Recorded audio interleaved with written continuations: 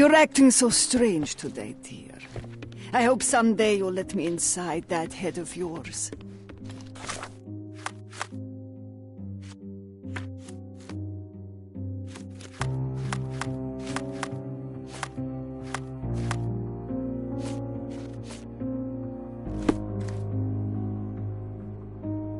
Phew, Sherry, that was close. But you did everything correctly. Now, take off your outfit. I can't let you walk around in a dead man's clothes.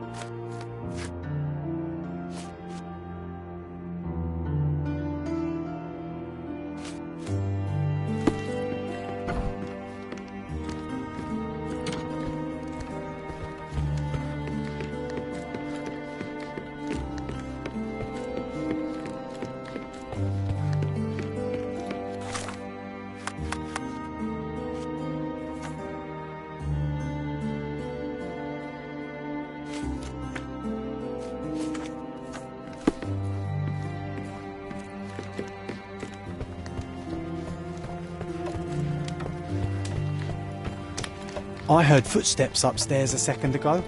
Wait, do we have an attic here?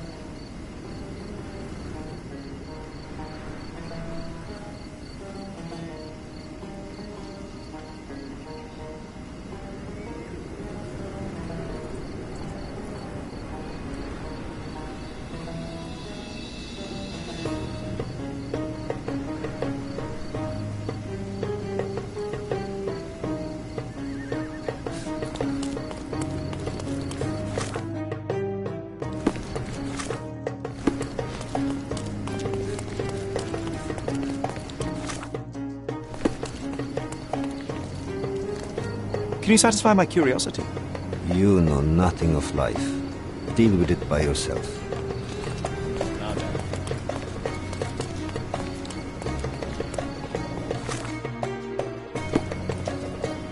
May I ask you something?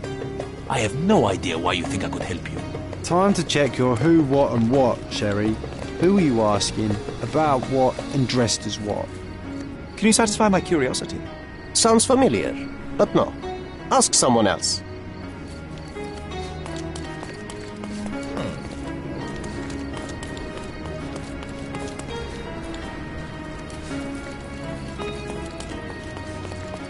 Could you help me? I used to work in a factory too, but things changed. Come back when you change too, then we'll talk. You obviously haven't thought this all through. Or are you just annoying these people on purpose?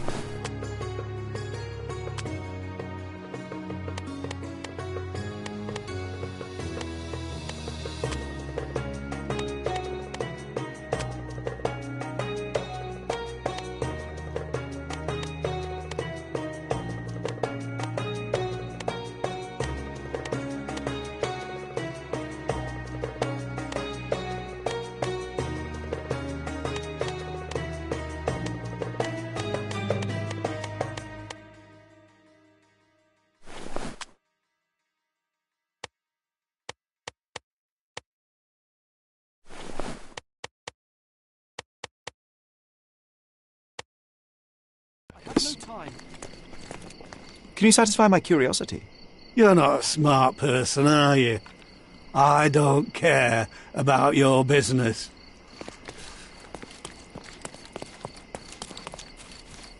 Can you satisfy my curiosity?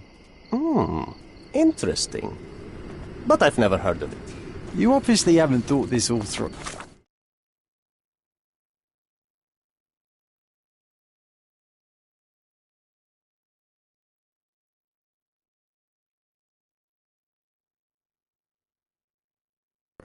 Or are you just annoying these people on purpose?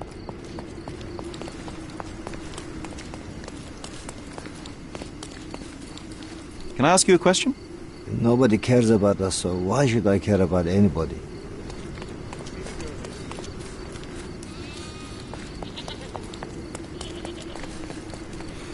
Is this familiar to you? I'm sorry, my brother, I know nothing about it. Time to check your who, what and what. May I Sherry. ask for your Who assistance? are you asking, My about neighbor. what and I know dressed as nothing, what? unfortunately. Excuse me, just one question. Nothing stands between me and helping a fellow citizen, except the absence of knowledge. Ask someone else. Time to check your who, what and May what, I ask Sherry. you something? Who are you asking, My friend, I about know what nothing. and dressed I'm as sorry. what?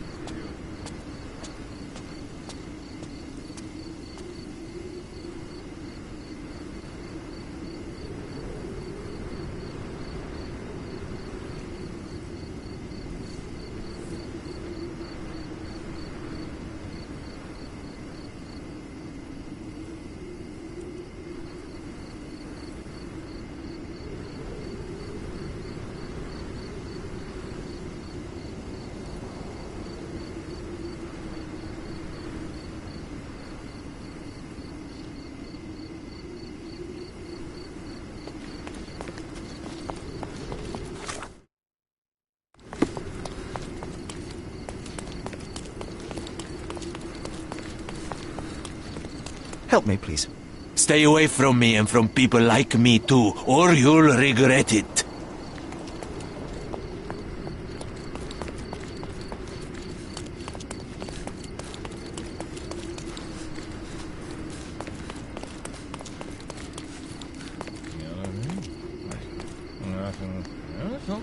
Can I ask you a question? Interesting. But I've never heard of it. Are you able to help me? Nothing stands between me and helping a fellow citizen, except the absence of knowledge. Ask someone else. This isn't working. You might need a different tack. Can I ask you a question? Stay away from me and from people like me too, or you'll regret it.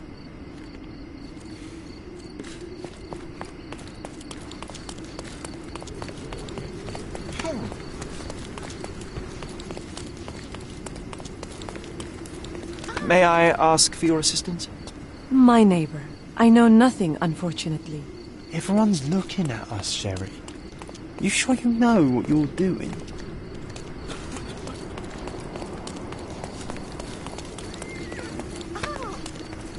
Hey.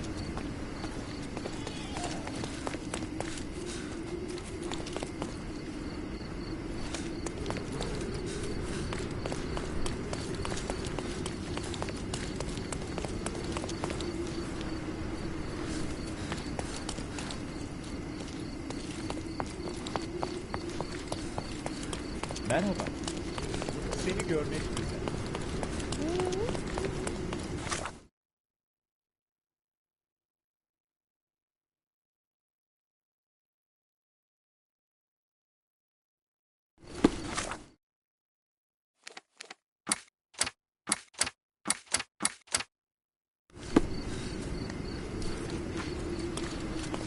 Selam.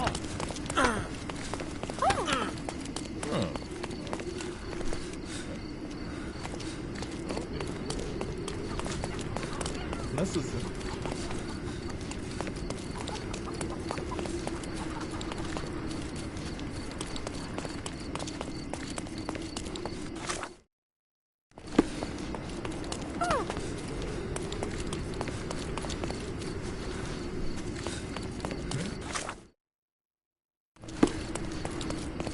Merhaba.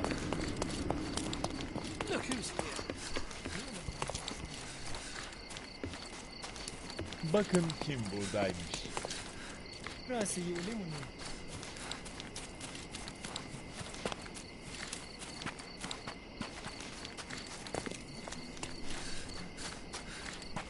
Help me, please. That's new to me. There is nothing I can tell you.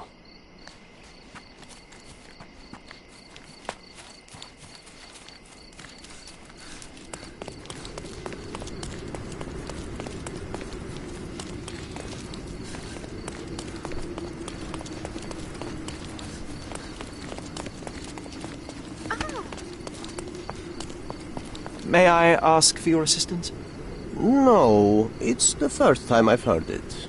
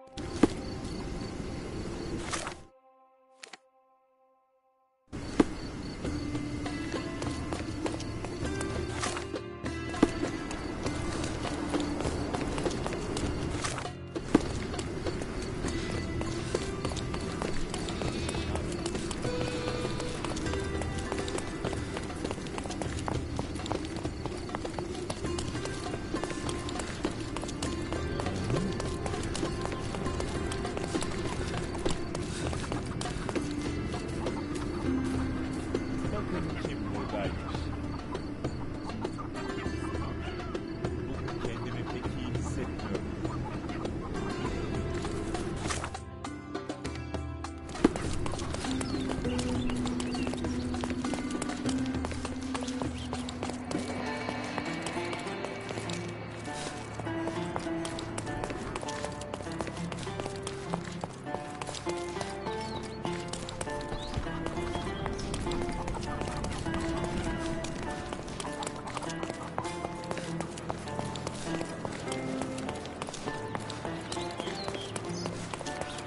May I ask for your assistance?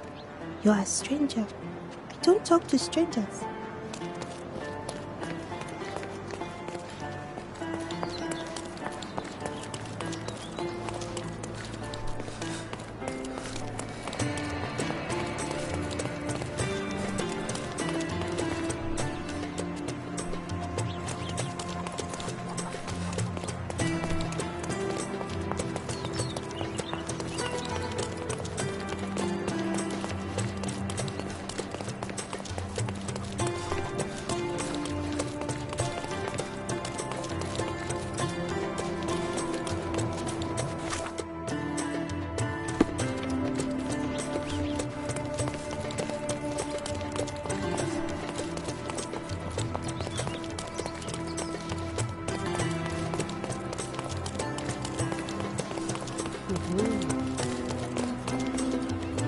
May I ask you something? My neighbor. I know nothing, unfortunately.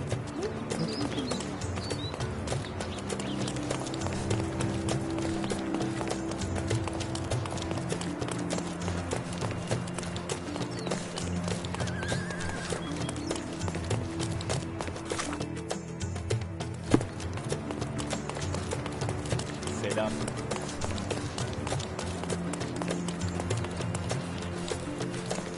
May I ask you something? You're a stranger. I don't talk to strangers. Are you able to help me? You're a stranger. I don't talk to strangers. Oh, I am bored. Call me when you find the answer.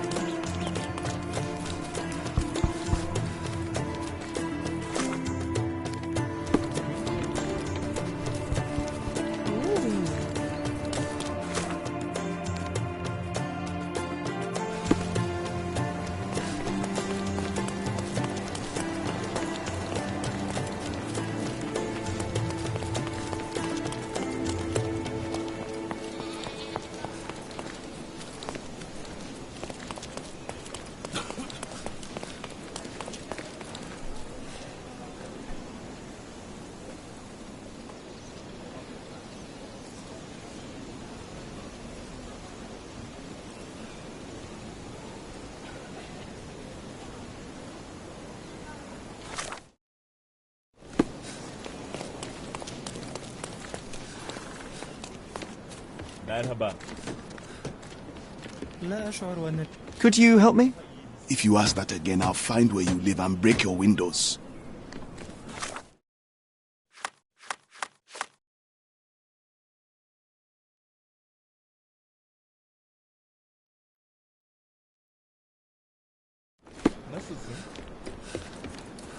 Help me, please. Nobody cares about us, so why should I care about anybody? Everyone's looking at us, Sherry. You sure you know what you're doing? Can you satisfy my curiosity? I don't understand you, mister. May I ask for your assistance? Oh, my poor friend. I wish I knew. This isn't working. You might need a different tack.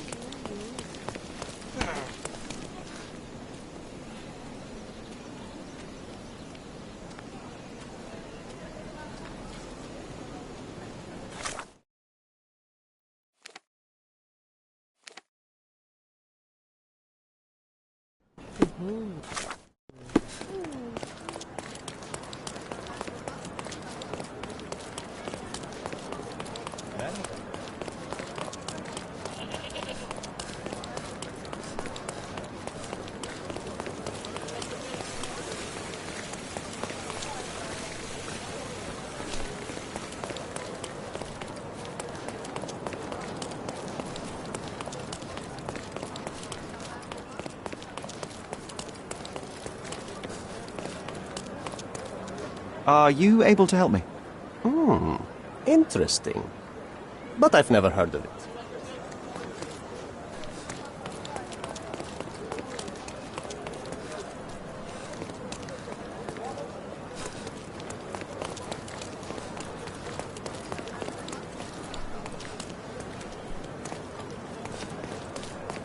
Oriental rugs at a good price. Nice affordable clothes. Step right up. Are you able to help me? No, it's the first time I've heard it.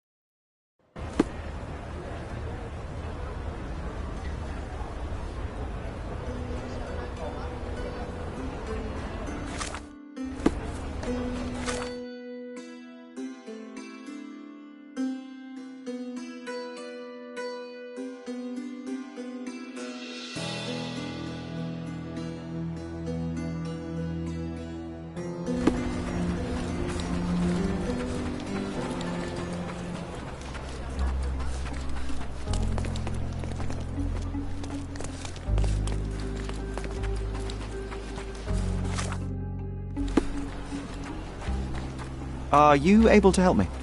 You're a funny man if you think I'll speak to you.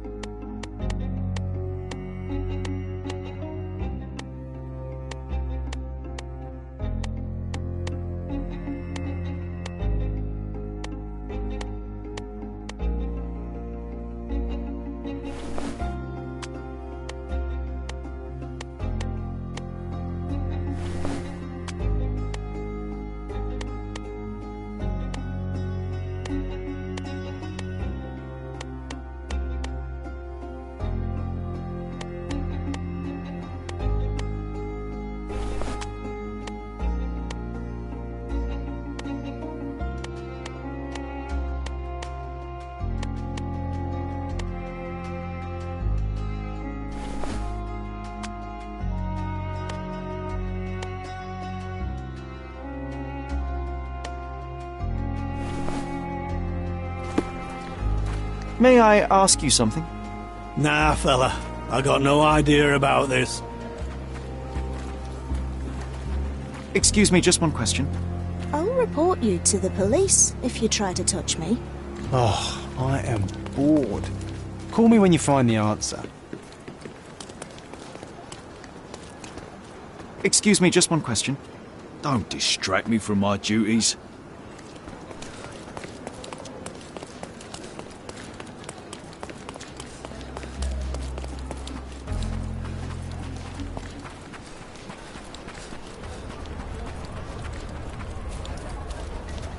Did you hear another sailor's drowned on the beach?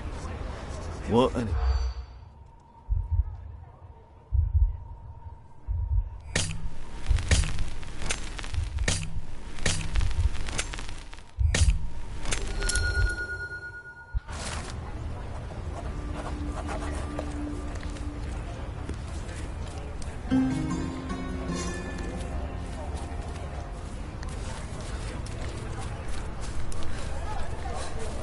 Is this familiar to you?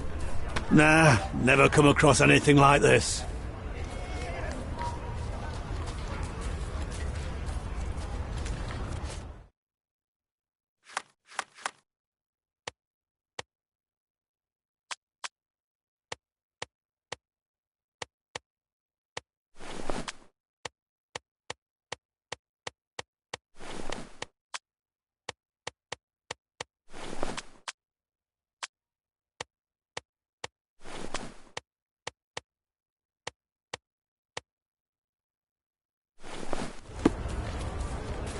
Can I ask you a question? I'd rather be safe than sorry. I won't talk to you.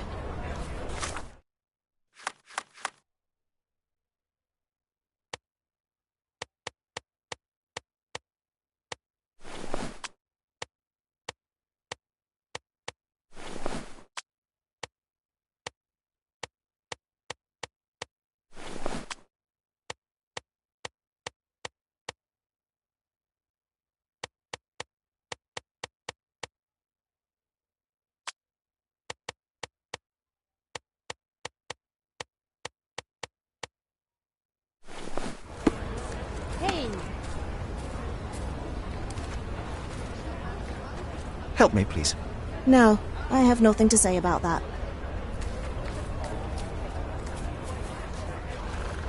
May I ask you something? You have a job, so why don't you go back to it instead of bothering me? You obviously haven't thought this all through. Or are you just annoying these people on purpose? Excuse me, just one question. Yes, of course. Let me tell you what I know.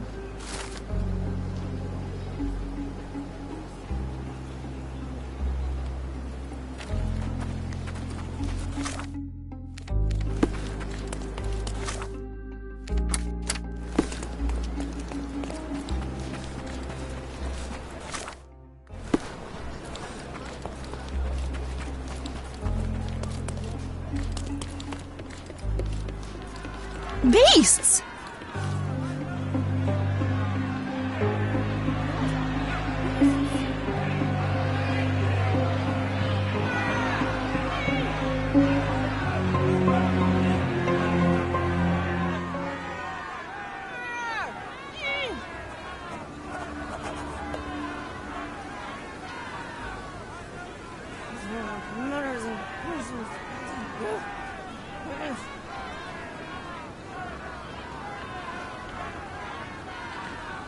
Murder!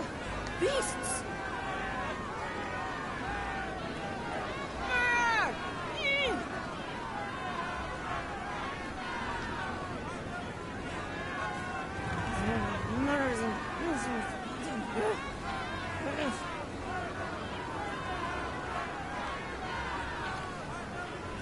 Murder! Beasts! Murderers! They're completely livid. First they come.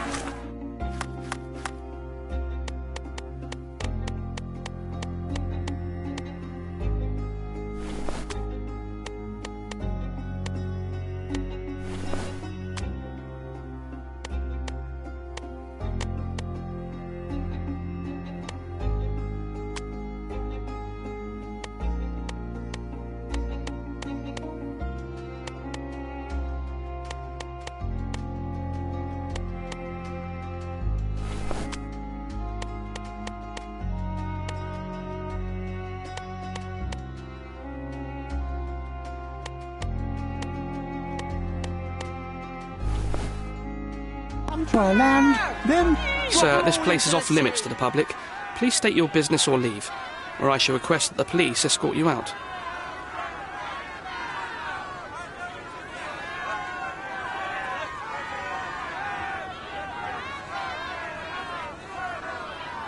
My name is Sherlock Holmes.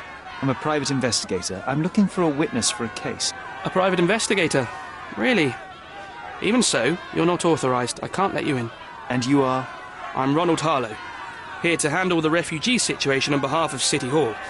I'm the acting supervisor here, so I have full authority here to ask you to leave, or I shall order the police to detain you for trying to pass the blockade.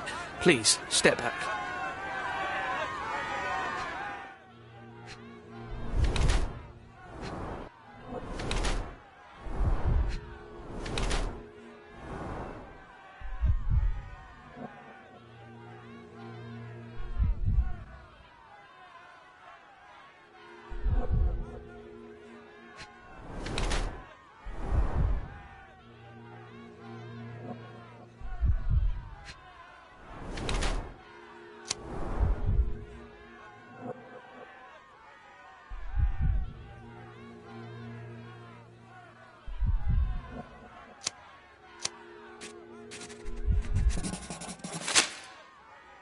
What about the murder that this crowd keeps shouting about? It's mere assumption. I assure you that the situation is under the police's control. I know you want to deal with this in the right way. You are obviously a professional and a responsible person, but you clearly have never handled a situation like this before. I am handling it, Mr. Holmes. Don't question my capability here. And tell me how you do it. You can't even calm this gathered crowd, and as for the police, they're not quite managing it either, are they? You consider yourself a problem solver, but until today, you've been solving problems sitting at your desk in a dark corner of a city hall room. Here, you need a more practical approach. What are you driving at, Mr. Holmes?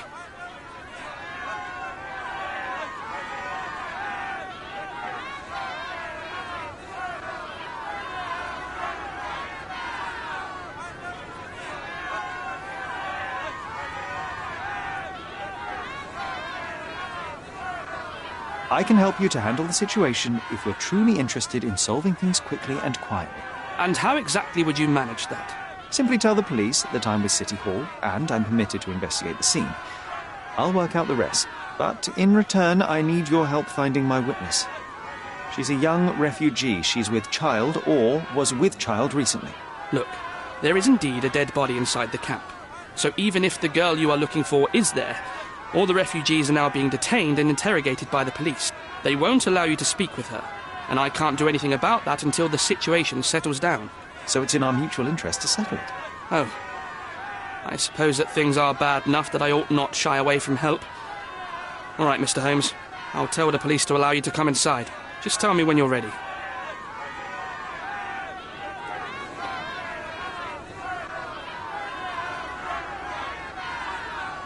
I'm ready to take a look at the scene. All right. Go inside the camp and find Inspector Tewkesbury. He's the officer investigating the scene. Tell him I sent you. Say you're an independent expert from City Hall. He'll fill in the details for you. I'll find my way with words. Thank you, Mr. Harlow. Murder! Beasts! So they keep these refugees under a bridge like proverbial trolls. Who the hell are you? How did you get in here? Mr. Ronald Harlow let me in, sir. I'm Sherlock Holmes, a surveyor of refugee affairs with City Hall. You're Inspector Tewkesbury, I presume? A surveyor? What does that even mean? In short, I've been sent to conduct an extensive report on the incident for the Colonial Office and to assess all the damage inflicted on state property. Got it. Another paperworm sent to count money and get food for archive mould. Go on, look around, but don't make yourself too at home. As if I didn't have enough problems before you appeared. Could you first tell me what happened here? What happened? People from the bridge above the camp heard a woman screaming and saw a mass of refugees attacking a man. Clearly not a refugee. When the camp guards came by, the man was floating in the sewage canal with a knife in his chest. Bam. A murder. Big news for Cordona. I'm sure. Thank you, Inspector. And none of the refugees were harmed? One fellow was cut. He's lying over there near their kitchen. He's in a bad way. You mentioned a woman screaming who attracted the bypassers on the bridge. Was she harmed? No, she's all right, but perhaps the whole debacle started because of her. She started wailing and the refugees stood up for the girl. And where is this young woman now? Back there in the shacks, same as the rest of the refugees. She's been questioned by my men, but she's just some refugee girl. Can't understand much English.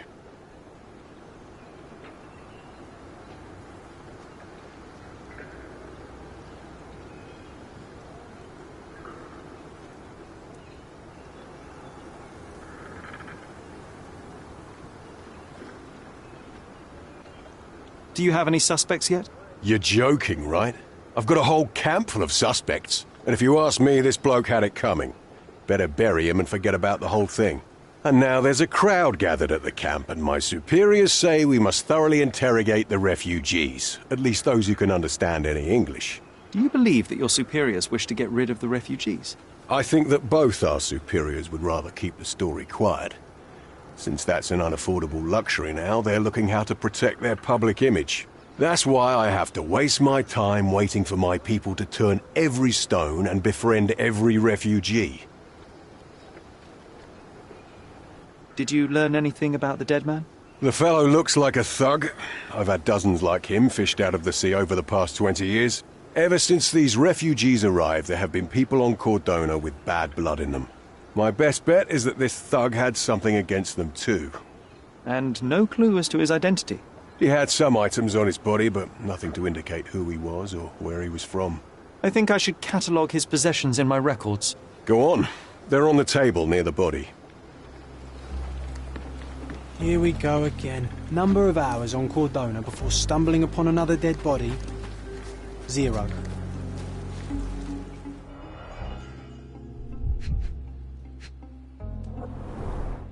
A simple leather sheath. Perfect for a dirk. Malpal, soaked with salt water. 1,000 pounds. A fair sum, especially considering British currency isn't very common in Cordona.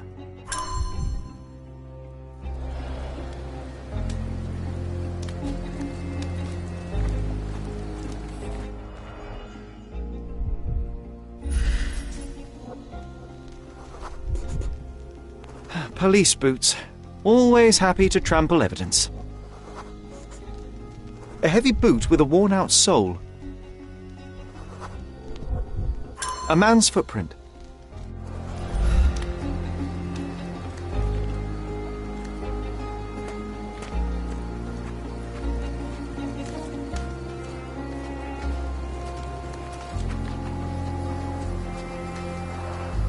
Oh, carnelian agate beads, a traditional African adornment.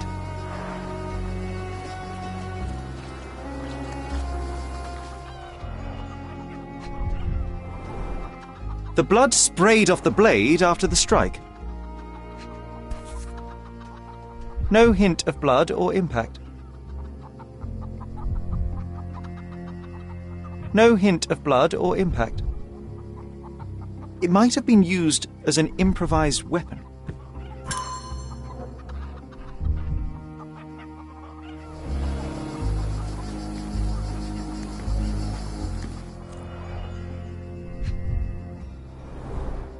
The cut is deep, potentially serious if not treated immediately.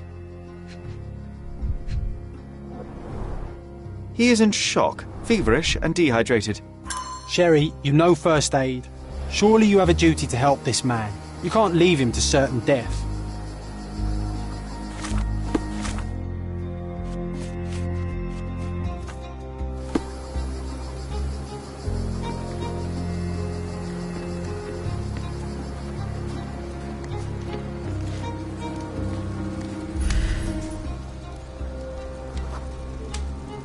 I'll use it to create a solution.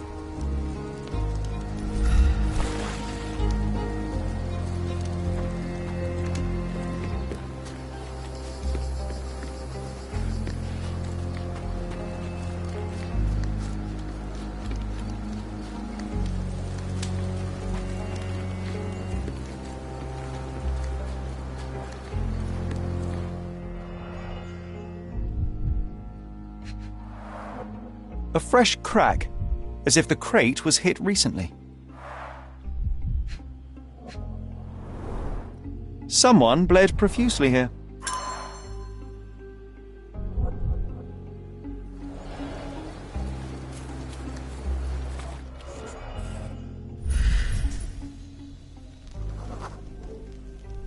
A blood trail leading to a furrow in the ground.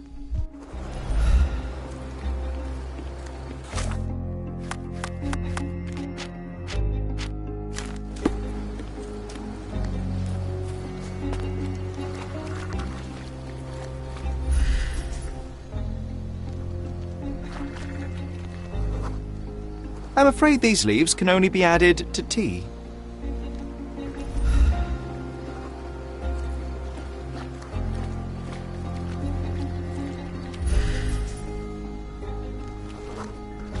I can use this to stop the infection from spreading.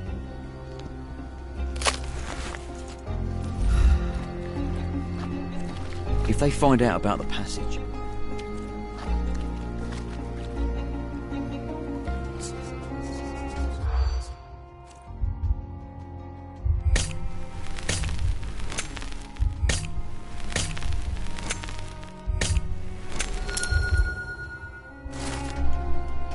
Nobody will know anything if you keep your bloody mouth shut.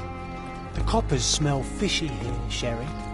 Perhaps we should sniff around in the camp a little more thoroughly.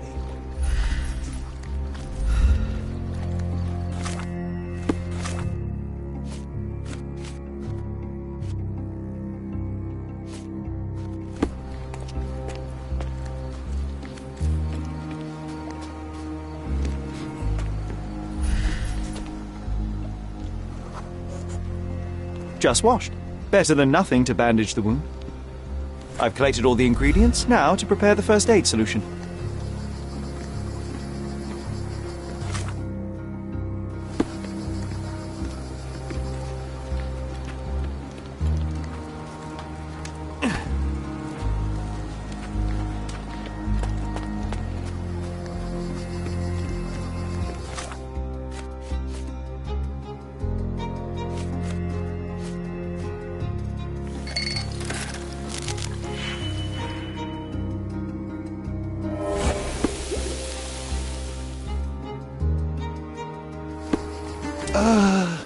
Thank you. This should make you feel better, my friend. Now remain lying down and drink as much water as you can. Well done, Sherry. At least he won't die from the infection.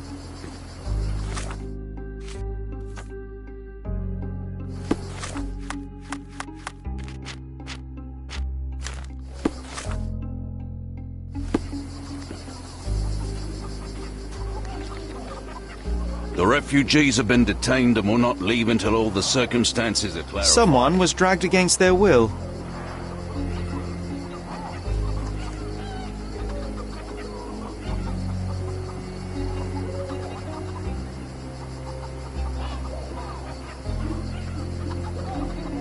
Back off.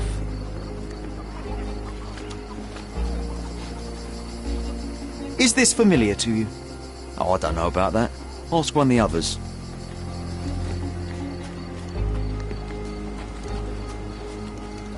Are you able to help me? Unfortunately, my casebook is empty on this. Oh, I am bored.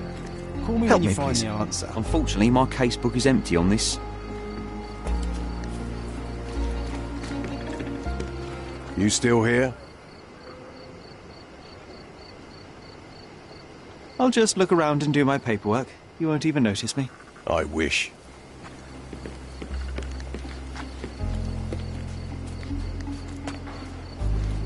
Could you help me? Unfortunately, my casebook is empty on this.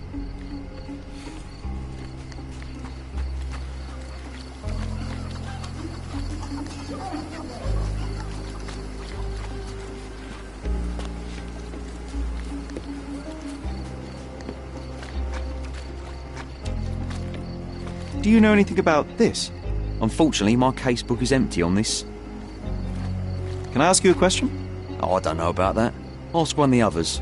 Everyone's looking at us, Sherry. You sure you know what you're doing?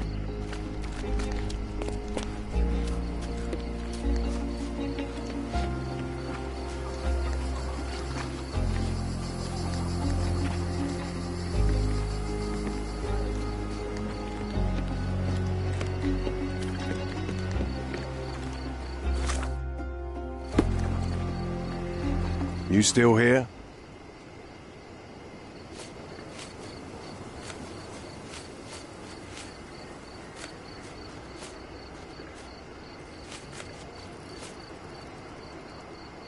Your problem, not mine.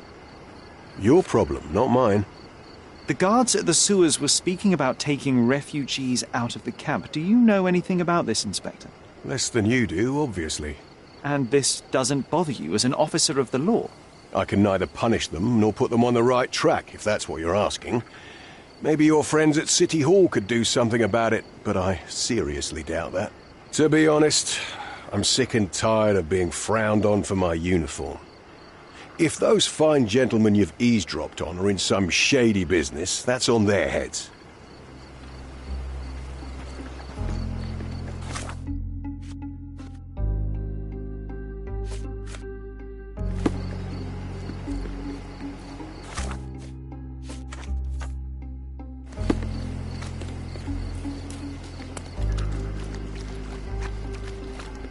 Can you satisfy my curiosity?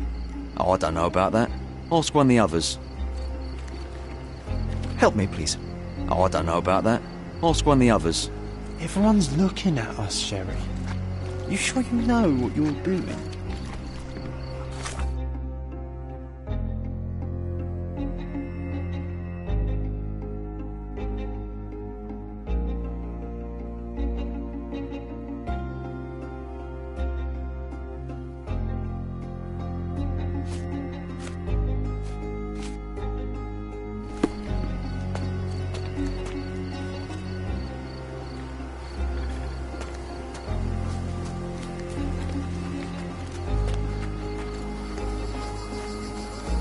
Excuse me, just one question. Oh, I don't know about that. Ask one of the others.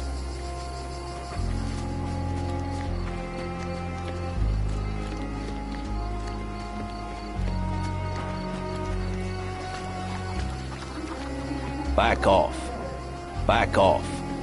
Back off.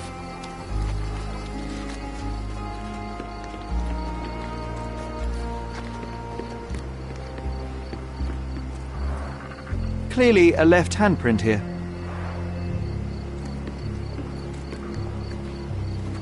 What a pleasant man this Mr. Tewkesbury is.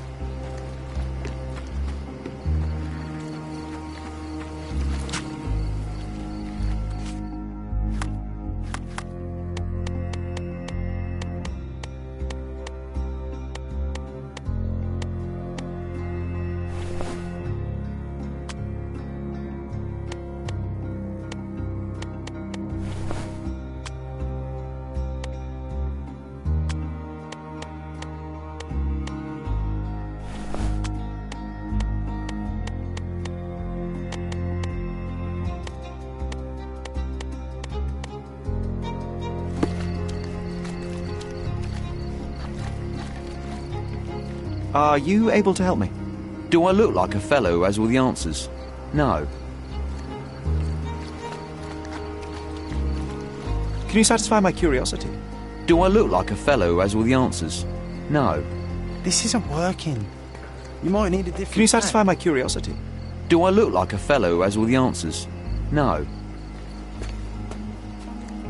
Excuse me, just one question. I'm telling you nothing. Oh, I am bored. Call me when you find the answer. May I ask for your assistance? Do I look like a fellow who has all the answers? No. Back off.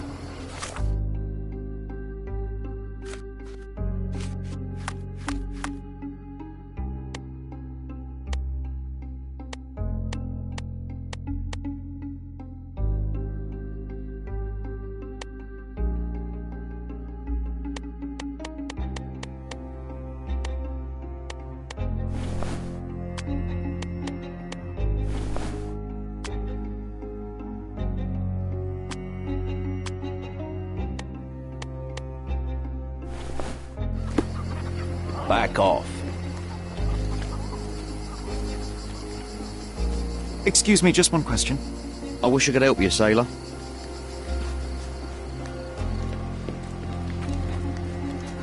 Help me, please. I'm too new here to know anything about that, sailor. Oh, I am bored. Are you able to help me? Find the answer. I'm too new here to know anything about that, sailor. Can I ask you a question? I wish I could help you, sailor. Time to check your who, what and what, Sherry. Who are you asking? About what? Excuse me, just one question. I wish I could help you, sailor. May I ask for your assistance? I'm too new here to know anything about that, sailor. Oh, I am...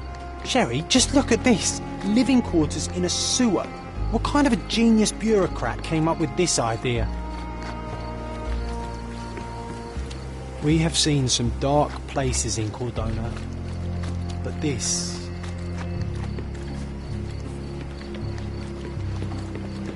I'm busy.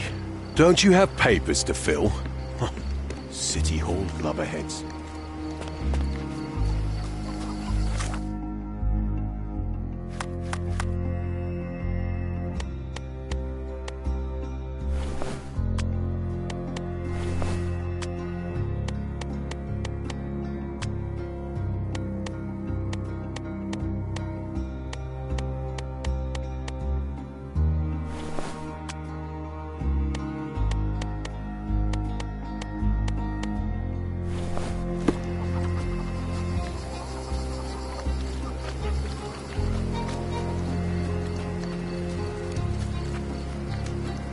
Are you able to help me? Don't think I can help you, lad. Are you able to help me? The law can't help you with that. Oh, I am bored. May I ask you something? The law can't help you with that.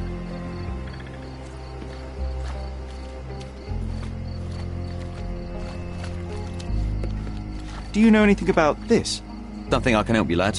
Time to check your who, what and what. May I Sherry. ask for your assistance? Who are you asking? The law about can't help what you with and that. dressed as what?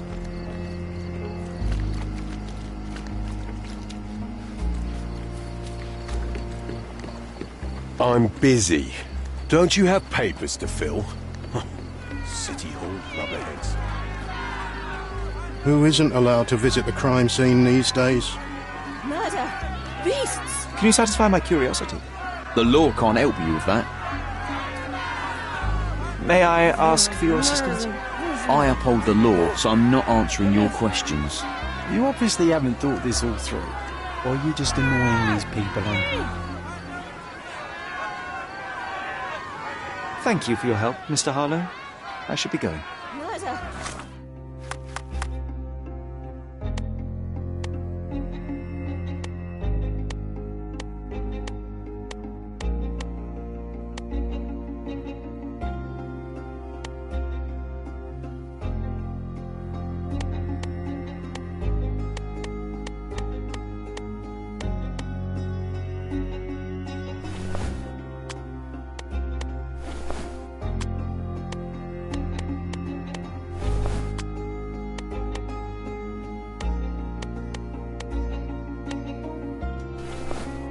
Beasts!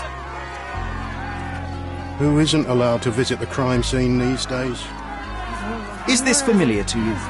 It's too bad there's no fine for asking stupid questions. Do you know anything about this? It's too bad there's no fine for asking stupid questions. Everyone's looking at us.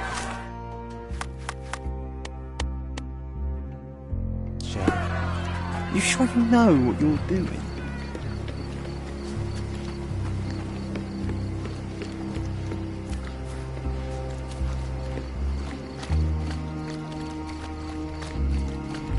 Can you satisfy my curiosity? It's illegal to disturb an officer without a good reason. Ask someone else. May I ask you something? It's too bad there's no fine for asking stupid questions. Everyone's looking at us, Sherry. You sure you know? Can I ask you a question? It's illegal to disturb an officer without a good reason. Ask someone else. Help me, please. It's hard to say when I don't know anything. Time to check your who, Help what, me, please. and what, Sherry. It's hard to say who when are I you don't know asking anything. about what and dressed as what? May I ask for your assistance?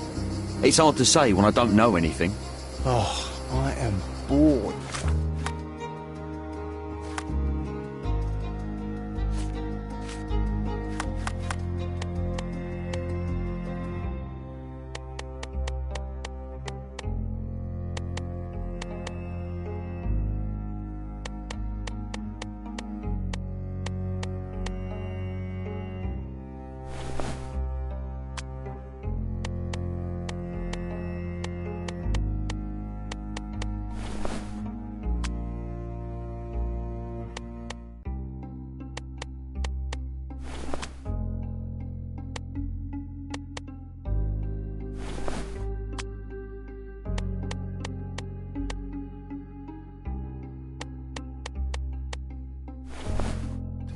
Call me when you find the answer.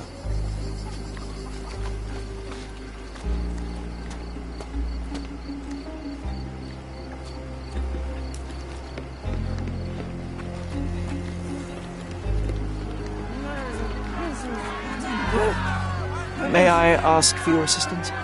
Unfortunately, my casebook is empty on this. Murder! Beast! Excuse me, just one question. Unfortunately, my casebook is empty on this. Time to check your who, what and what, Sherry. Who are you asking about what and dressed as what?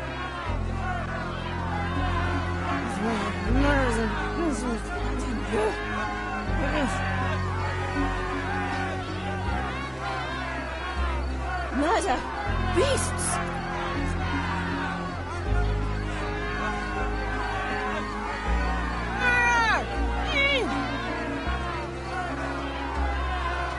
Murder! Beasts!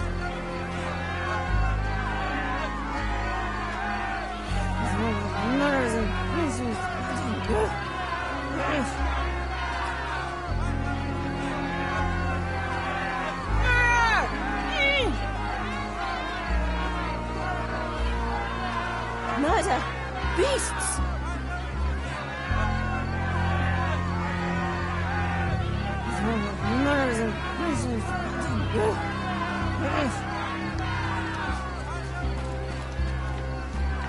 Who isn't allowed to visit the crime scene these days?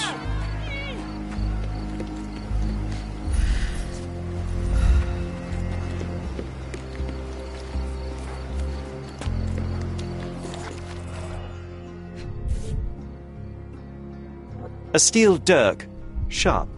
A common accessory among sailors and soldiers. An interesting tattoo. Does it mean something?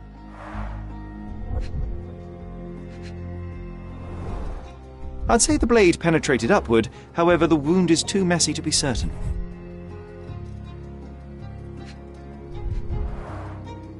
Heavy boots, with one sole far more worn than the other. This man was limping John.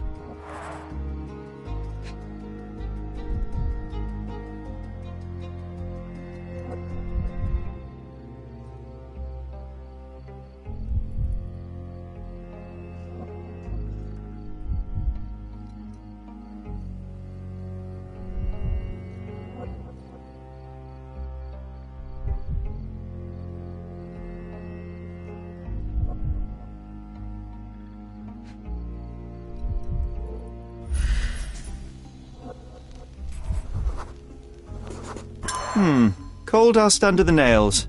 I don't see much coal around here. A violent death. This man, limping. Coal dust. I think we're onto something here, John. You know what? I'd like to understand.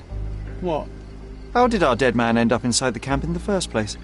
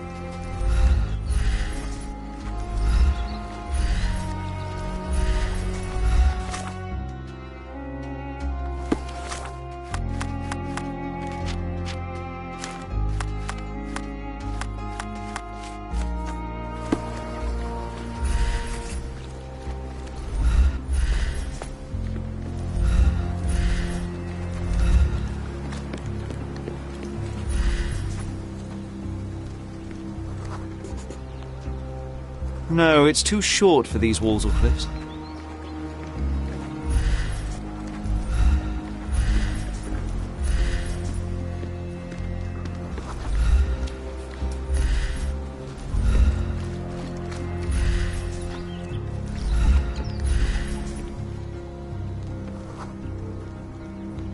Sealed shut. I doubt our man could get through these grates.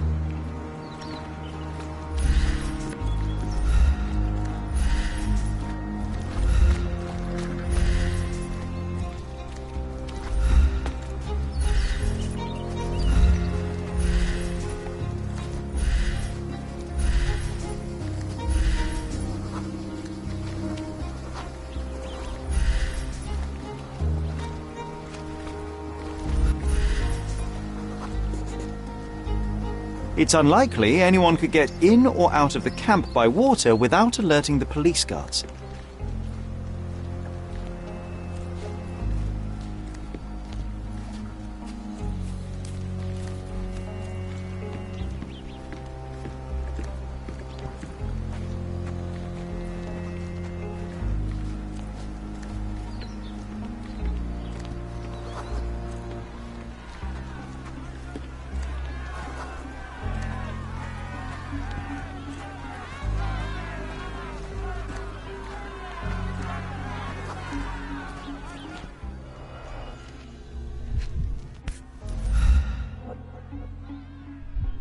A single Malpal butt. Roadman's cigarettes. A brand highly regarded by law enforcement officers. So there wasn't any sophisticated infiltration plan. The good old police just let the man into the camp. Now we have everything we need to get the full picture of what happened at the camp. Murder's in prison.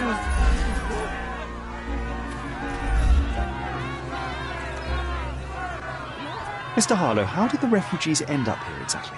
Oh, so you're not from around here yourself? I've been away for some time, but I read the papers. Yes, this whole story has been in the papers for almost a year now. They were smuggled to Cordona on a ship from Africa. Smuggled? Then why didn't you deport them? The smugglers managed to sneak them to shore and hide them inside an abandoned warehouse. When the police raided the warehouse and found the refugees there, the ship was already gone. We aren't even certain as to which ship it was. We have busy shipping routes with other colonies these days, you see. So you decided to lock them up under a bridge? There was no other option. We're still trying to work out what to do with them. I only hope we'll find a humane solution and not put them on a raft and float them out to sea. Mr. Harlow, what exactly do you do here? What are your responsibilities? What I do and what I am responsible for are two different realities, Mr. Holmes. On paper, I am in charge of the camp territory, security, provision, and the refugees in general. What I actually do most of the time is knock on every City Hall door trying to obtain some funding, or at least rations for the camp. The police here on City Hall's behalf too? They are, minus those who came here after the body was found. The governor won't let the refugees disperse into the island, so there's a significant police presence guarding the camp. Naturally, they answer directly to the police. I have some influence here, but I'm not their direct authority. Help me, please. Unfortunately, my casebook is empty on this.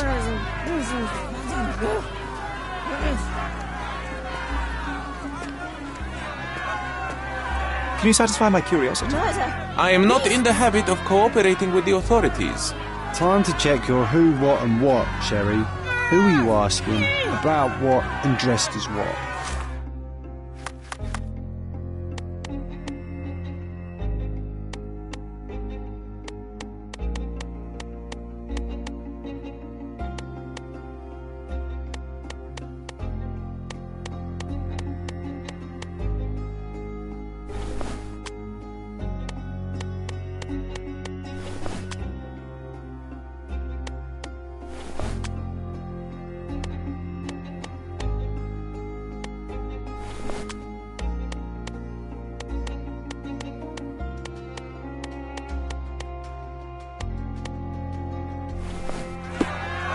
Excuse me, just one question. I'm sorry, that's not something I know. May I ask for your assistance? I am sorry. That's not something I know. You obviously haven't thought this all through. Or are you just annoying these people on purpose? Is this familiar to you? That's new to me. There is nothing I can tell you. May I ask you something? Nobody cares about us. So why should we care about anybody? Everyone's looking at us, Sherry. You sure you know what you're doing?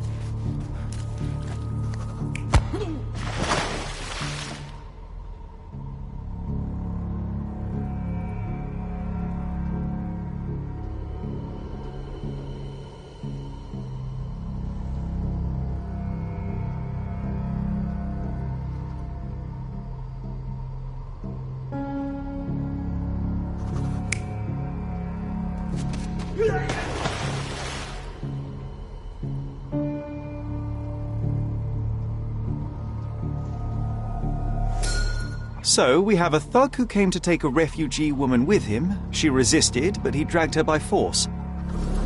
One of the refugees stood in his way, armed with a stick, yet he could do nothing against a cutthroat with a blade.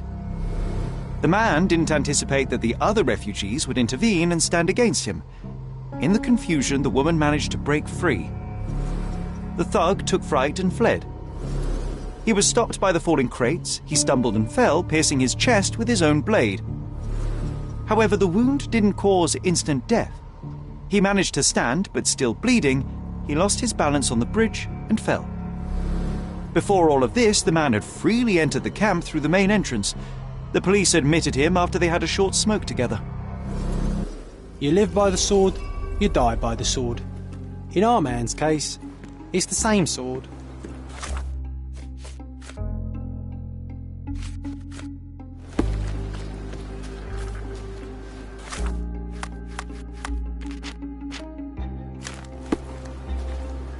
Can I ask you a question? Don't distract me. I can't help you. Is this familiar to you? Don't distract me. I can't help you. Oh, I am bored. Call me when you find the answer. Is this familiar to you? I'm telling you nothing. Such a mess. Let's figure it out. Can I ask you a question? I'm telling you nothing. This isn't working. You might need a different tack.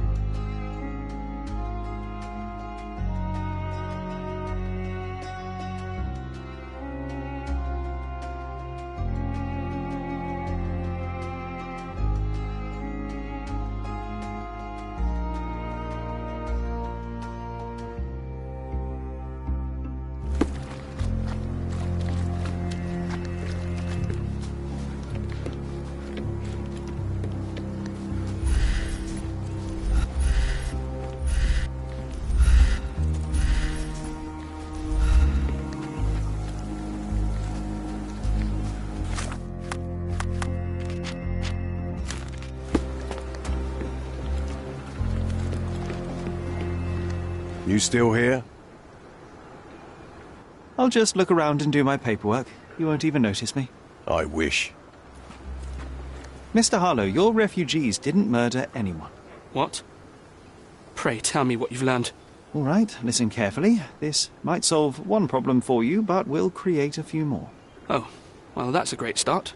The man came to the camp intending to kidnap one of your refugees, a woman. What he didn't expect was that the refugees would stand up to protect the woman. A brawl had broken out. In the chaos of it, the man stumbled over those crates and fell on his own blade. How do you know he fell on his own blade? The wound in his chest was inflicted from an unusual angle. It was not an offensive stab, shall we say. The refugees didn't touch him. And judging by the blood at the scene, the intruder managed to raise himself but was unable to walk very far. He ultimately fell into the canal. But how did he sneak into the camp? Why didn't the police see him? And this is where your new problems emerge, Mr. Harlow. What do you mean? You're not a dull-witted man. You know what I mean. There is no feasible way to get into the camp without the police guards knowing of it. The pile of mess I had to sort out has just become bigger, but somehow that doesn't surprise me. Anyway, I thank you for your help, Mr. Holmes. I'll take it from here. Meanwhile, I'll make sure the police aren't detaining the refugees any longer. You can go back in and look for your witness. You think one small clerk can make any difference in this place? Who knows, John? Just one You're ill-fitting disturbing a hornet's nest here, son.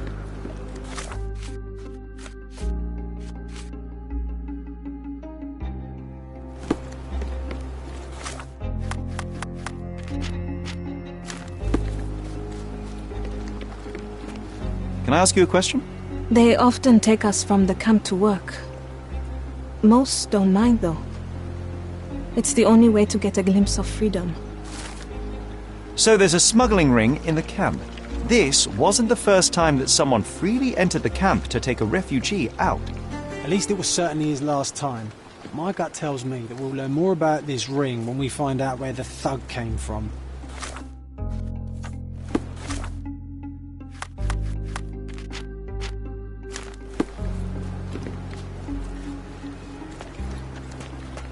Do you know anything about this? Sorry. We don't see much here.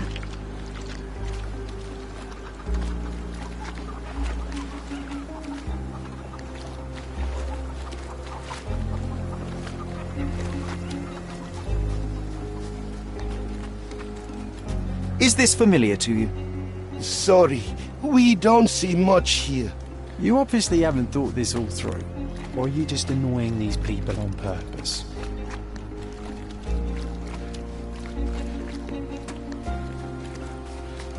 May I ask for your assistance? Sorry. We don't see much here.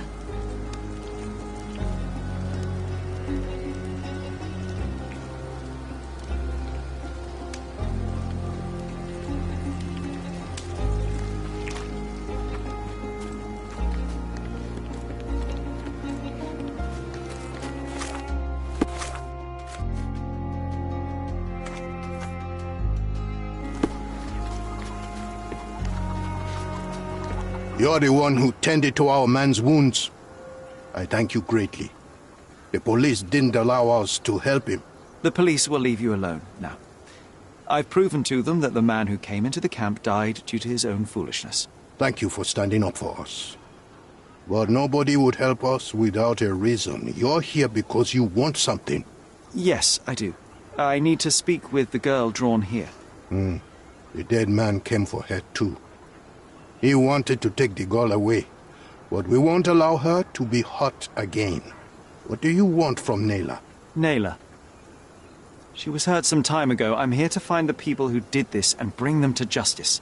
And to find them, I need Nayla's help. Will you let me speak to her? Justice. There's no justice on this land. But you helped us, so maybe your words are not empty. You can speak to Nayla, if she wants it. But I will be watching you. Hello, Nayla?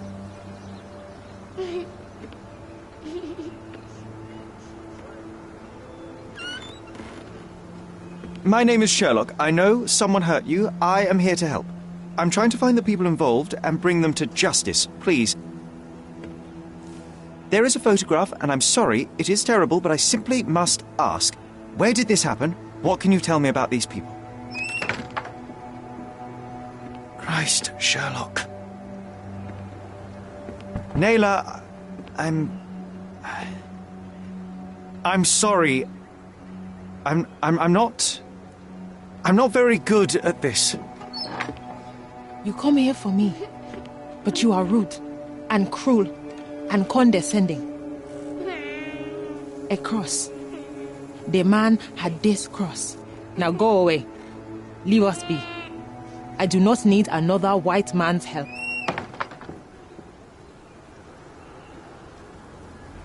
Oh, glad that wasn't me.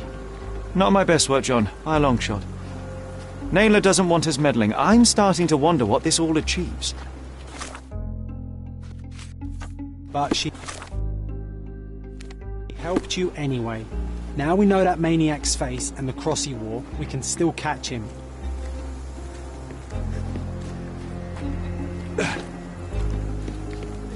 Are you able to help me? Sorry. We don't see much here.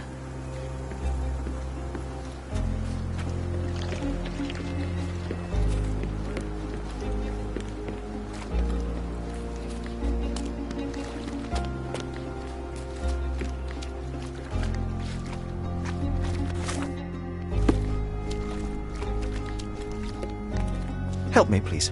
Do I look like a fellow who has all the answers? No.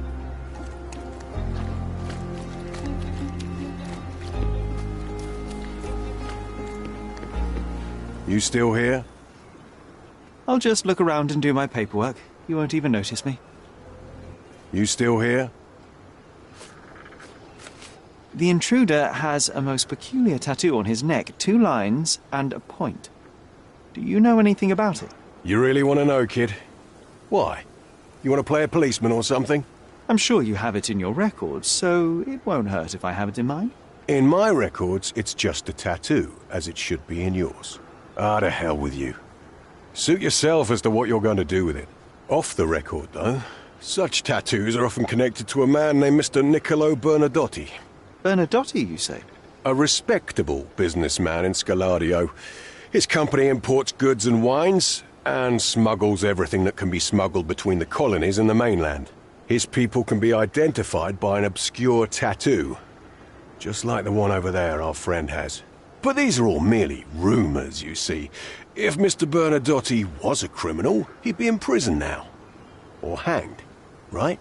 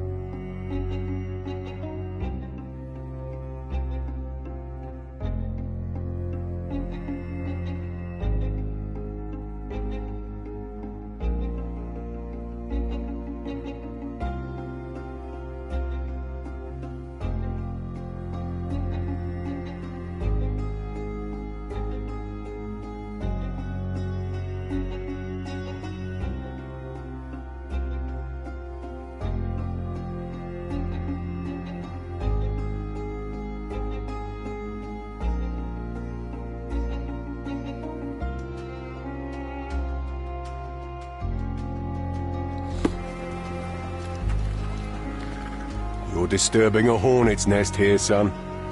I owe you a lot, Mr. Holmes.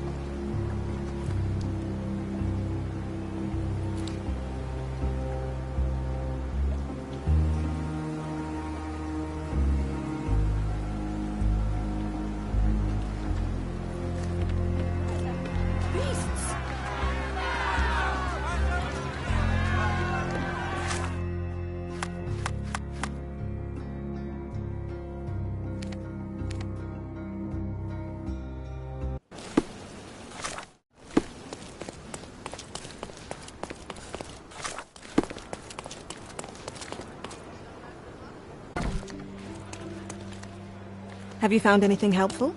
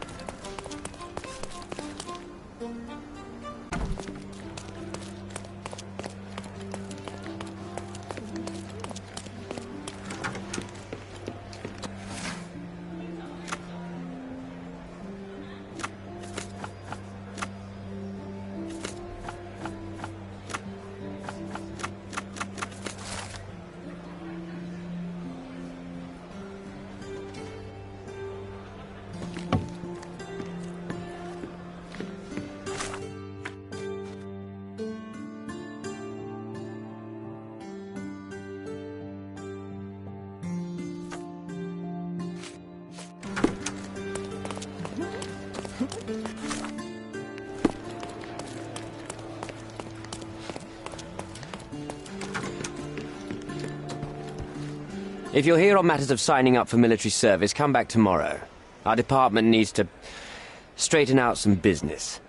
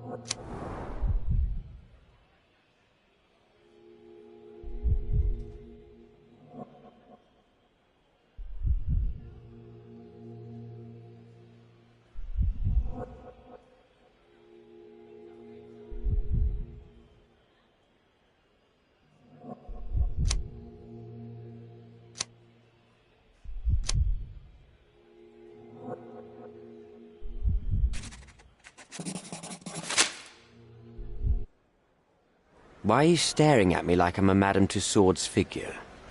Didn't you hear what I just said? On my way here, I was wondering whether you might regret what you did. I tried my best to retain at least a shred of faith in humanity. I had hoped that you would hear her scream, see her face in your dreams, or at least once ask yourself how Naylor might feel. Who? Neither of my hopes were fulfilled. Why are you here?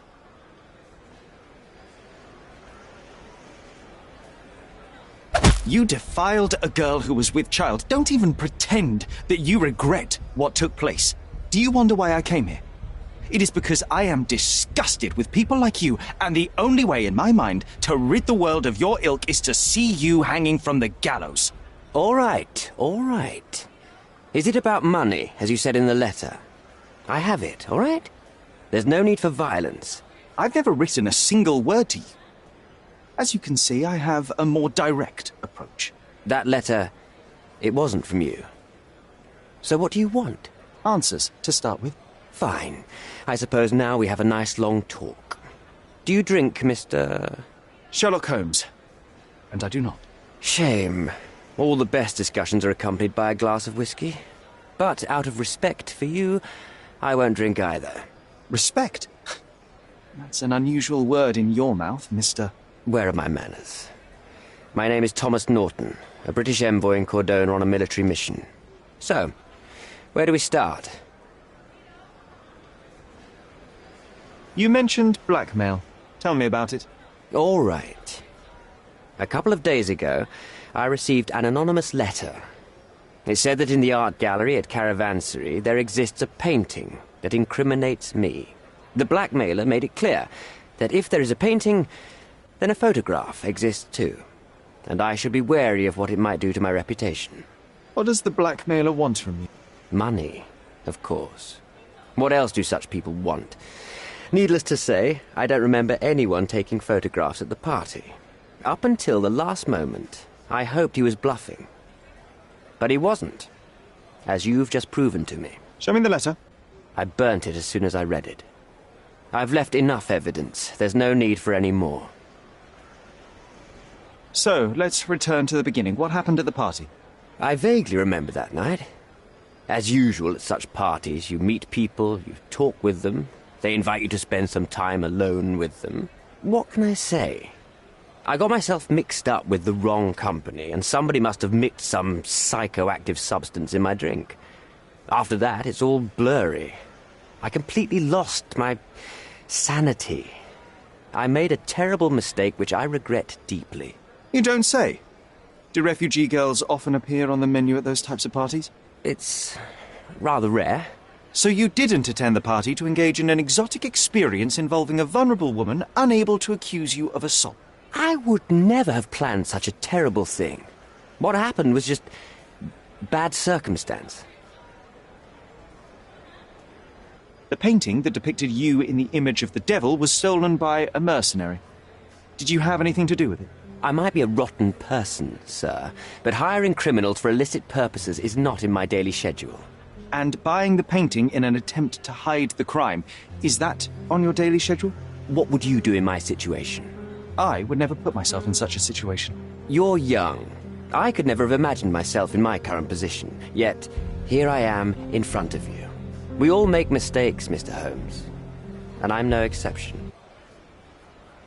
Boniface Mercurio, does the name mean anything to you? He's an artist, right? The one responsible for the painting that compromises you. I found him dead in his room. Oh, that is bad. Wait, you don't think that I have anything to do with this? You had motive to kill him. Maybe I did, but listen.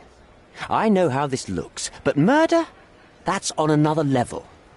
I had thoughts that this Mercutio... Mercurio? Well, him, yes. I thought he could have been the blackmailer. But I was too afraid to make any hasty decisions. There were plenty of ways to fail by making a move, so I chose to wait. To see what he would do next. You have to believe me. I don't believe people, I believe evidence. Then look at the evidence.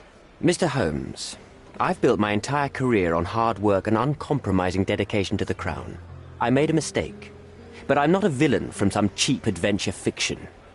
By putting me behind bars, you will benefit precisely no one. Rotting in prison is the least you deserve, but I have a better idea. You will make amends and help the ones you hurt.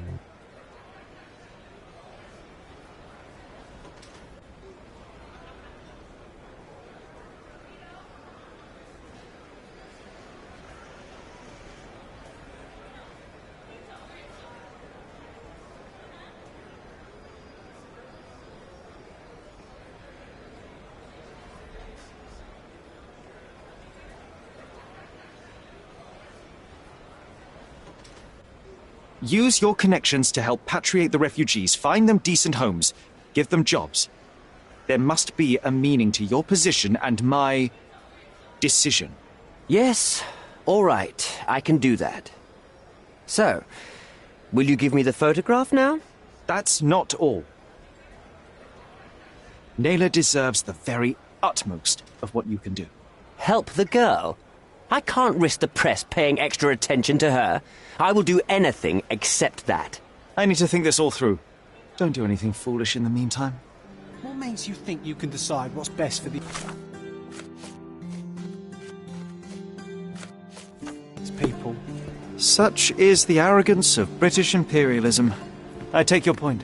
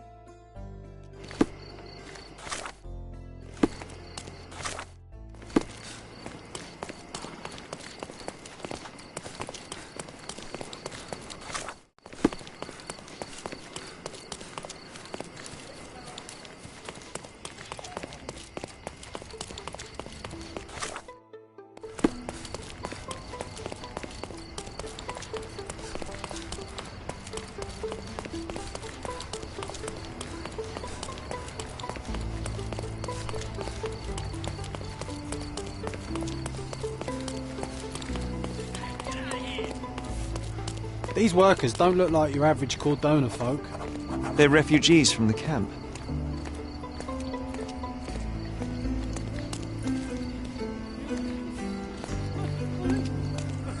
Shipped from Cape Town.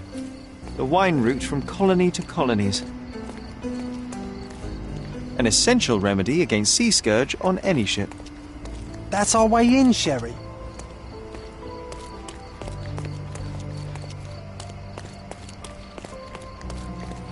Is this familiar to you?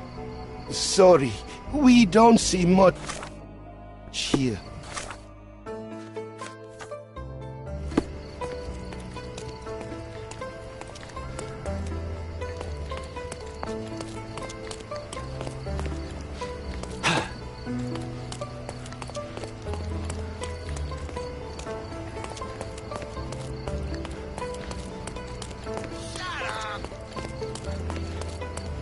Are you able to help me? I'm not an information bureau for a foreigner.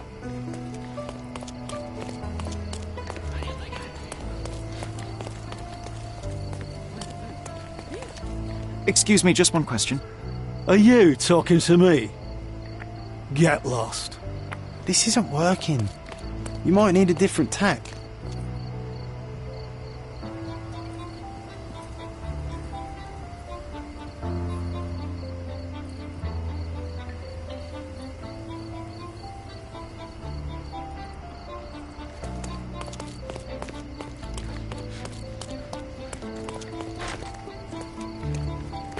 Hey, yo. This is private property. You lost something.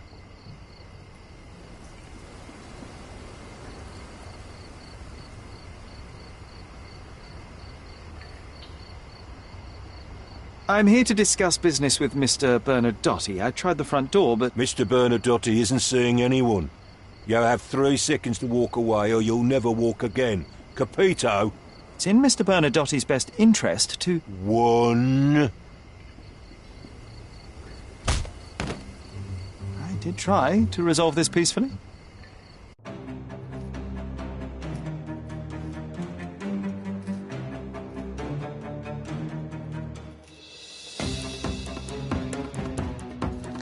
I'm coming.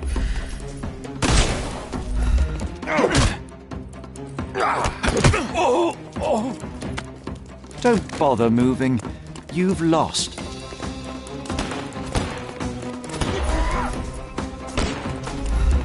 I'm gonna hurt you!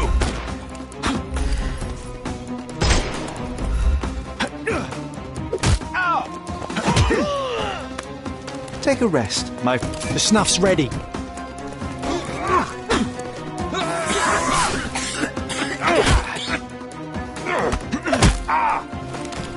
Don't cry, you'll live. No more crime for you. Give him the pepper snuff.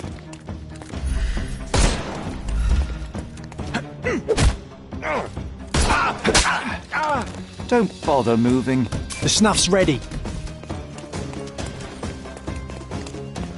Give him the pepper snuff.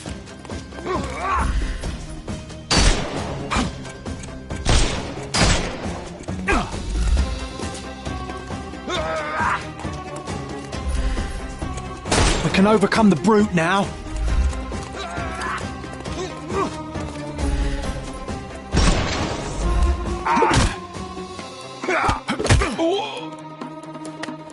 Take a rest, my friend. The snuff's ready.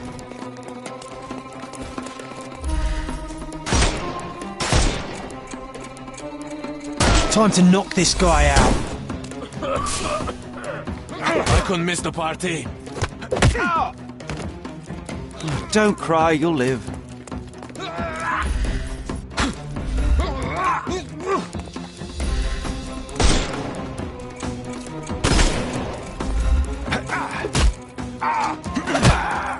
Don't bother moving. Give him the pepper snuff.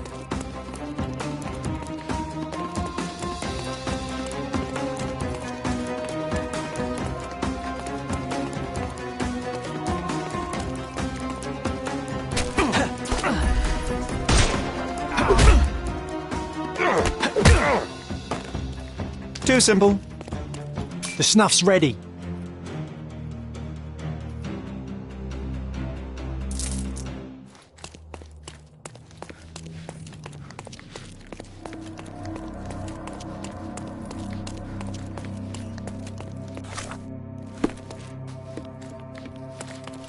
Sherry, look. This seems familiar.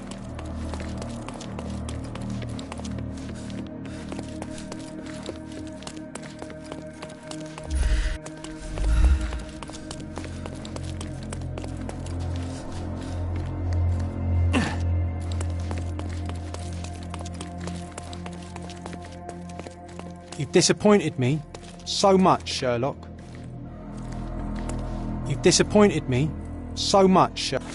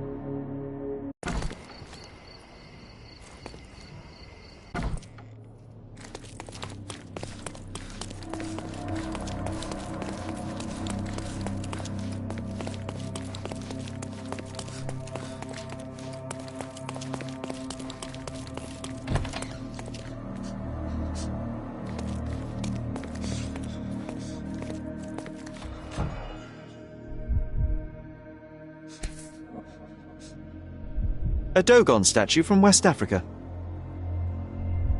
A century old at least. Masks, traditional for the Chokwe people of Central Africa.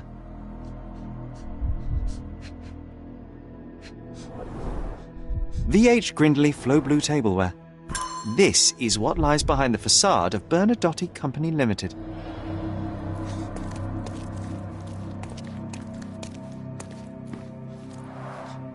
An amazing piece of culture. I imagine many collectors and museums would be interested in having it.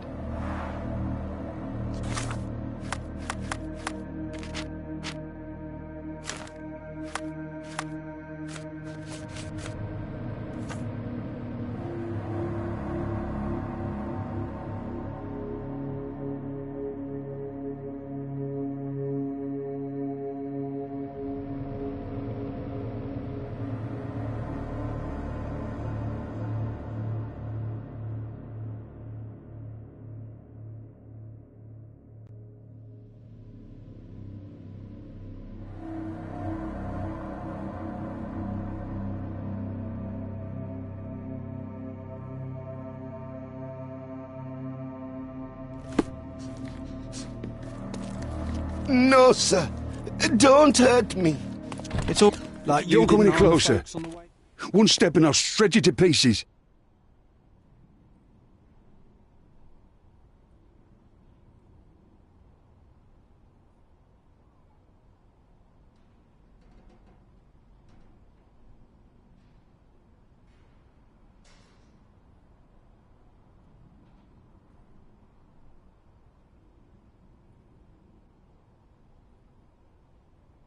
Go ahead. Make my day. Righto. Yes. Yep. Well, excuse me, sir. I think I hear... I've got to... It's better I leave. Whoa. Oh, wow. That was as if somebody put my words in your mouth. Let's see what's hidden there. Vogel's stolen painting. Isn't it curious how it developed into a much more interesting case?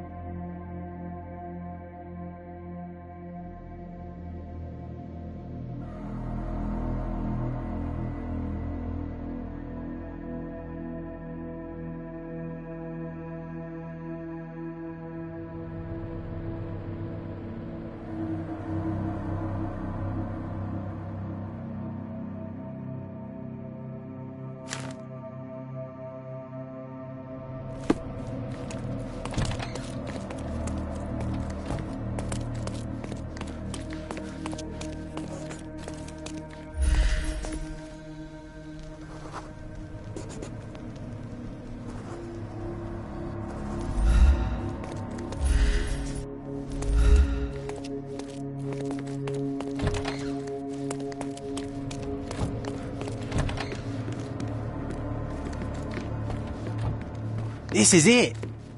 This is where all the magic happens. Please don't shoot me. I have a family.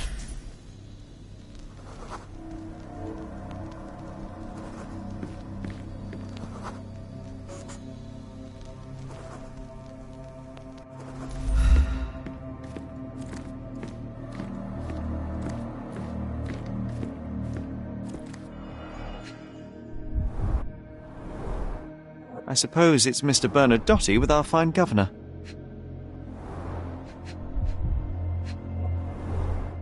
"1875. It's taken a few years back. John, how many people in Cordona have a photograph with the governor, do you think? You definitely don't have one.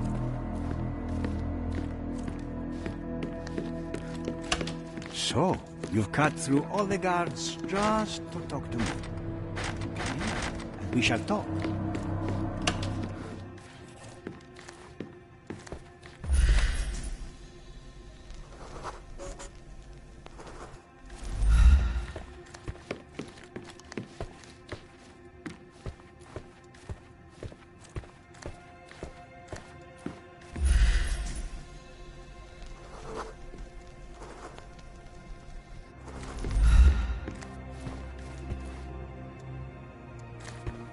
Whenever you're ready. I'd hate to intrude.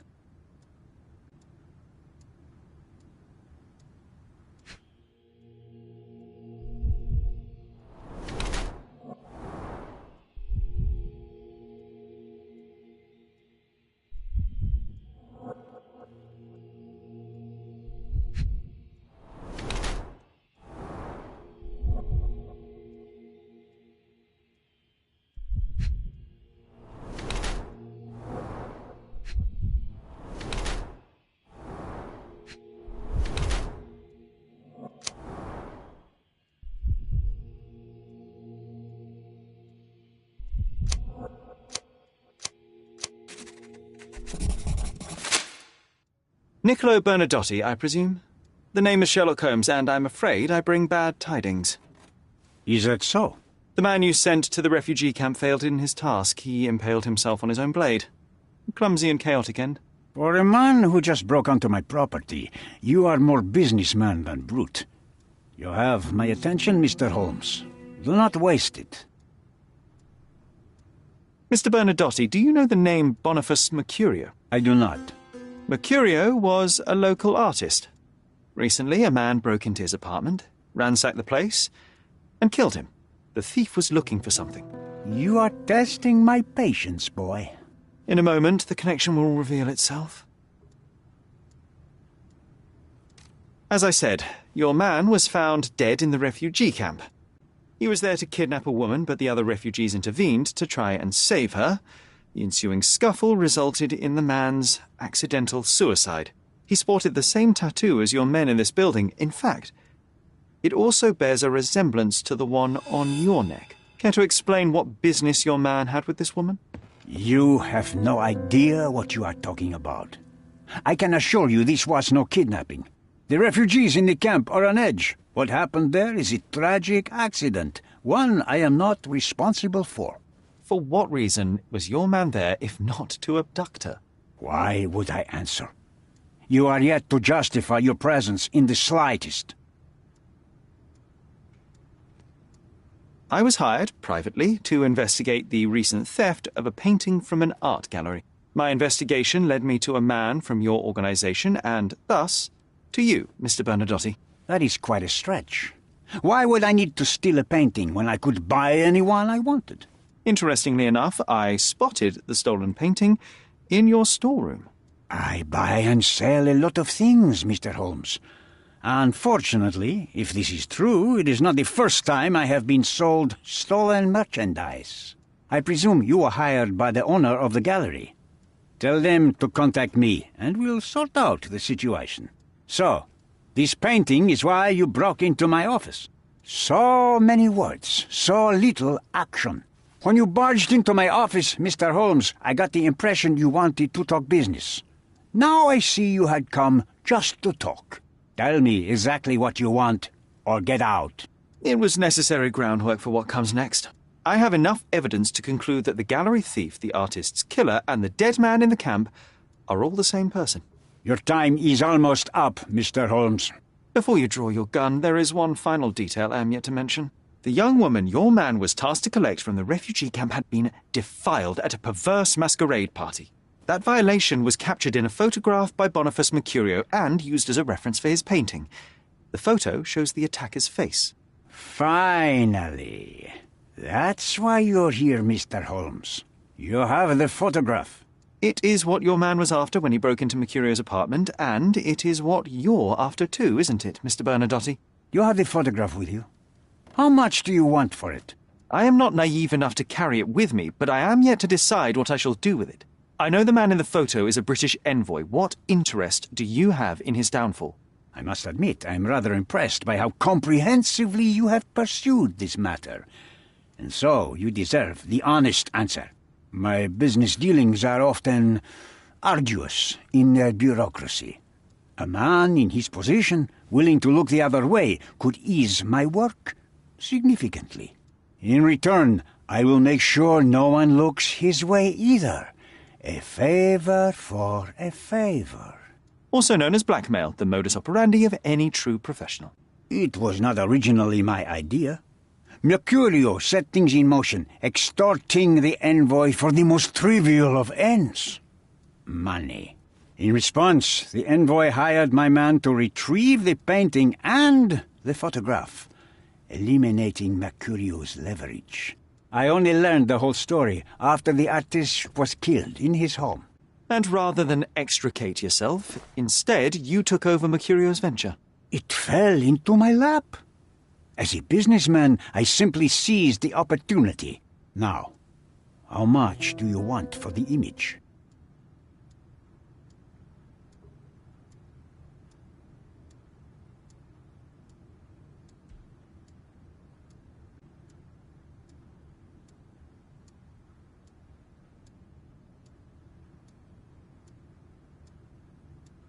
I could not help but appreciate the collection of smuggled artifacts in your storeroom.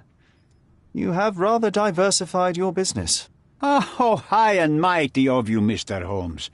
Not all smuggling is immoral. I pay generous rates to developing cultures and spread their culture to eager buyers. And furthermore, I supply many immigrants with a taste of home. A very convenient way of thinking. I have traveled wildly, Mr. Holmes. I've seen people in far-flung lands for whom my services are a lifeline. Without them, they would starve. The tax on cargo is often so absurd that it would be more profitable to simply sink your ship than dock it in the harbor. And trust me, I am speaking from experience.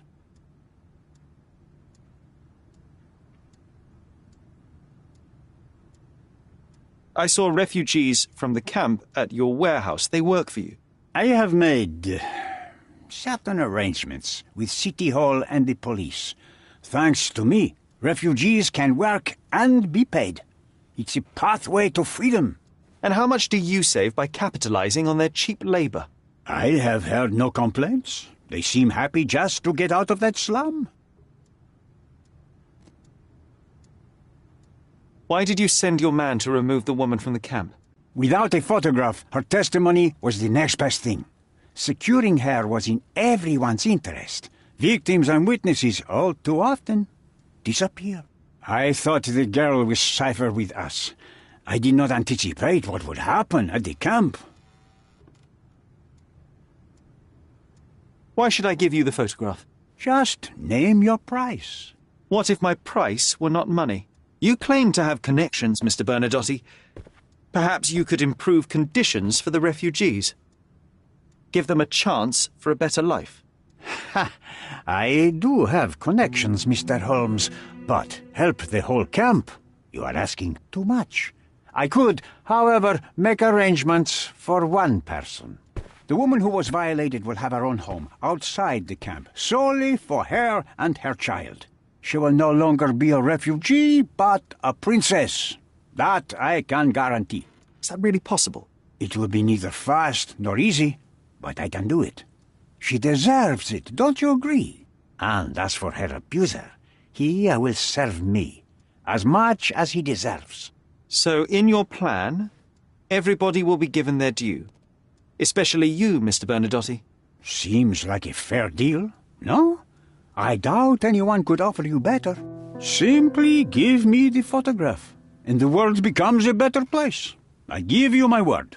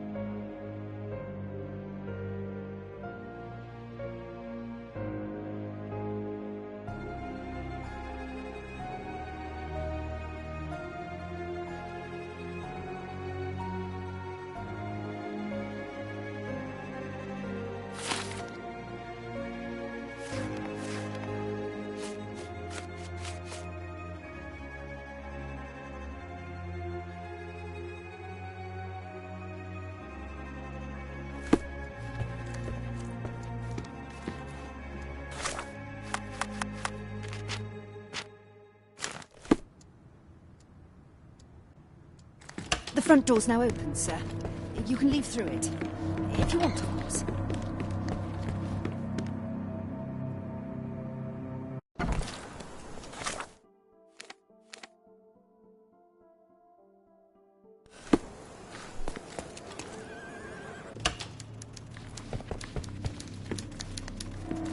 Please, come in. Mr. Bernadotte is expecting you.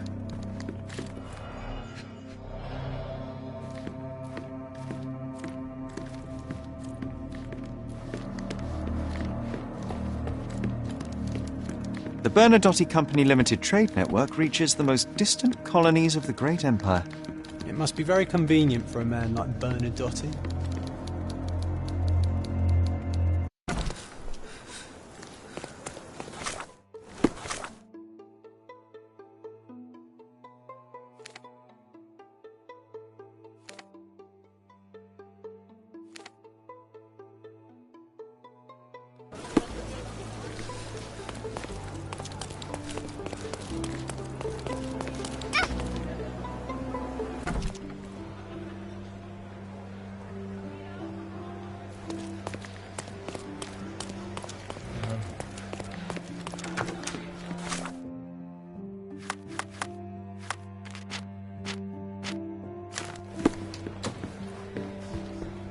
Have you thought it all through?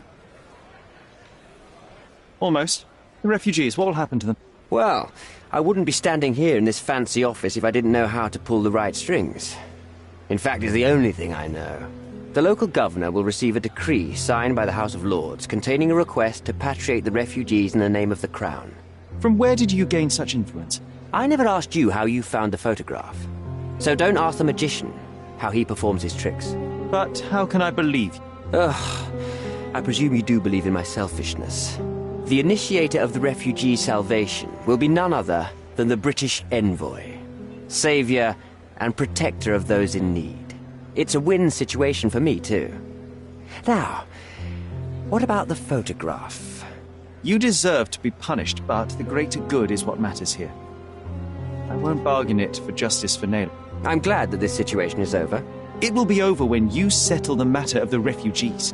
You have my word, Mr. Holmes.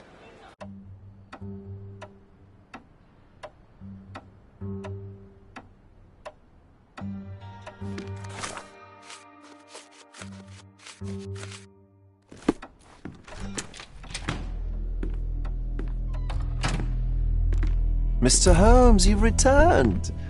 Have you uncovered anything new about the theft?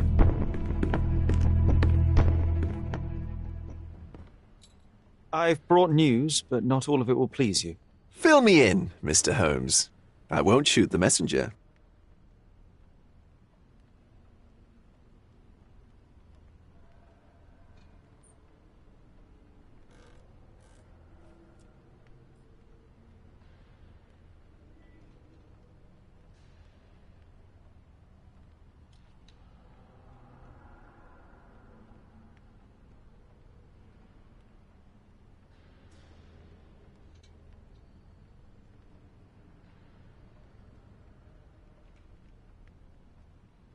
I tracked down Boniface Mercurio.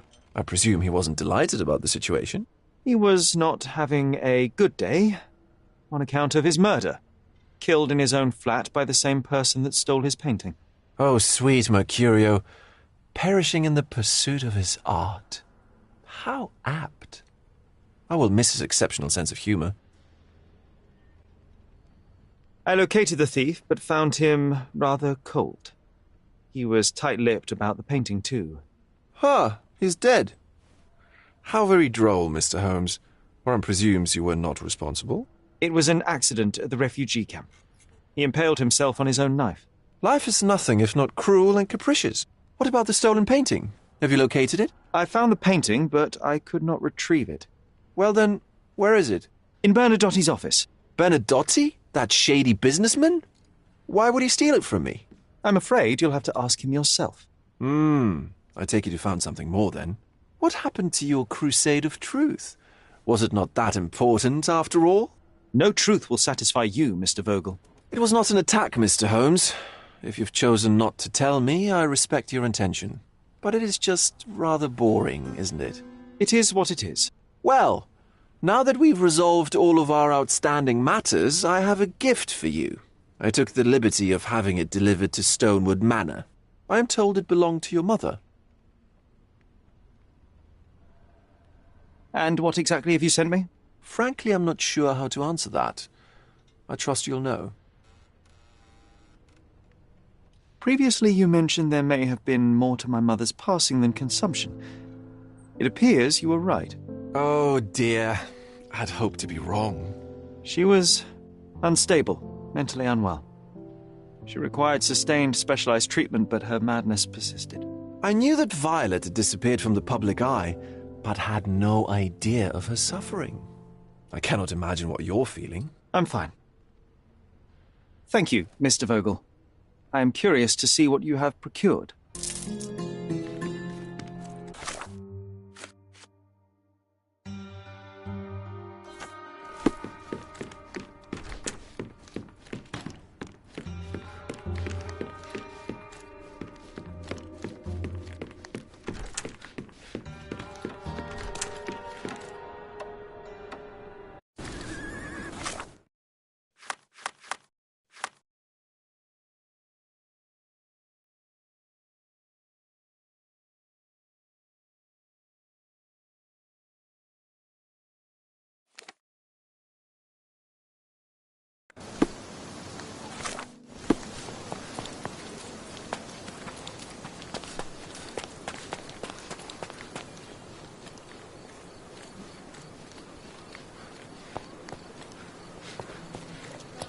Just look at this thing. It's huge. It's a bizarre object, and yet oddly familiar.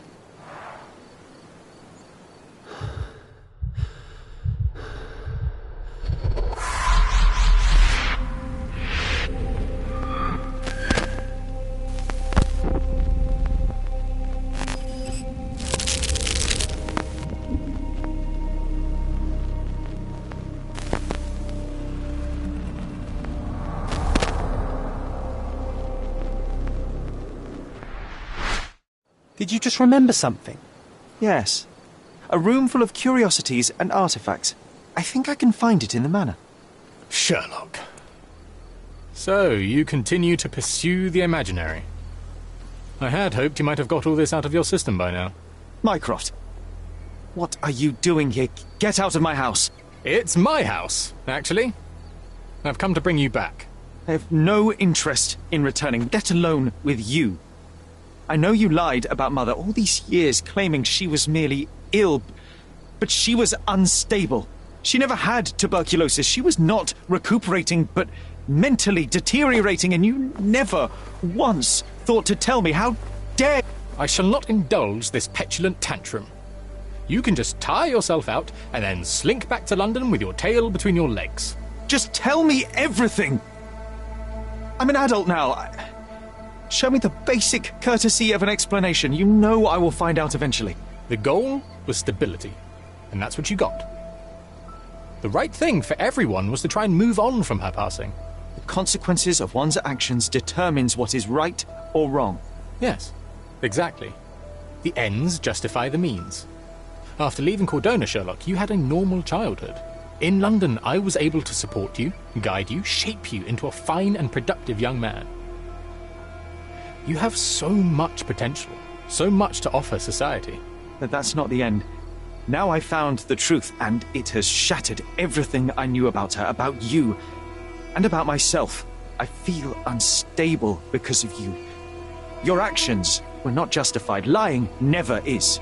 Oh, grow up, Sherlock. It was a white lie which has as much use in the realm of the interpersonal as the international. It is time you come to accept that some things are bigger than yourself. Oh, you are full of it. You like to pretend you care about the big picture, but it's just an ego trip.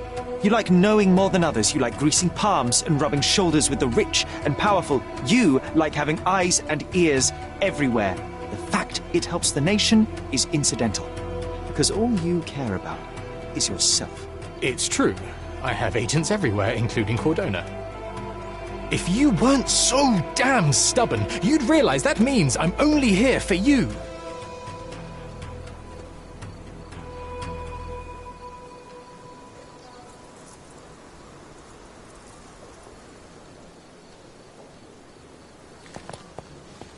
Just look at this thing. It's huge.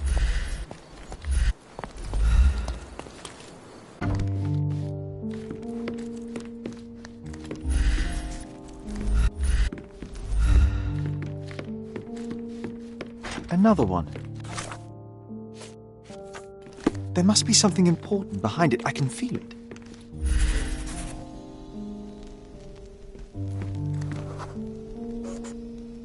I remember returning home with a pair of perfect sticks. We wanted to turn them into training swords. Oh, that's right. We stood there, frozen, staring at something huge in the main hall.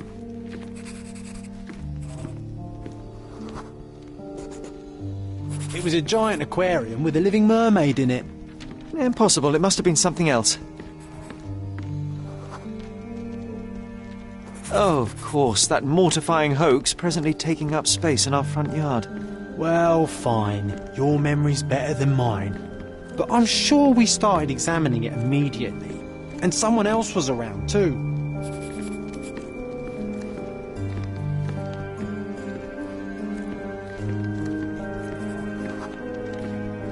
It was my mother.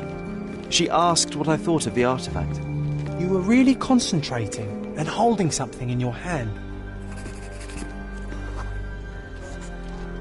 I inspected it with a magnifying glass and was able to confirm it was made of two different skeletons. The mermaid was a fake. And so it was time to smash the thing. Your mother took a hammer and... Slow down, John. That's not how it happened. I remember other people joined us. The workers took the artifact and placed it into the Cabinet of Curiosities. It became part of Mother's collection of fakes. She always said that the truth lies in the details.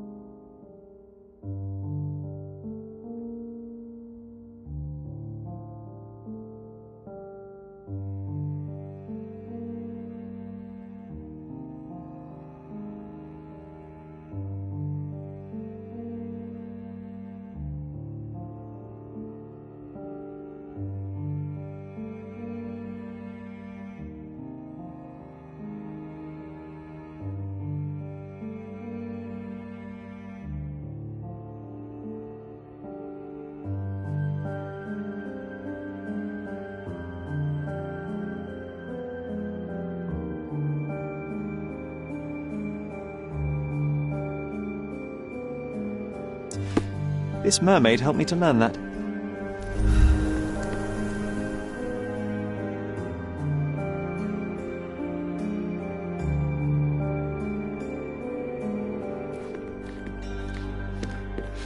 Ah yes, my mother's studio. She was an authenticator, and this was her Cabinet of Curiosities.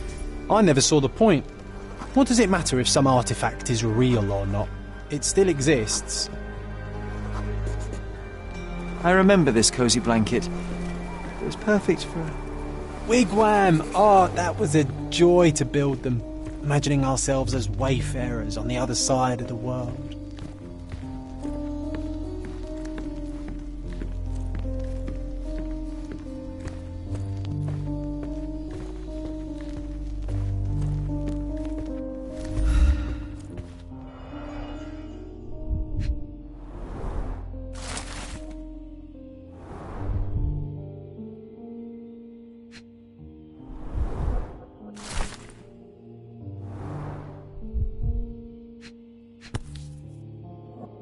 The Tulpa, Studies in Tibetan Mentalism.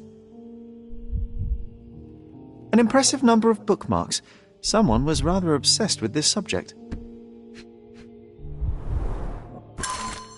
Clearly, it was deliberately torn. I wonder why someone would do that.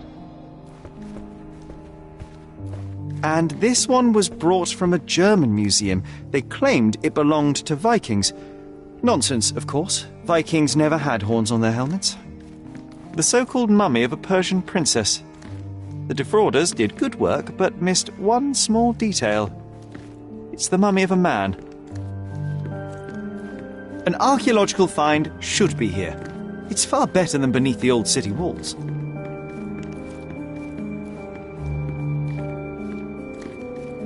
I'm not sure I want to hear its horrifying inhuman howl again. 1852, Bingley, West Yorkshire. This photo caused a lot of fuss. My mother spent some time to prove it was a fake. Look, it's Roger. This jolly old man's well preserved. Even looks refreshed. I doubt he drew much interest at the auction. That's for the best. A full I'd be collection. upset if he fell into the wrong hands. It's somehow so satisfying.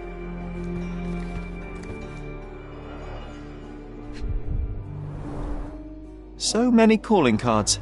Mycroft liked to keep useful people at hand.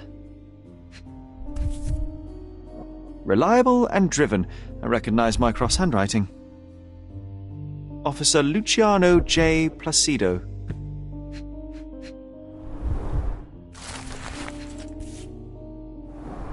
Carefully opened.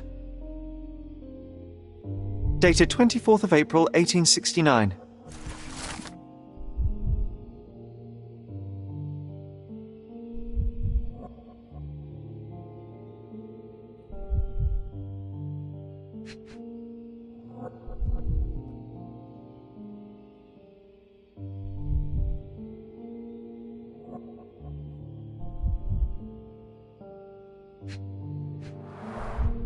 This drawer was always closed. Only Mycroft knew how to open it.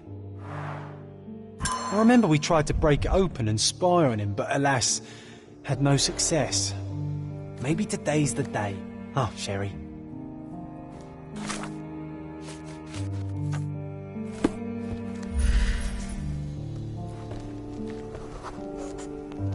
Ah, the memory comes back. We snuck about watching him. He closed the drawer and went to the hall. We were like two shadows crawling behind him.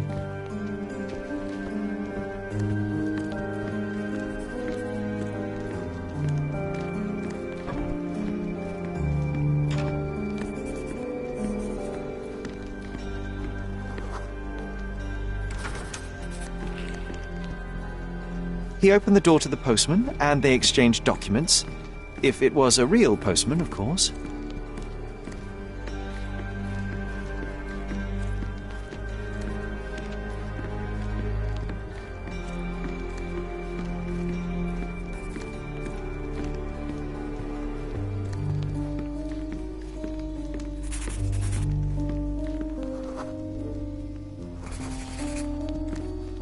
The painting on the wall was slightly atilt.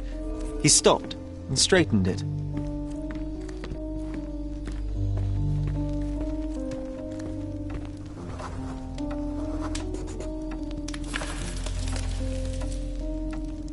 Then he threw some logs into the fire and sat in his armchair to read.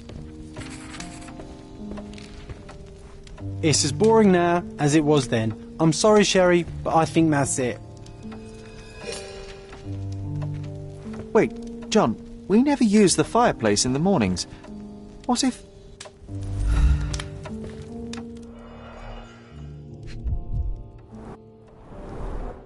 A bit of juniper in the fireplace created a soothing atmosphere.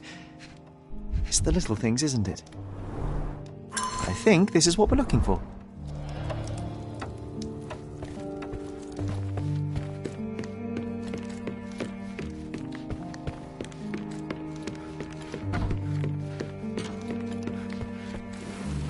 We made it. So what's there? Gifted by Queen Victoria herself. Single malt whiskey, Mycroft's favourite. Dossiers on the most influential people on Cordona. Mycroft always had a habit of building files on everyone he met. Otto Richter. This one is rather thick. Mycroft can be truly dogged in his research.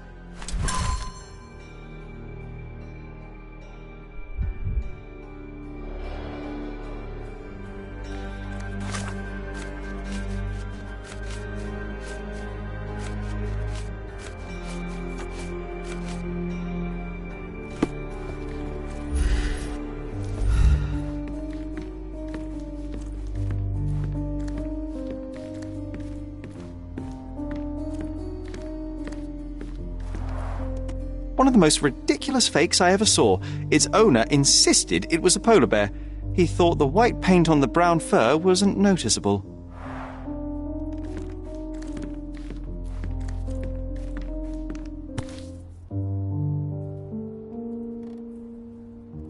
Watkinson and Holman, Chapter 1, by Wallace Dioram. Oh, Mycroft. He always acts so serious, but then reads tripe like this. John, if I remember correctly, you couldn't put this book down.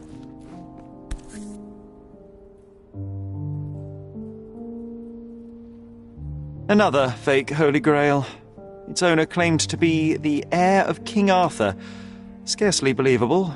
He also insisted a deadly rabbit was hunting him.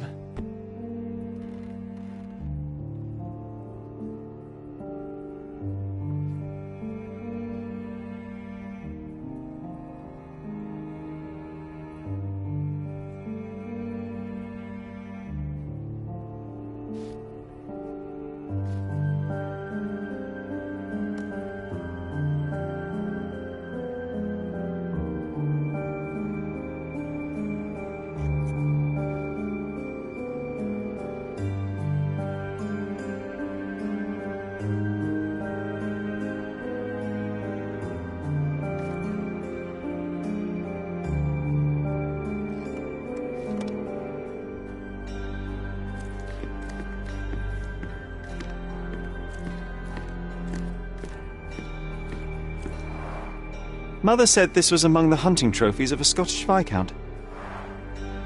So he tried to persuade everyone that his forest was inhabited by these beasts. It would have been thrilling if it were actually true. The full-plate armour of Sir Robert Saunford. I was told my father won it in a wager. Armour is armour, but look at his sword. Oh, how badly I wanted to wield the blade. Maybe you take it instead of your pistol. I'm starting to remember something.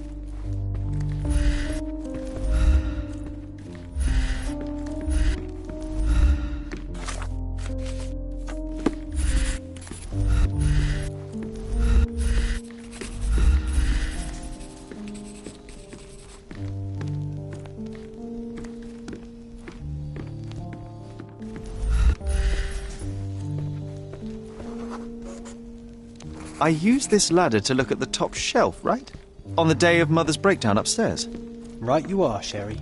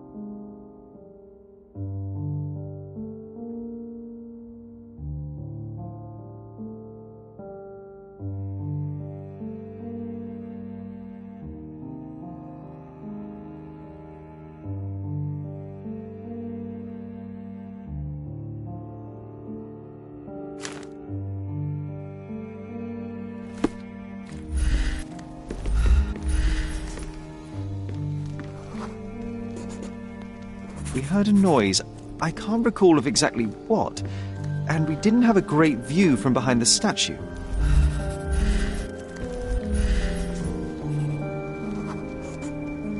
The books and papers from the table somehow ended up on the floor. Now it's coming to the surface. I feel it.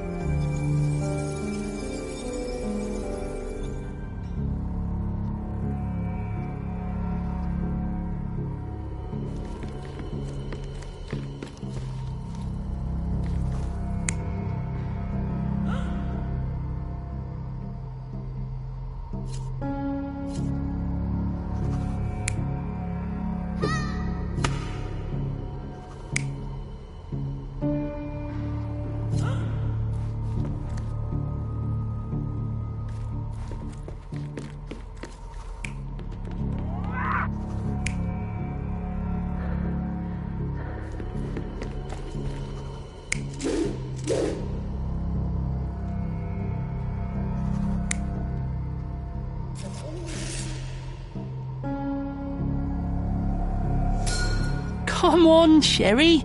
Let's go outside. Wait. Did you hear that? Come here, Sherry. You call this progress? Charlatan, amateur. I'm not letting you anywhere near my mother again. So there was a quarrel between them.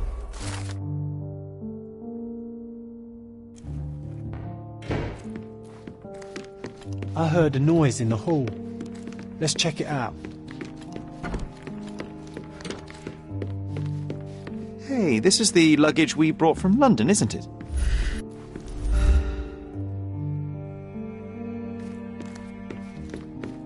Sherry!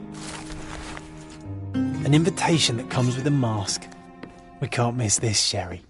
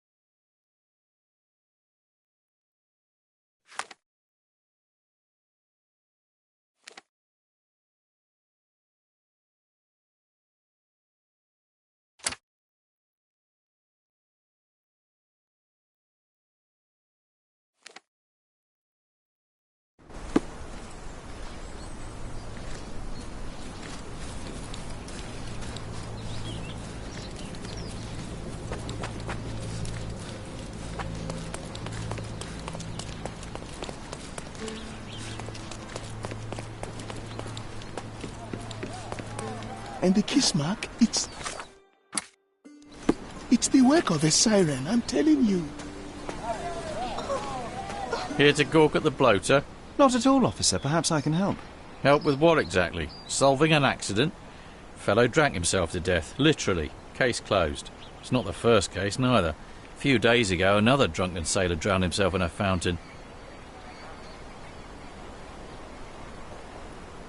What can you tell me about the other sailor? Nothing to tell. Some rich chap complained about a dead body in a fountain. Wasn't me who inspected the scene, though. Should have gone easy on the bottle, if you ask me. They get to shore, they start drinking like fish. Too bad booze doesn't make them grow gills, eh? I would like to take a look around.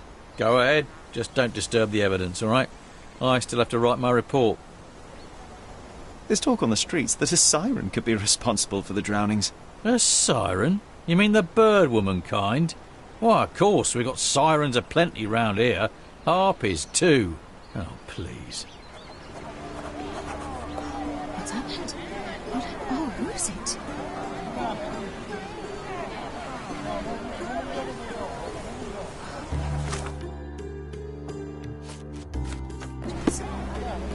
Who is it?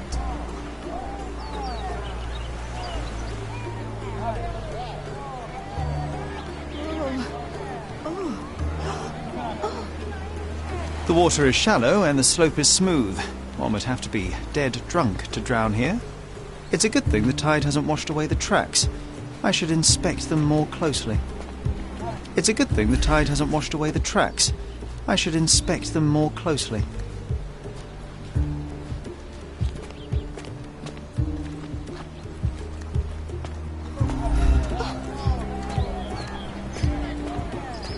His whole body is tense, stiffened by rigor mortis. His fingers are clenched as if he's clutching to life even now.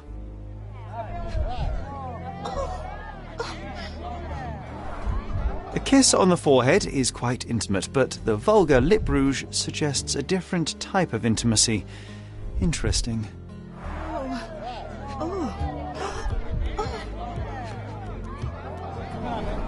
The face is frozen in a contorted smile.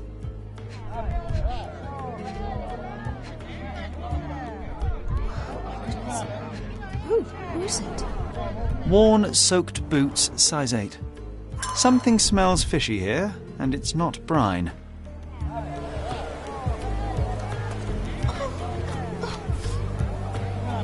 Siren's song. The rumours weren't so absurd after all. There's still some left, just enough for a tipple.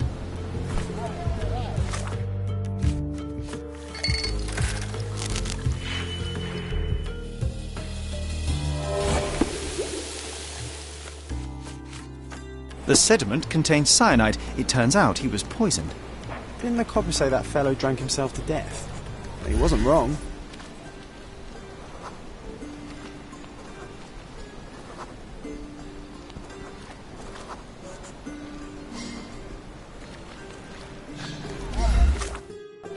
What's happened? Who is it?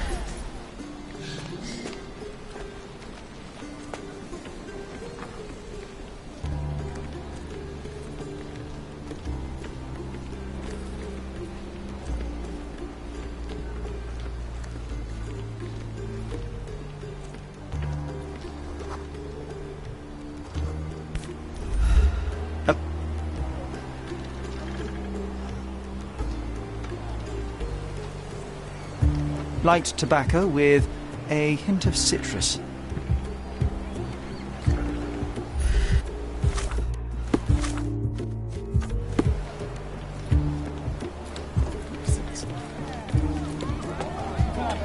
What now? I've still got my report to write, so make it quick. I hate to break it to you, officer, but it wasn't an accident. Care to elaborate, smarty boots? The bottle of wine I found near the victim had been poisoned with cyanide. He was dead before he hit the water. Whoa, that's a twist. Any leads on the poisoner? Nothing to put my finger on, but I might need to inspect the other drowned sailor. Well, of course I won't stop you. It's not my case anyway. We had a complaint about a body in a fountain. Can't have bodies laying about in fountains, can we? It was somewhere in Scaladio, as far as I know. You think they're connected? That is what I intend to find out. Thank you.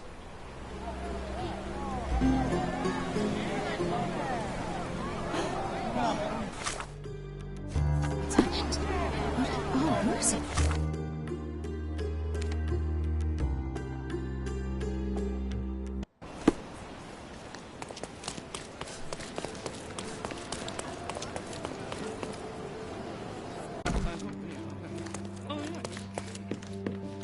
Did you hear?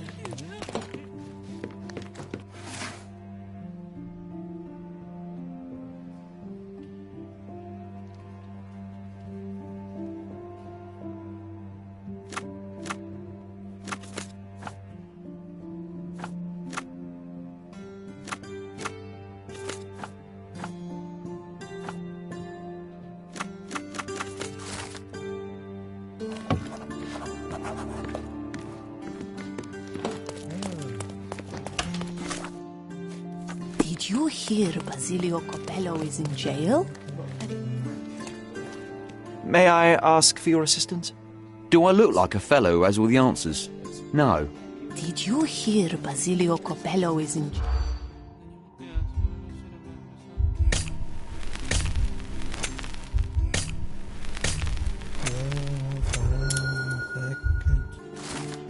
In the police. Let's pretend to be cops, eh? We can just stand around and look confused.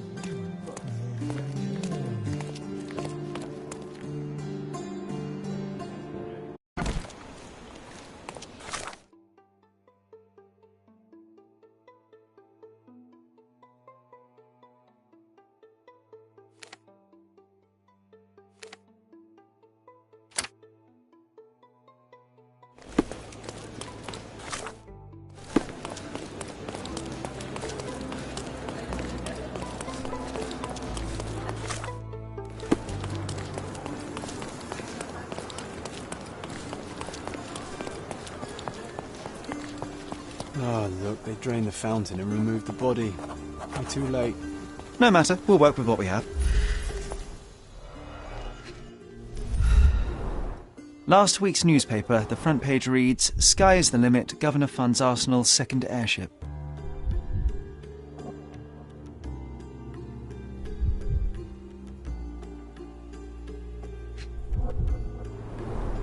A broken bottle with no label. A bright red lip rouge mark. Light tobacco with a hint of citrus.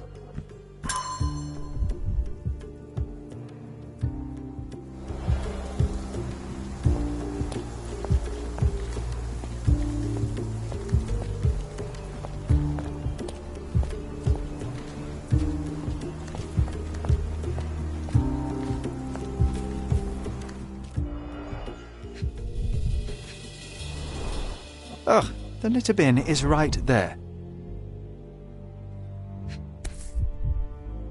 This wine, again. Don't sailors prefer spirits? Drained to the last drop.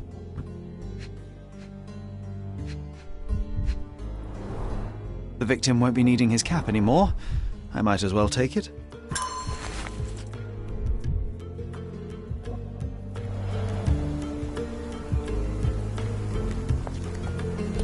A cotton shawl. Could it be our sirens?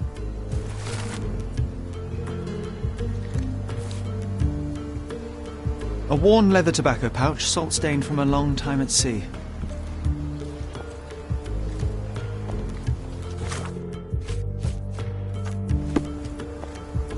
Drowning in a 2 feet deep fountain? I've seen some things, but this really takes the biscuit.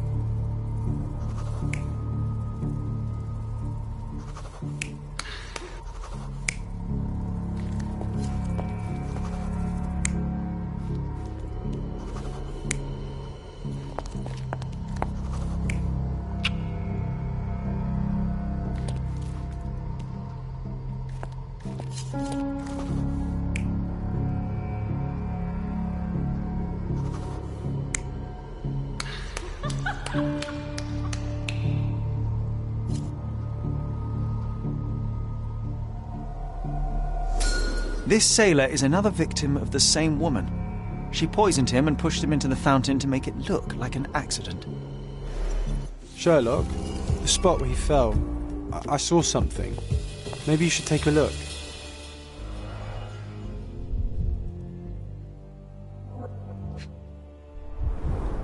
Blimey, the great detective is baffled by a piece of cutlery.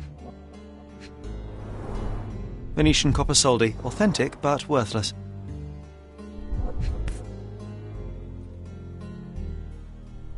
A water-soaked matchbox from the Drinking Dutchman. Must be a local pub.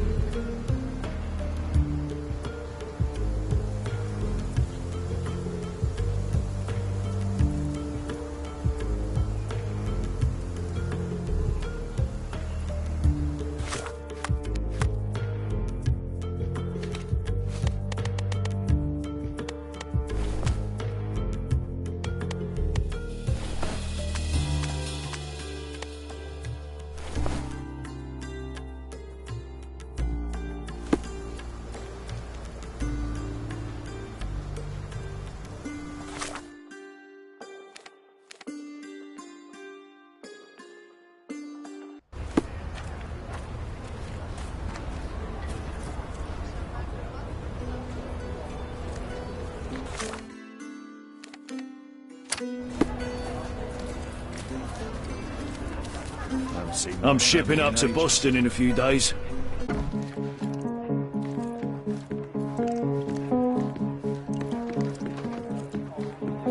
Hey, barkeep! May I Come on ask over you here. something? I'd help you if I could, but I know nothing. What can I get you, mate? Nah, I'm good. Don't want to end up like that guy who drowned in the fountain after having one too many. Aye, I know the fella. Shame, damn shame. But let me tell ya, it wasn't the drink that got him. 'Twas a curse.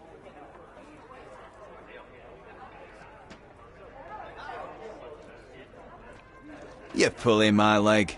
No kidding, mate. You sail long enough, you start taking it seriously. He was from HMS Achilles. Some British schooner, nothing special. Except one of them Jack Tars shot an albatross. Everyone knows it's bad luck. Everyone. The dimwit brought the curse upon his whole crew. 3 are dead already.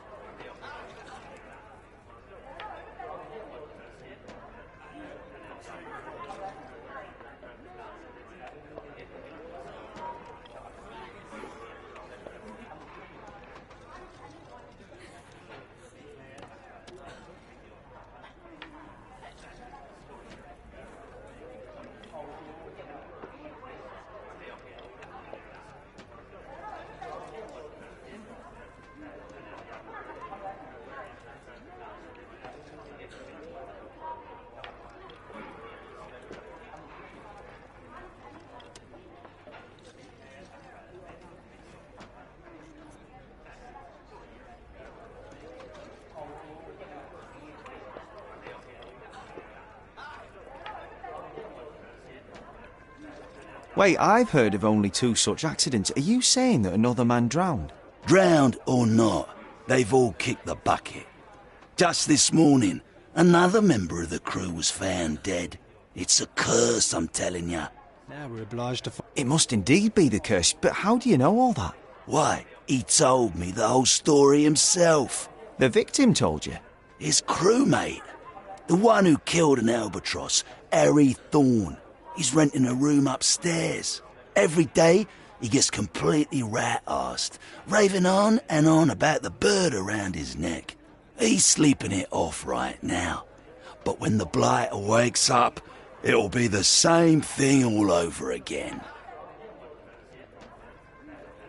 Do you have a free room? Certainly do. Dirt cheap. Here's the key. Go pick anyone you like.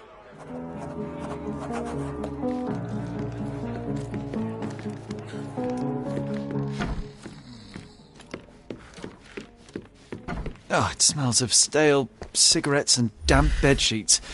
Not exactly the best place to stay in town.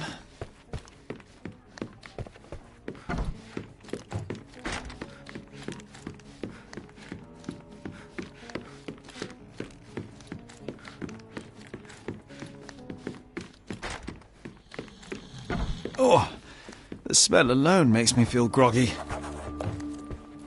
Oof, he's really gone on a binge.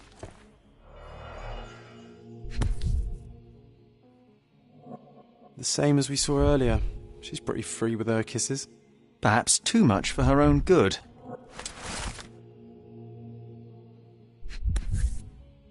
The photo of the cursed crew. Here's Thorne, and right next to him, our first drowning victim. Crew of HMS Achilles, Cordona, 1879. Now we walk into a trap, guns blazing. The game is afoot, Sherry boy. Well said. I think I'll borrow that. He's out cold. No use trying to wake him.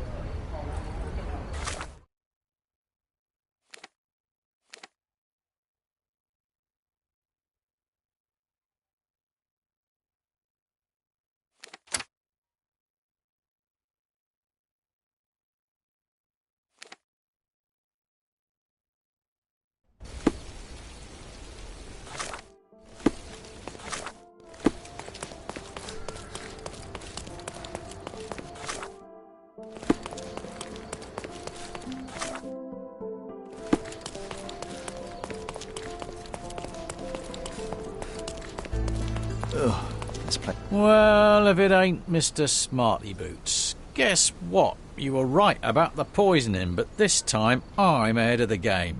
We've got another homicide on our hands. Same method, same everything. See for yourself.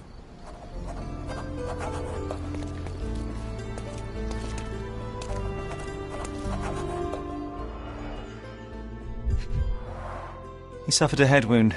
There's caked blood in his hair underneath all the mud. A sharp, bloody rock stuck deep in the mud. The officer must have rolled the body over.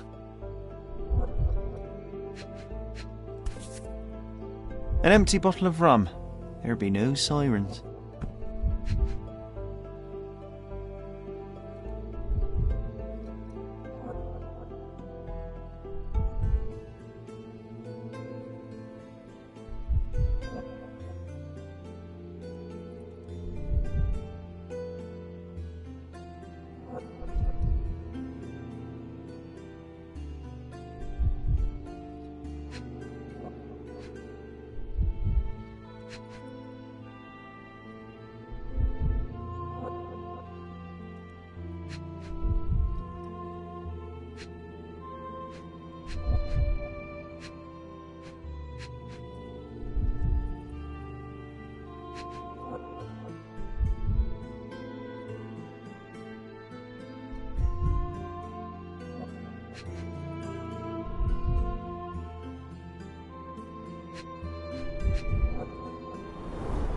Looks like he slipped. This was clearly an accident.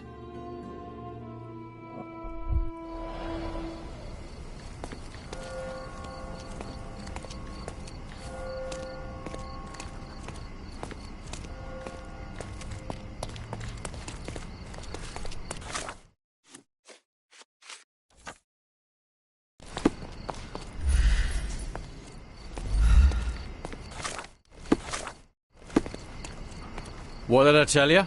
We've a killer on the loose. I knew it. That may be true, but this here is very clearly an accident. The victim slipped and hit his head on a rock. I would have thought it obvious. Oh, you've got to be kidding me. I thought I had all this sewn up. But you just had to come along and make me look like an idiot. I hope you're happy now, genius. Just move along. So it was a curse after all. The curse of clumsiness. I hope it's not contagious.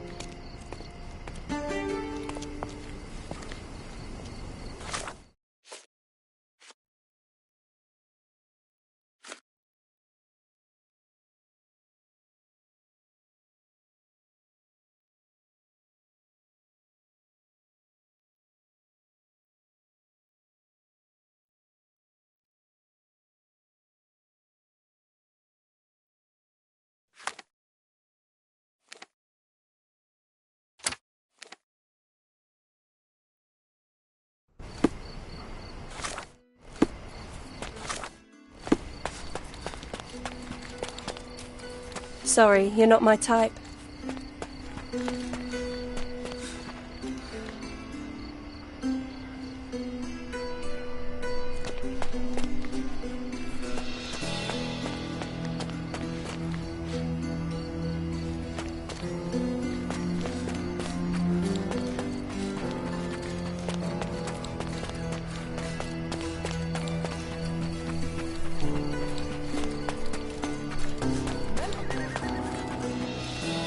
May I ask you something? Oh, sorry. I know nothing about it. But I can please you in another way. Lovely.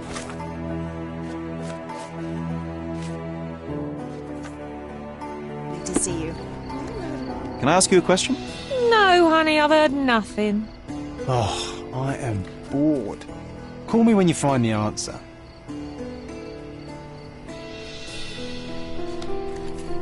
May I ask for your assistance? Yes, I heard about this, Anson. Let me tell you.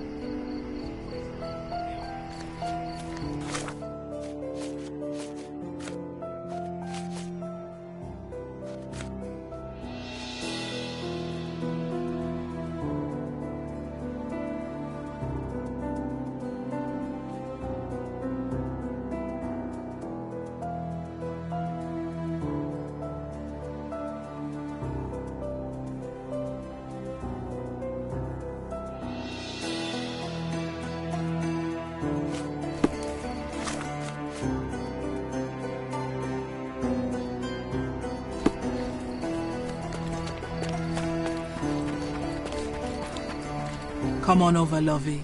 Don't be shy. I can see you're off for some fun. Madame Pauline will see you right. Girls, boys, a bit of both. Whatever tickles your pickle, darling.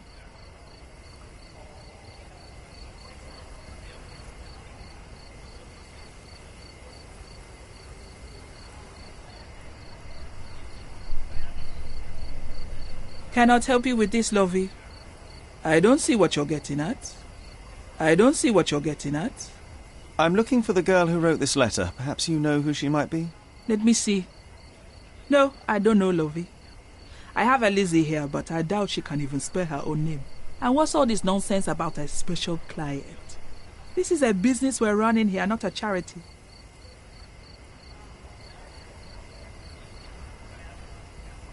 What's that got to do with me? Cannot help you with this, lovey. Cannot help you with this, lovey. I don't see what you're getting at. I'm looking for a specific girl. This is her shawl. Do you have any idea where she might be? Ah, I know who you mean. It's the goody two shoes down the street. She's not one of mine, though. She's not even a working girl, if I say so myself. Trust me, lovey. We'll give you a much better time. I don't doubt it, Ma'am, but I have to see her first. Thanks for your help.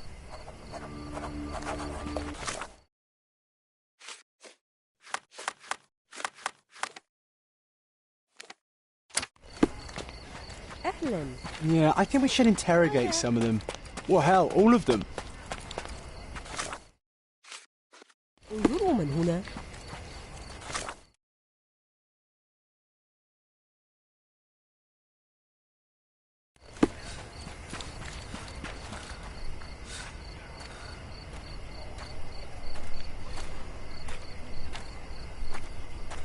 Great to see you. I'm a little short on time. We've got no time.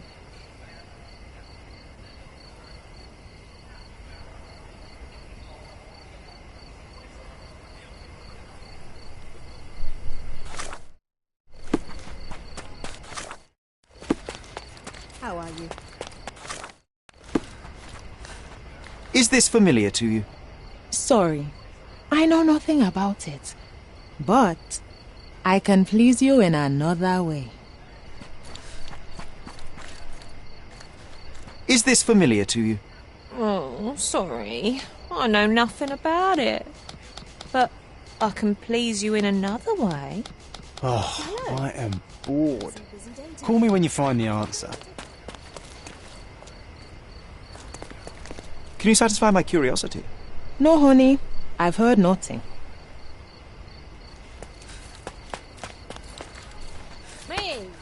Sorry, you're not my type. Sorry, you're not my type. Sorry, you're not my type. Sorry, you're not my type.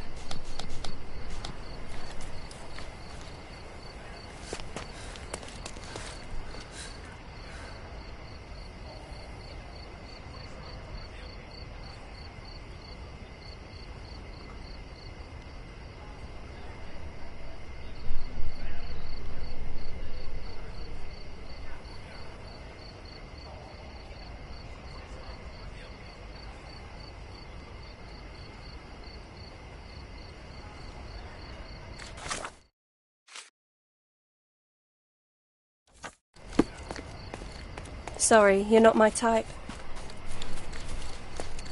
Sorry, you're not my type.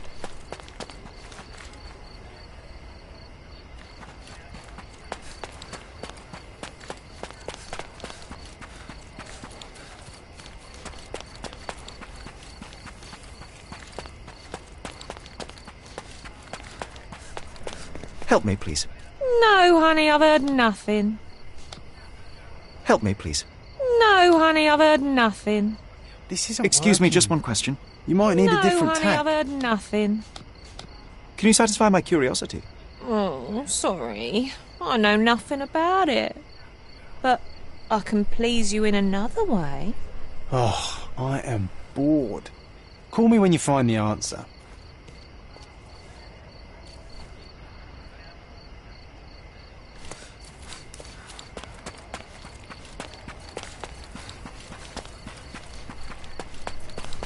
How do you do? Nice to see you.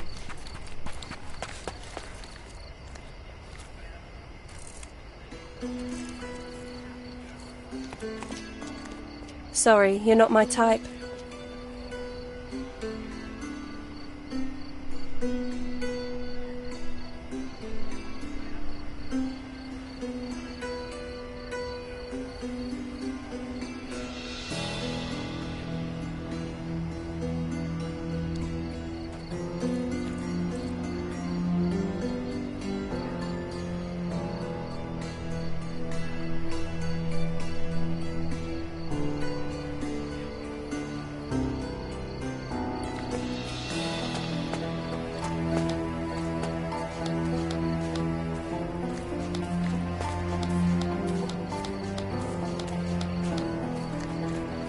Sorry, you're not my type. Sorry, you're not my type.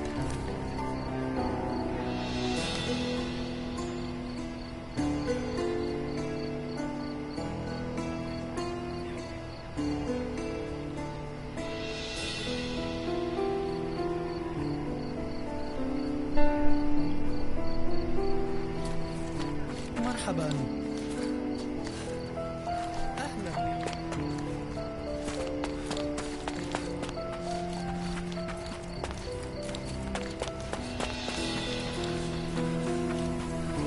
What would it be, Lovey? What would it be, Lovey? What would it be, Lovey?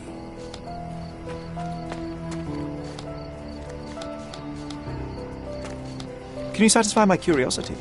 No, honey, I've heard nothing. Could you help me? No, honey.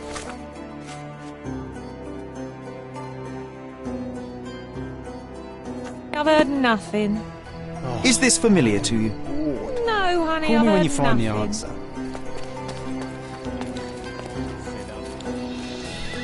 Do you know anything about this? No, honey, I've heard nothing. You obviously haven't thought this. Excuse me, just one question. Or are you just annoying No, these honey, I've people on heard purpose? nothing. Nasılsın?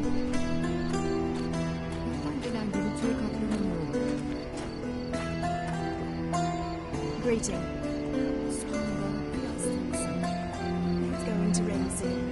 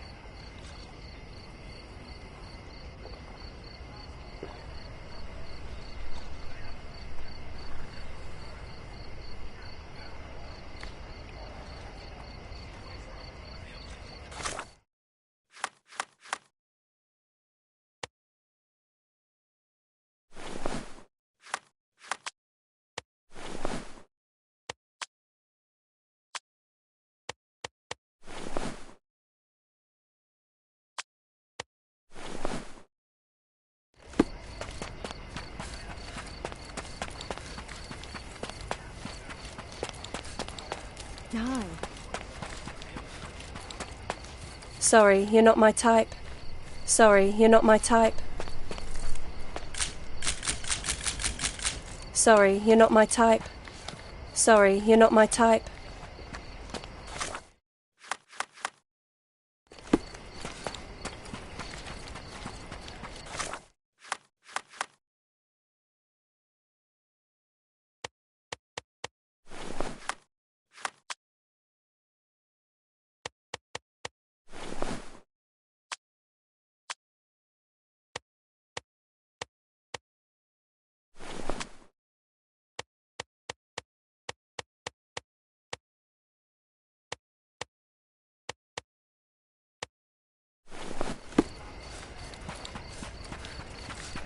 Sorry, you're not my type.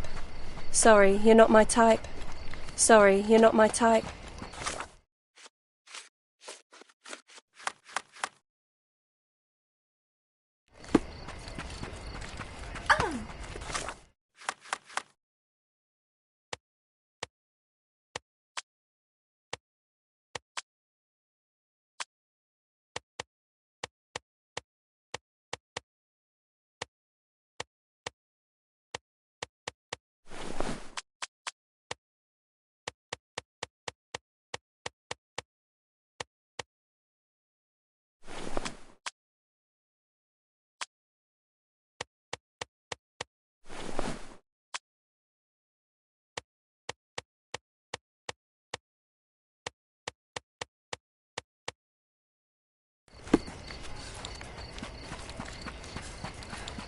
Sorry, you're not my type. Sorry, you're not my type.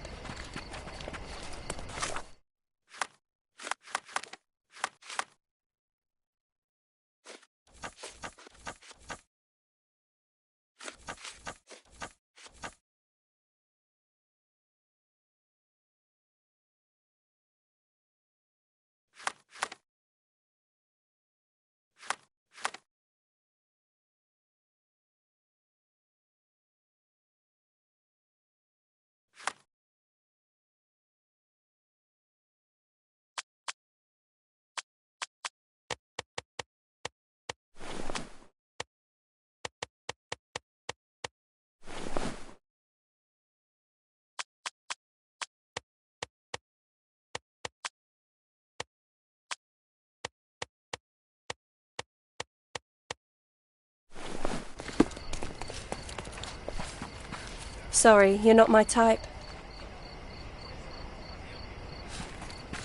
مرحبا.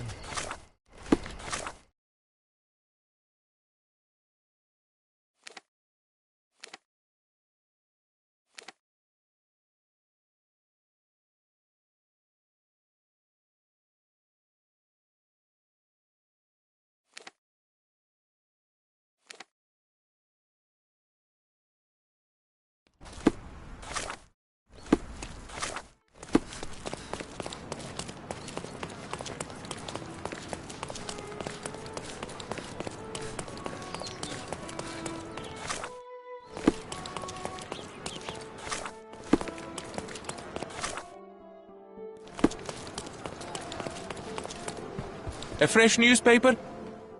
You know where to find me. A fresh newspaper?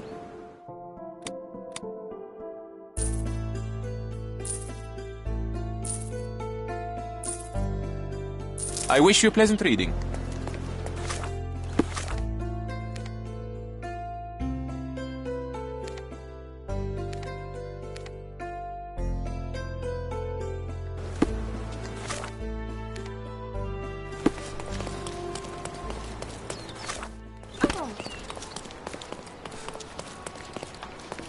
Come, take a look. The finest clothes for the finest citizens.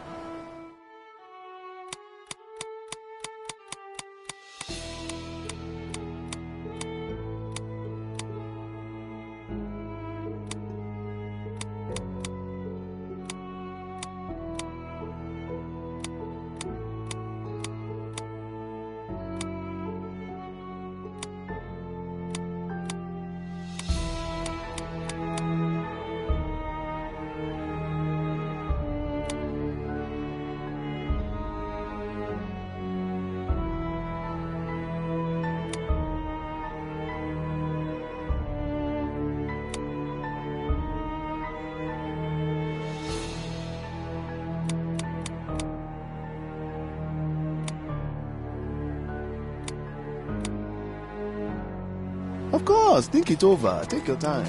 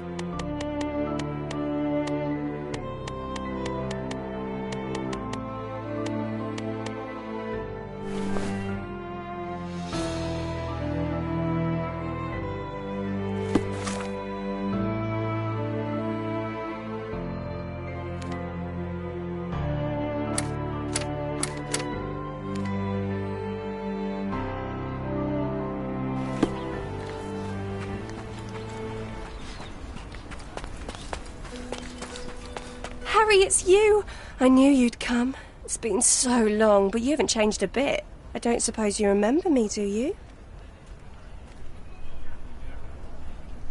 You must be Eloise, yes? I got your letter. Wonderful. No point beating around the bush, then. I've missed you, love. I wonder if you still have your prowess. Why don't we go to my place for some wine and something extra?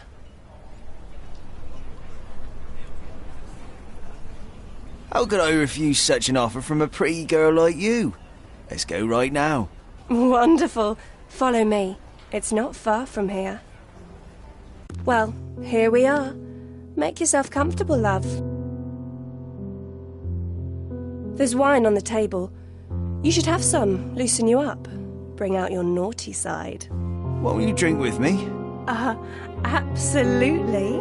I'll join you in a minute. I just need to powder my nose. All right, then.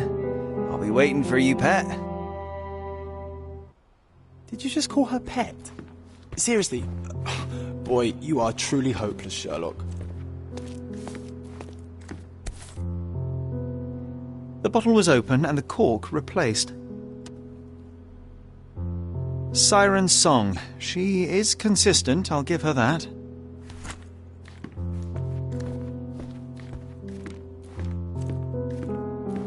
Enjoy your wine, sweetie. I'll be out in a minute. Can't leave just yet.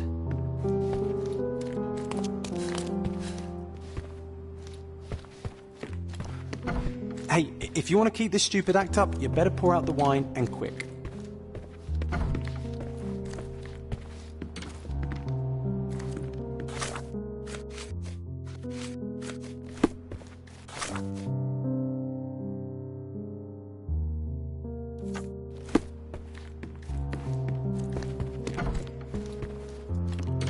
Hurry up, she'll be out any second. HMS Achilles, Friday, 5 p.m. She prepared for their arrival.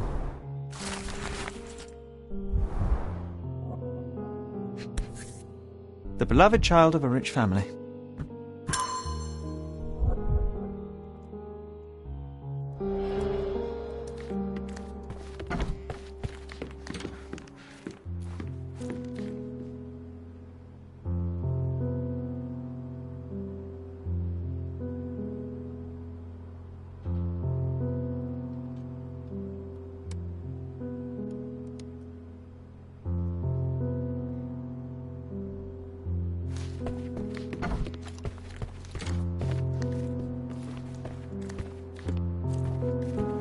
Come on, hurry up.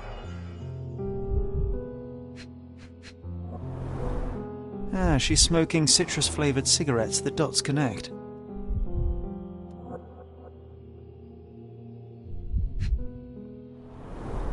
White powder with a bitter almond-like odour. These are no smelling salts. It's cyanide.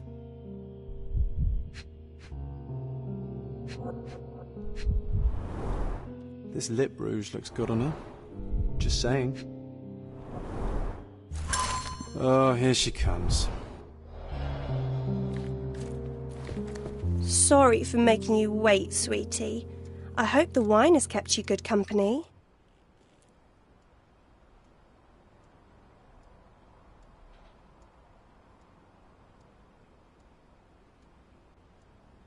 Oh, yes. I needed to wet my whistle real bad. But the bottle is full.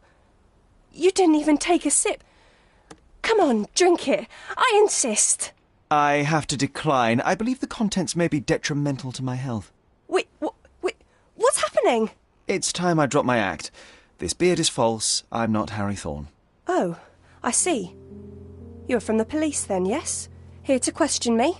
There's no need. My name is Sherlock Holmes. I know that you killed Thorne's crewmates, and I know why. Well, Mr. Holmes, you can save your breath. I won't deny a thing. But please stop tormenting me with this farce. Do what you must.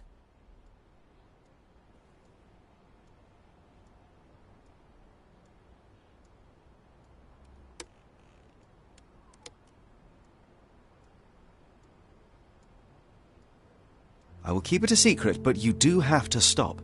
How can I stop now after all I've done? I thought it would bring me solace. Stupid. It is too late. You cannot undo what you've done, that much is true, but it's not too late to move on. It's never too late. You're right. You must be right. I knew it all along, I just didn't have it in me to admit it. I'm glad that you do now. And here's your shawl. Try not to lose it again.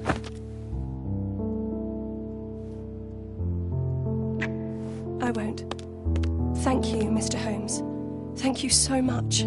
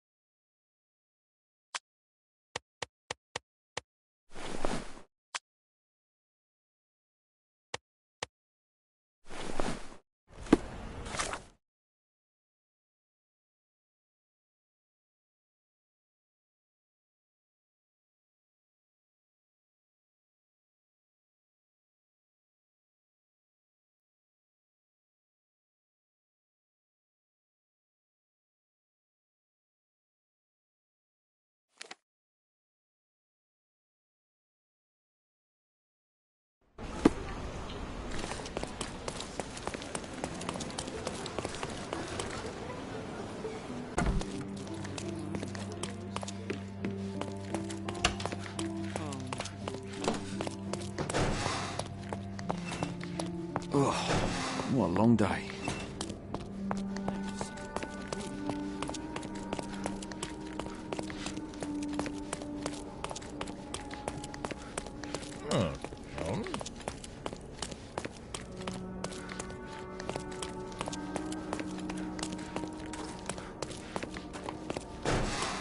Excuse me, but are you Mr. Capello? My name is Sherlock Holmes. I'm hoping you could spare a moment to talk.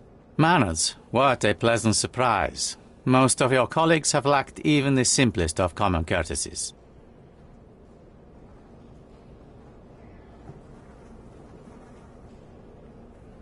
You're a suspect, sir, but not yet a criminal. I shan't treat you as such. Your case is refreshingly unusual, and I wish to get to the bottom of it.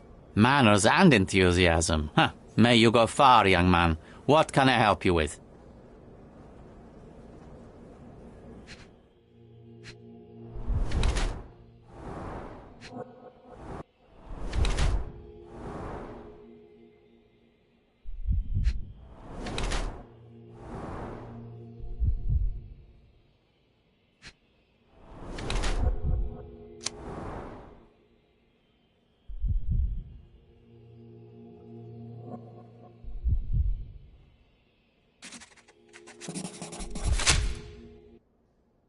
You are surprisingly composed for a man accused of murder. Not so easily shaken, I take it. Life is full of surprises. You'd be astonished how many deals go sour due to a force majeure. One becomes skilled at adapting. I am confident this will all be set straight. Until then, I will endure. Much how you endure that injured hand. Those bruises look painful, but you seem barely aware of it. Were you attacked? No, a minor accident, nothing more. My heady days as a man out to prove his valor are far behind me. I now know that to succeed in life one must stay calm and plan ahead. The world will turn your way eventually. And if it does not, then one must persuade it so. Please, tell me how you ended up in this situation. Well, this morning some clients arrived to finalize their purchase of a Capello modular safe. But when we opened the door, out tumbled a dead man. And I take it this wasn't normal? No, I normally keep my corpses in the wardrobe. Please, young man, spare me your wit. The rest of the day was a blur. I recognized the victim, and it seems so did the police. That was enough to make me the main suspect. Who sent for the authorities? No one. As it happens, we had a break-in last night. Nothing was stolen, but for insurance purposes, the report had to be made. So, police officers just happened to be on the premises when we discovered the body in the safe.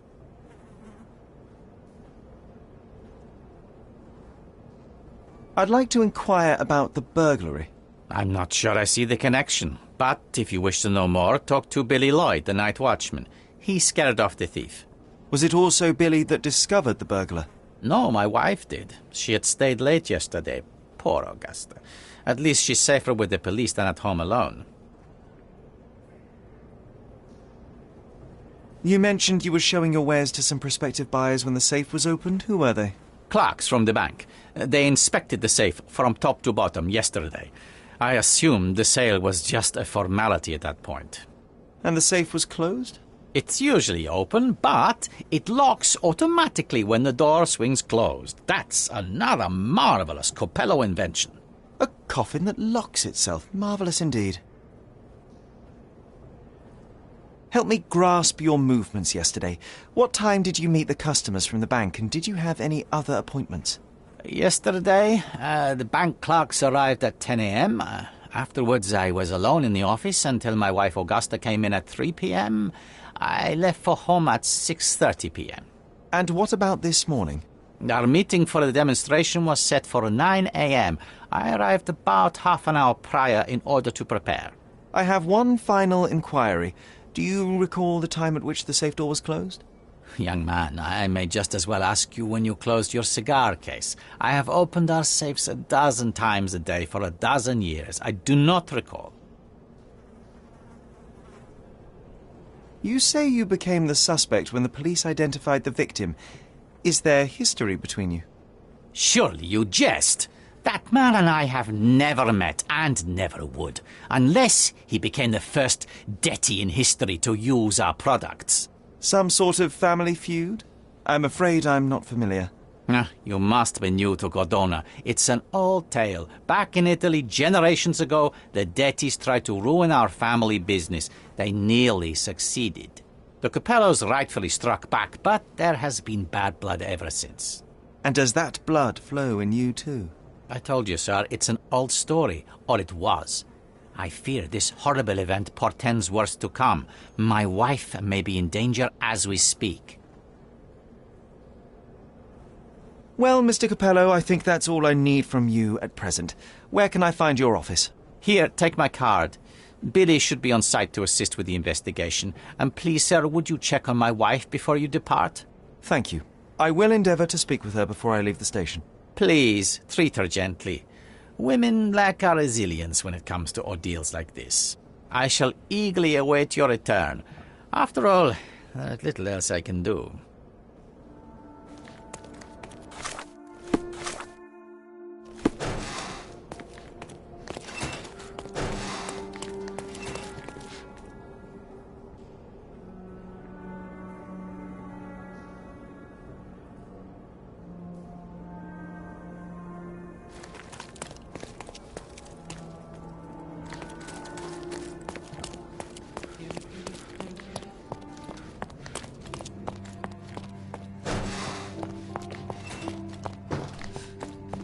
Mrs. Capello, please wait in the office. The inspector will be here soon.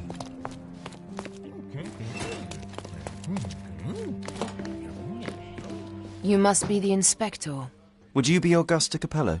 Must I really repeat myself to every baby-faced man in uniform that strides in?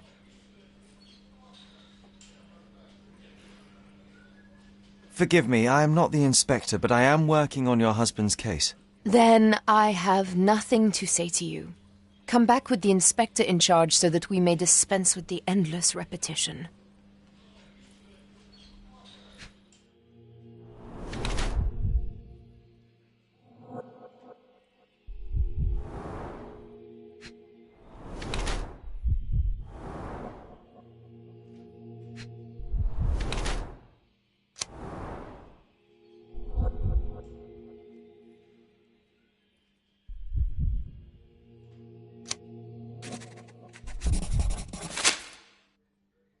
Whilst I prefer German composers, the harp solo from Lucia di Lammermoor stands out as one of Donizetti's finest contributions to the form. I'm sure Basilio thought the same. He did. How? Did he tell you how we met? Oh, there was no need. It is trivial to observe how much you value your memories of playing harp in the orchestra, and even an amateur Italian harpist would be familiar with Donizetti's finest work. Yes. Music is a balm in these uncertain times. It is nice to meet another who appreciates it. Much as I appreciate the truth. Please, Mrs. Capello, let me help you and your husband. I am not unappreciative, sir. But I'm afraid I presently lack the strength. Basilio tells me you were present during the burglary yesterday. What can you tell me about it? Oh, it gave me such a fright. I fainted, fell to the floor. I wish I could help you, but, I'm just utterly useless. Please, I want to rest before the inspector arrives. You've had quite the day, Mrs. Capello. I shall leave you be. If I have further questions, I may visit again later.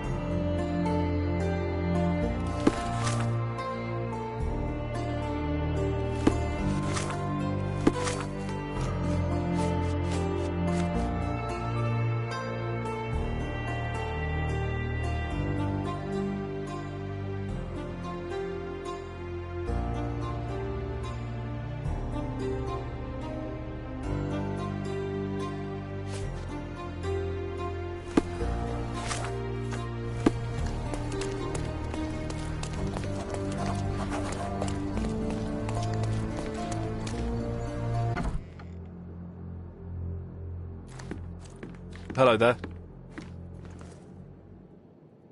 Ill-fitting pants, wonky nose, and hair that appears to have been cut by your own hand. You must be Billy Lloyd.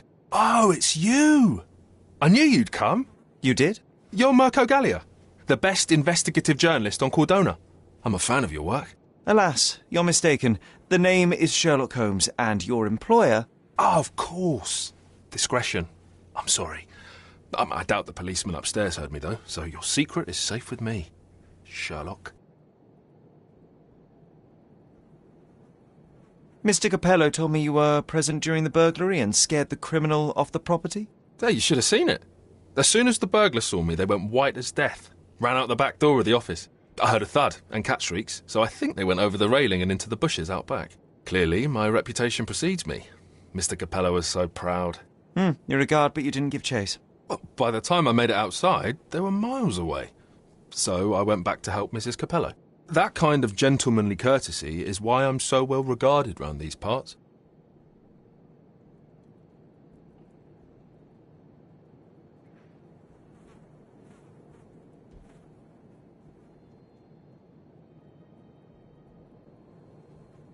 What did the thief look like? Shorter than me, mid-20s, a huge scar across the right cheek going from the eye. Short hair. She didn't look like a ghost. Too corporeal. Hold on. She? You didn't think to mention the burglar was a woman? Why did you assume it was a man? It's the 19th century, sir.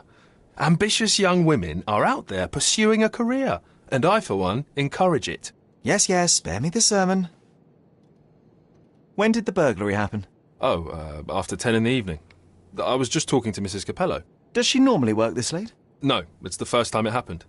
Usually I'm alone at night. I was explaining to Mrs. Capello how drinking water every 3 hours can help with digestion, when she excused herself and went back upstairs. Then there was a scream, and I ran up to the office and... I know what happened next, thank you. What about last evening? Do you have any more details about the break-in? Of course. I write down everything that happens during my watch. Take a look. Fastidious in its mundanity, but I will make of it what I can. I must go and inspect the crime scene. If I have further questions, Mr. Lloyd, I will find you. Oh, don't worry. I won't be able to keep away. Right. The best on the market. You can wallop them, you can burn them. Nothing will work. I bet he tested that himself.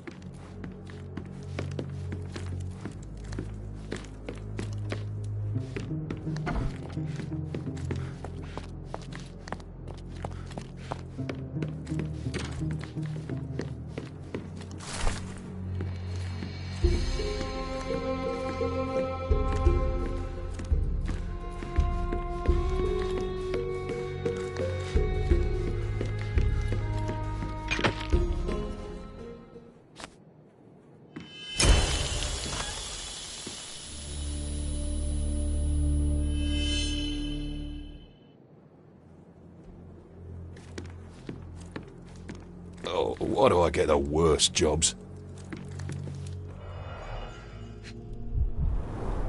The bottle is half empty. A wine, well enjoyed.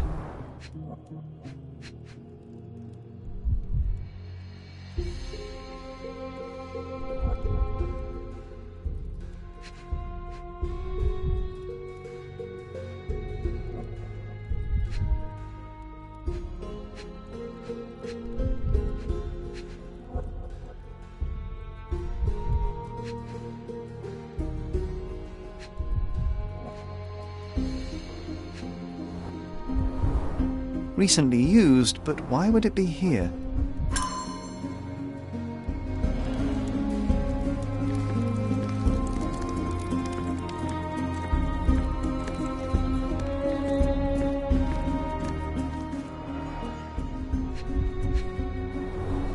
Clear indications of blunt trauma, possibly inflicted before the victim was in the safe. Bulging veins, cyanosis, bloodshot eyes, odd foaming in the mouth. Bruises, torn nails, bleeding was severe and continued at length.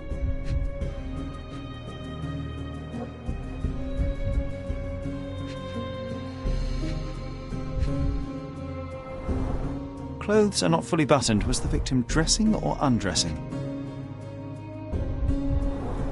Blood on the safe door could have been left by the victim. What a rotten way to die. Yeah, what a shame.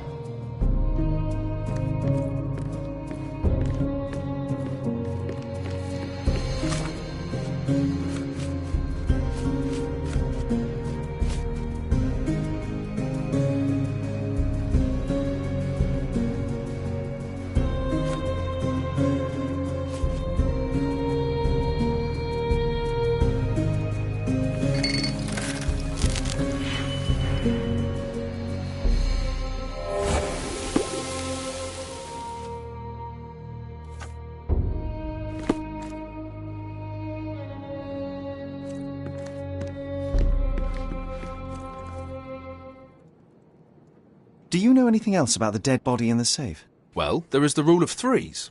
You can survive 3 weeks without food, 3 days without water, 3 hours in harsh weather, and 3 minutes... Of you talking? Without air. I'm sorry, did you say something? No, very enlightening, Mr. Lloyd, thank you. Oh, actually... No. Is this code memo still valid? Oh, yes, it's the same combination code everywhere. It corresponds to Mrs. Capello's birthday, actually. In fact... during this year's celebration, I was allowed a sip of champagne.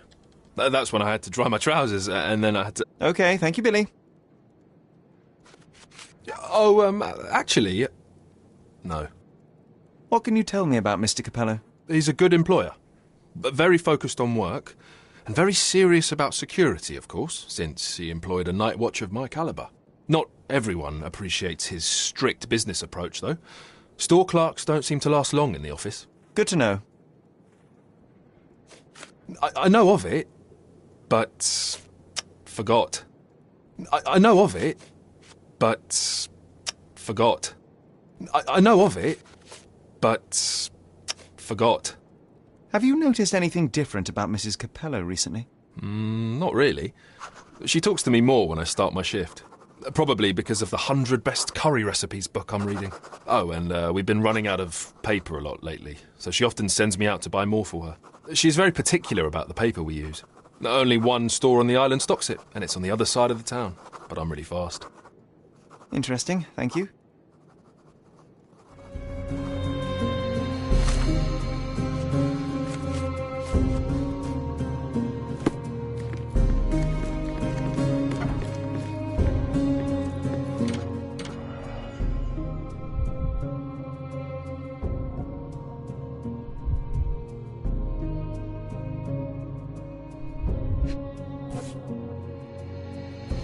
A concert programme from 7 years ago. An Augusta La Ducha is listed as a harpist in the orchestra.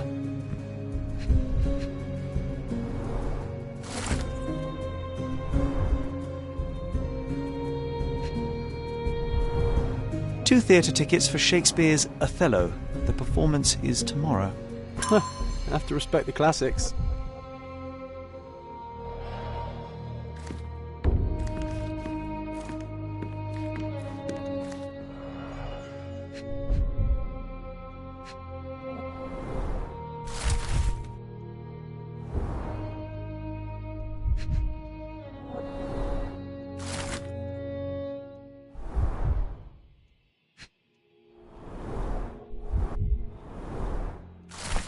He clearly needs a better work-life balance. Well-organised workplace? Mr. Capello is the best. Okay, this chap is seriously creepy.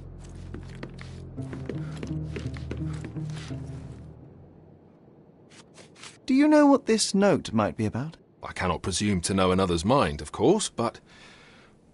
I think Mr. and Mrs. Capello have been having some familial difficulties, probably due to their lack of children. One of my oldest friends helps couples with their relationship troubles, and he always says... You don't have to continue. Oh, well, he says that to me as well, but I'm perfectly happy to. No, I insist. I know of it, but forgot. Do you know anything about these entries? No, but Mr. Capello is so well organised. I use a different method. Very popular among the Buddhist monks. You create an attic in your mind and... I'm familiar. Keep it tidy, put only necessary information in, remove unnecessary information regularly. What? No, it's called an attic. You just stuff it with everything. You never know what might prove helpful someday. That is profoundly upsetting. Do you know whose keys these are? Probably Mr. Capello's. Police took him so suddenly. I have the same set, but it's more efficient. Has fewer keys. So you don't have access to the entire office? No. Only Mr. and Mrs. Capello have the key to the back door.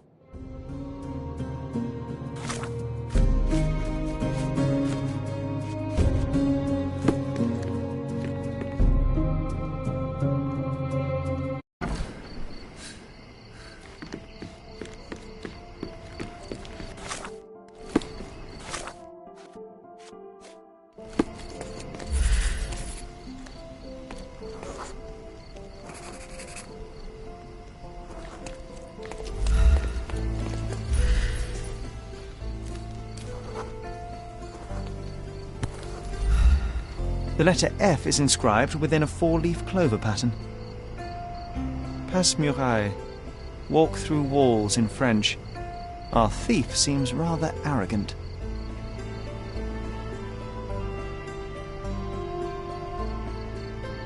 A comprehensive set of lockpicks, recently cleaned with no fresh scratches.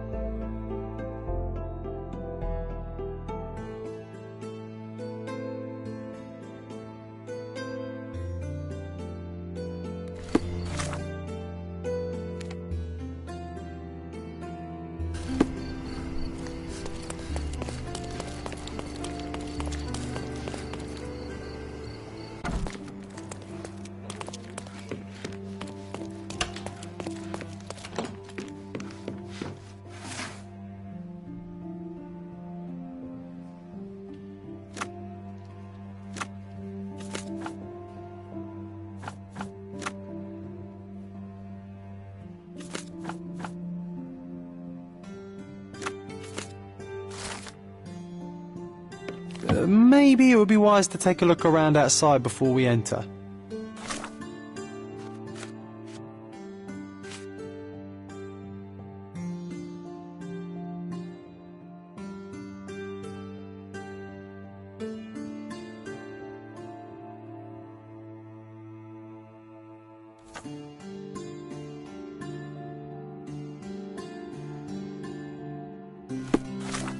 Just a thought.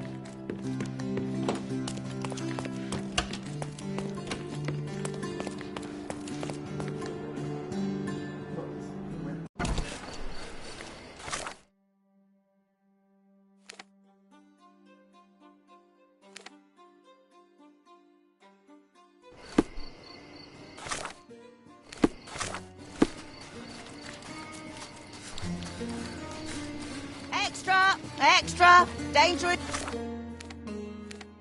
the deep. Officer Ackley in charge of investigating sailor's death.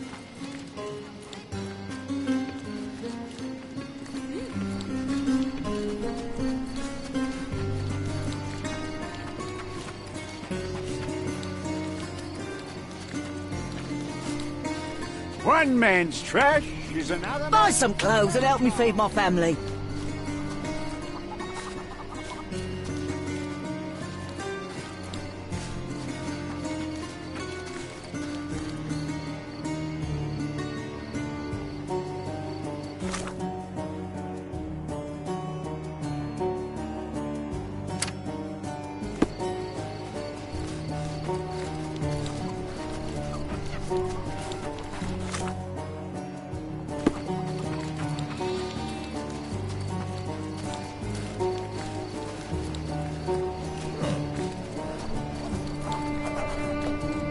Other gangs are planning it.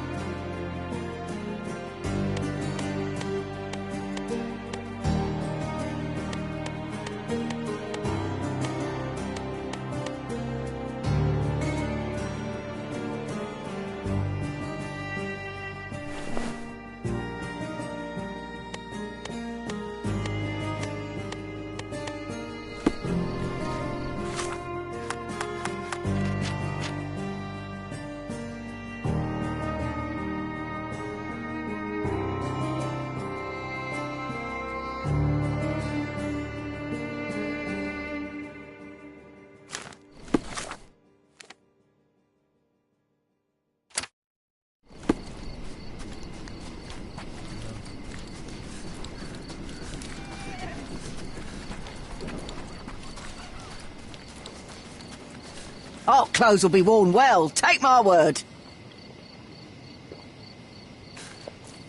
The best the flea markets can offer.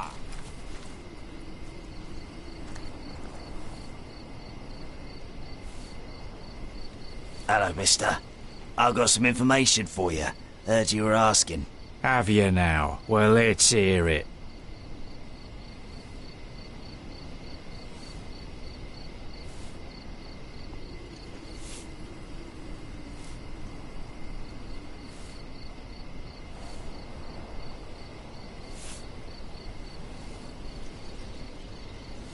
So the bandits, right?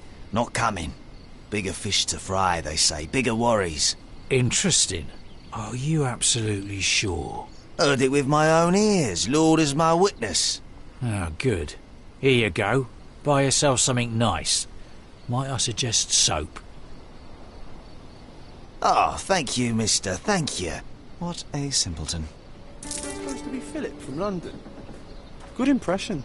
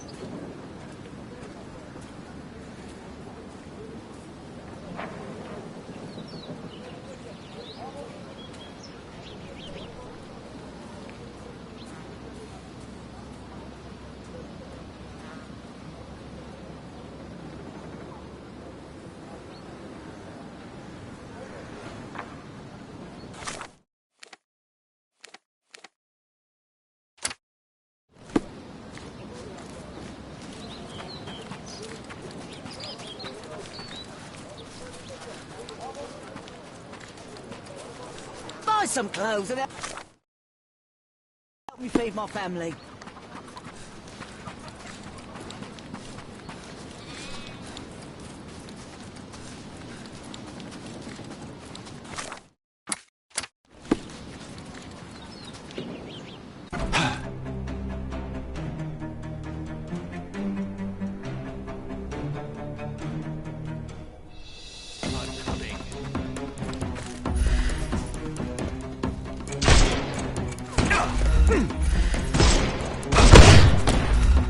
Lead! Take a rest, my friend.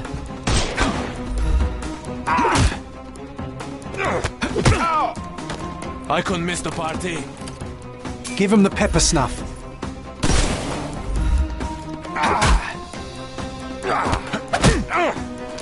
Don't bother moving.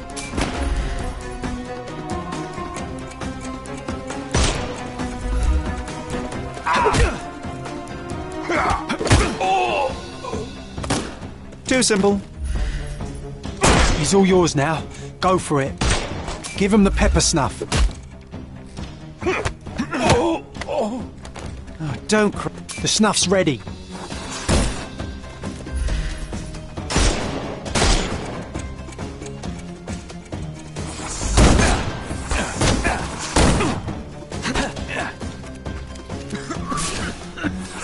I couldn't miss the party. Too simple.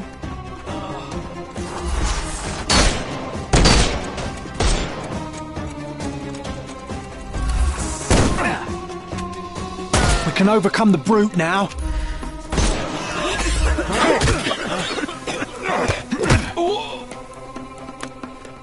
Don't cry, you'll live. Give him the pepper snuff.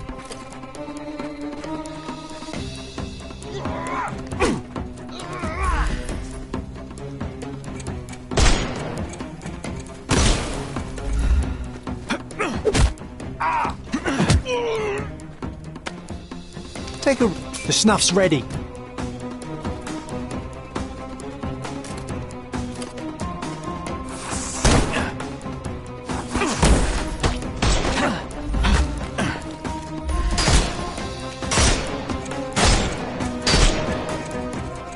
I thought we were against murder.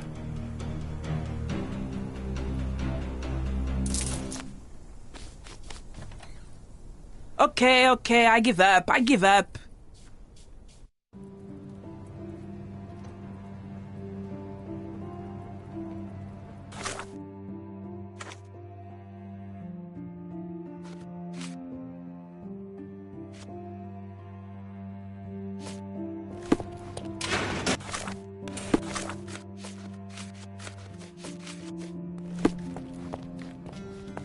And here we are, Miss Sevigny. A place where we can talk about all your recent activities. We have a nice profile on you, you know. What are you talking about? I didn't do anything. Is there nothing you didn't do, Miss Sevigny? Thieve for the gang, break into the Armor Capello office, kill Niccolo Detti? What? Kill? I didn't kill nobody. No, How? So you admit the rest. I suppose you won't mind explaining some things to me then.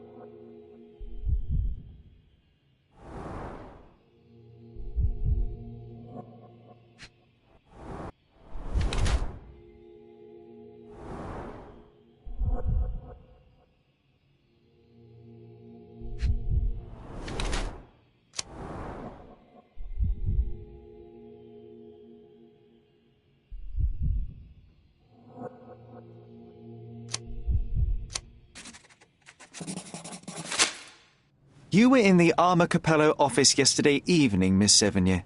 The same place that Niccolo Detti was found dead today. What happened? How would you know? You can't prove anything? It's written all over you, Miss Sevigny. I presume you did not intend your evening to end with a fall over the railing and a fracas with felines? Need I continue? Zut alors! It was just a job, nothing else. I was asked to come. Here, see for yourself. I don't know who hired me, but I think they wanted to pin the crime on me. Poor Niccolo.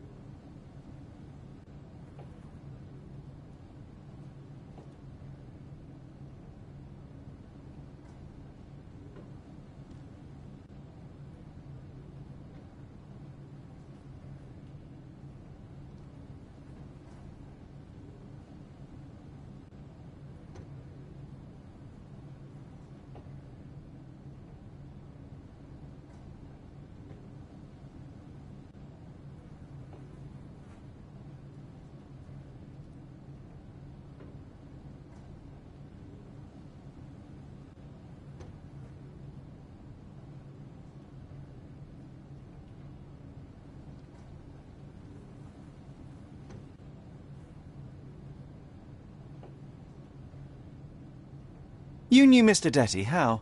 Niccolo and I grew up together. I hadn't seen him in years, then ran into him on the street, smiling with some lovely lady on his arm.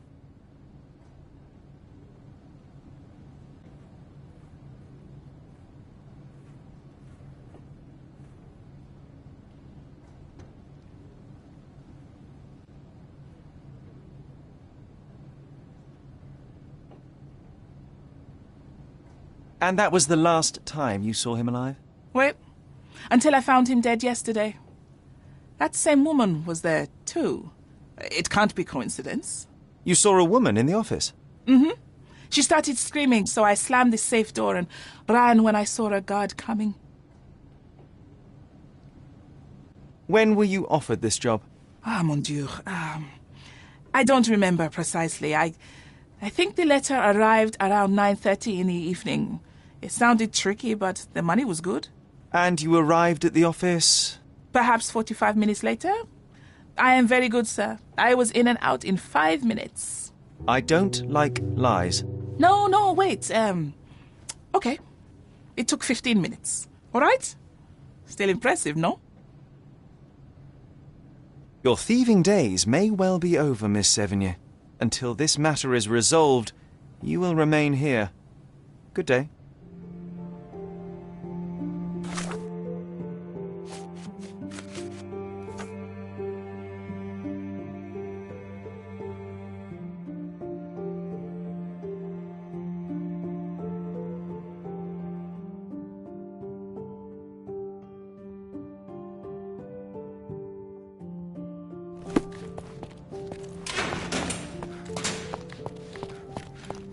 Oh, what a long day.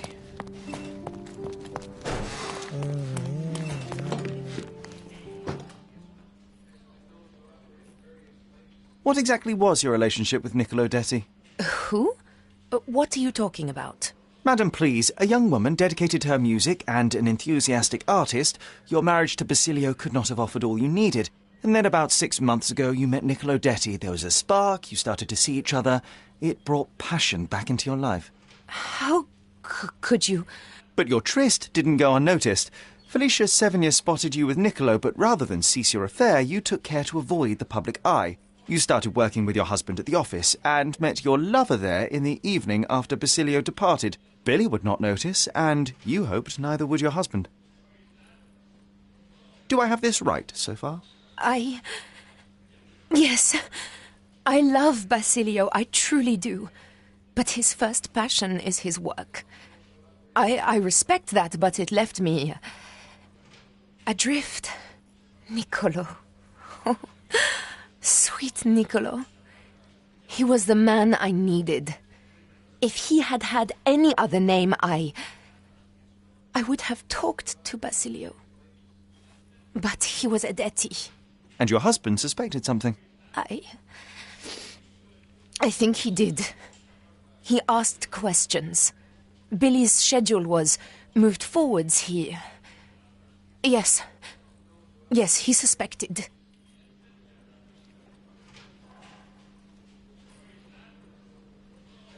And thus we arrive at the heart of the matter. How did Mr. Detty end up deceased in the safe? I do not know. Madam? I don't know anything about his death. Are you sure this is how you wish to proceed? It is the truth. Please, just leave me be.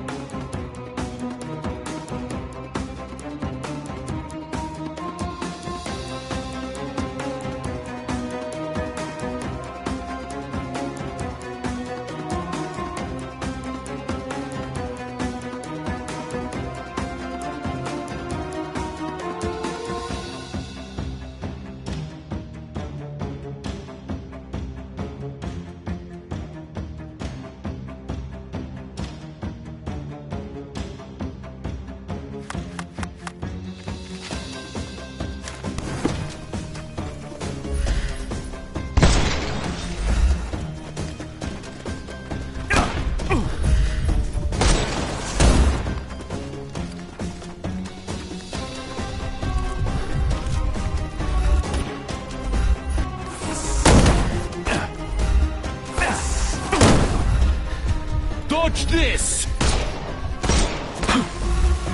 I will end you!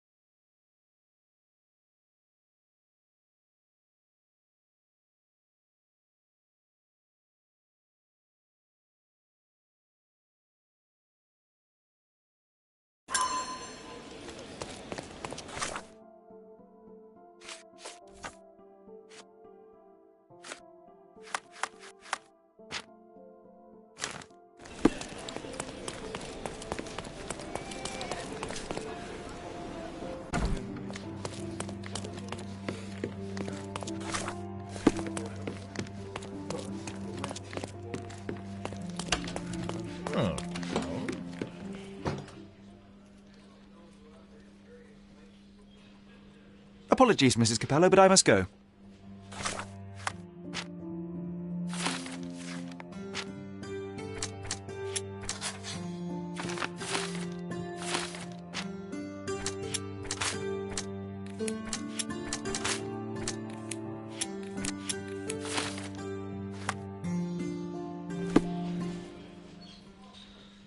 Apologies, Mrs. Capello, but I must go.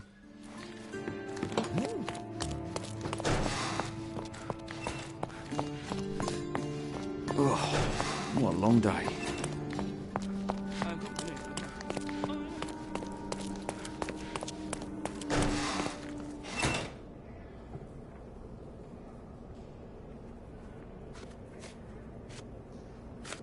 Another question? I'm afraid I have nothing to add to this. I'm afraid I have nothing to add to this. Another question? Not much to say. I'm sorry. How long have you known your wife, Mr. Capello? How is that relevant, young man? Please, I need a complete picture of all the parties involved. Consider, perhaps, the possibility that the burglar was targeting your wife. It seems unlikely, though if a Detti was out to threaten my wife... We met 7 years ago. Augusta was a harpist with an Italian orchestra. The passion in her eyes back then. I am glad she still has some of it now. And you and your wife get along well? I love her most dearly, and I know Augusta loves me. I fear someday she may be bored at work, but I try to give her all she wants.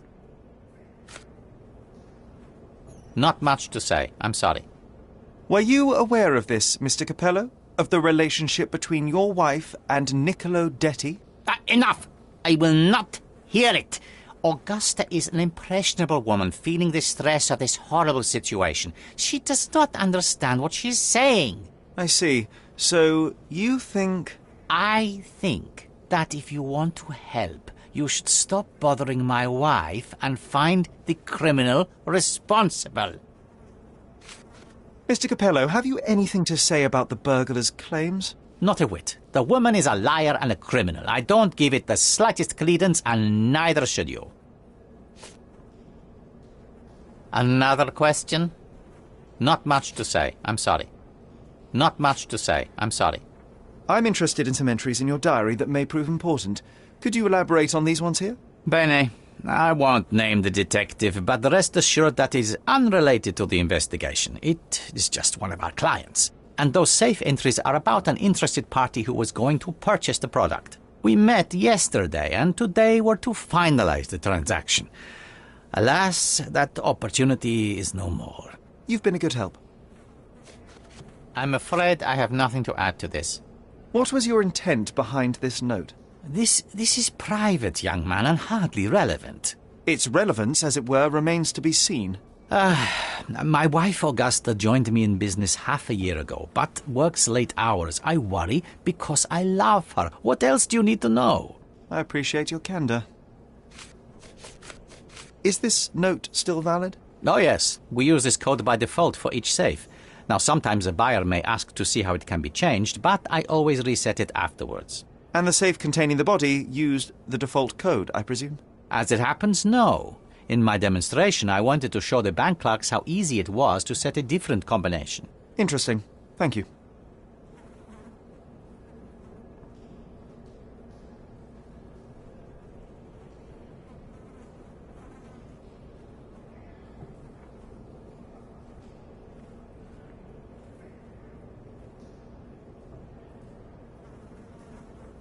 I will return.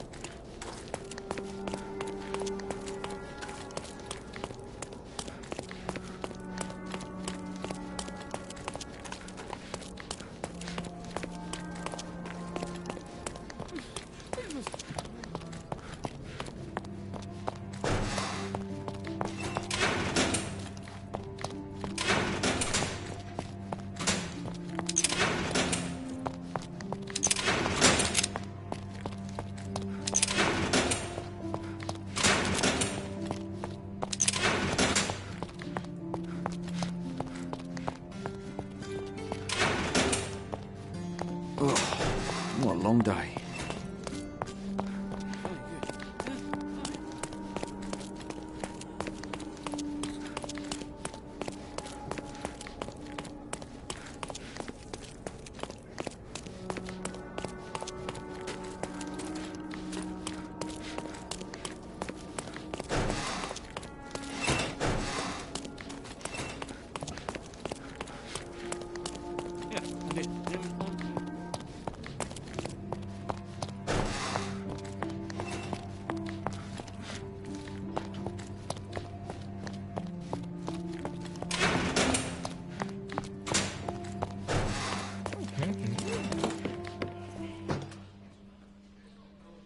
It is a shame it has come to this, but it is patently obvious that you are responsible for Niccolo Detti's death. How dare you?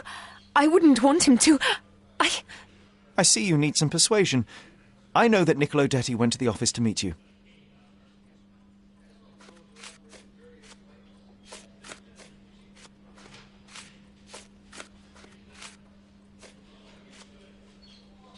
It was a midnight tryst. Niccolo would visit the office once Basilio left, but this time he returned. So you hid Niccolo in the safe. A foolish move. I didn't know the code had changed. It was the only choice. I couldn't let him be found. I loved him. Really? You could have saved his life by simply speaking with your husband, but you sought to free him another way.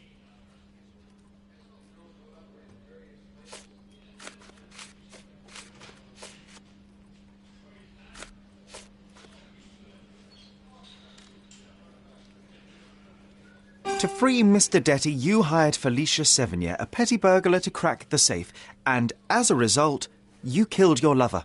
No, It's because the combination had changed. It is not my fault. You are splitting hairs, Mrs. Capello. The fact remains you chose to risk Niccolo's life rather than call your husband. And I know why.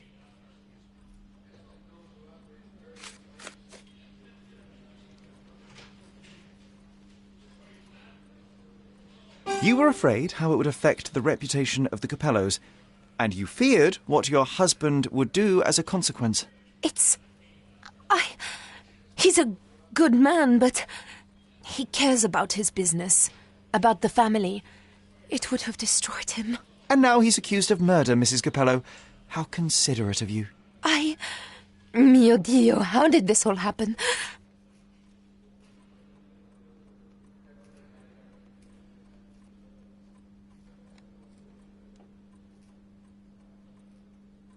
Mrs. Capello, there is a way out of this mess. When the inspector arrives, tell him very little, insist you were with your husband and that he is innocent. But afterwards, you must tell Basilio about Niccolo. You wronged your husband. He deserves the truth. Perhaps. Yes, I believe you are right. Please give me some time to prepare myself. And thank you. Goodbye, madam. I'm behind you with this one. Some people deserve a second chance.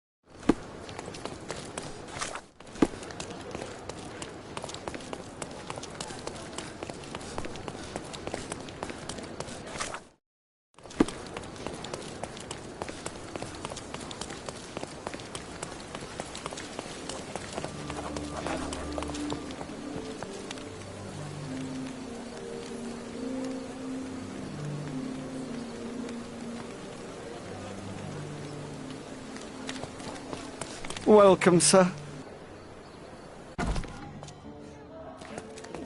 Enjoy the evening, sir.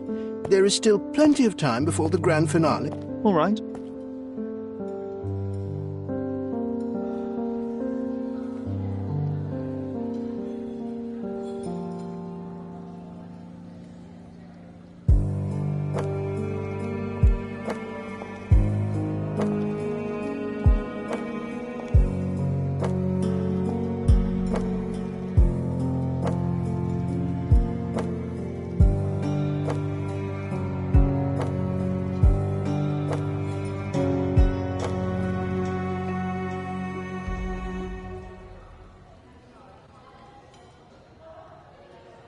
What if I write an article about these people here?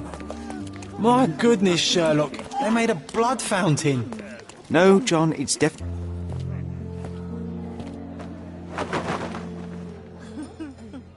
Sherlock! Friend! I wasn't sure you'd come.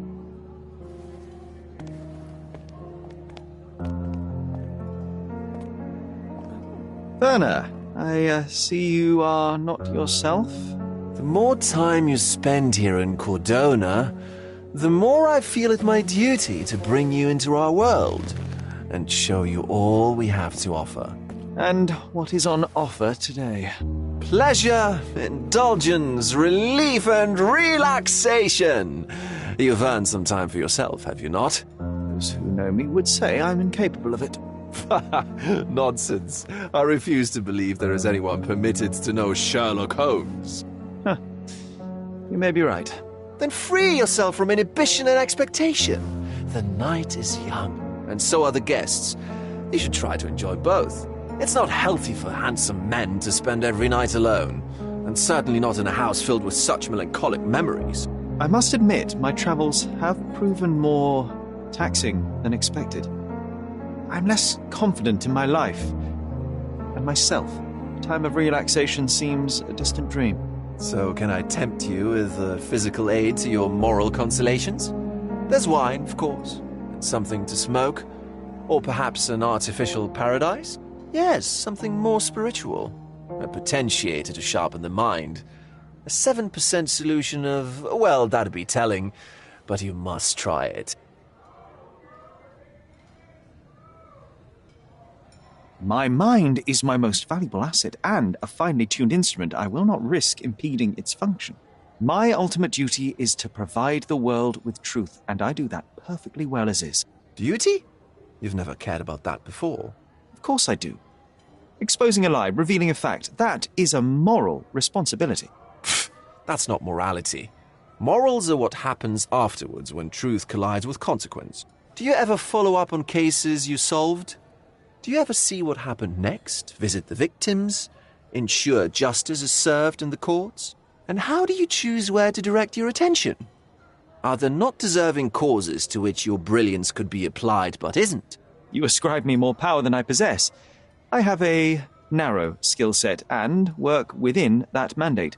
What occurs afterward is irrelevant. With every action or inaction, you place a finger on the scales of morality. Many in the city would see you as abdicating your responsibility. I haven't. Not me, of course. Morality is subjective, just like truth. There is little to be gained from indulging in it, and far better things to indulge in.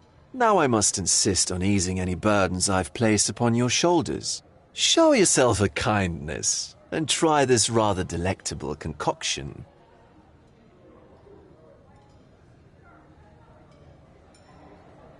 If this solution truly does assist with thinking, then perhaps it would be puerile to overlook an opportunity to study it.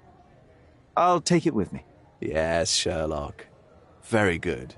And now, our evening begins in earnest. I just remembered. I'm sorry, Sherlock. My mind's delightfully impaired. Please take this key. It opens the altar room, past the library. Pardon? Altar room?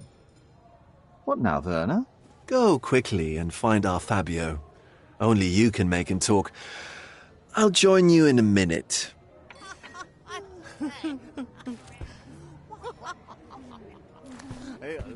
Let Fabio speak for himself.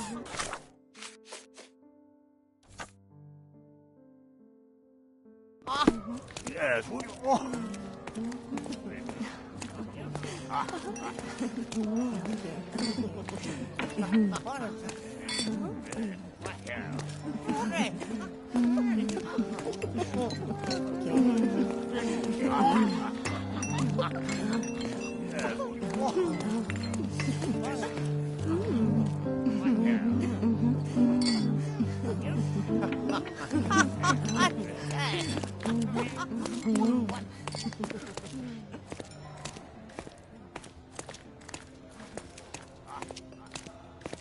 Nancho's had to enforce the mask.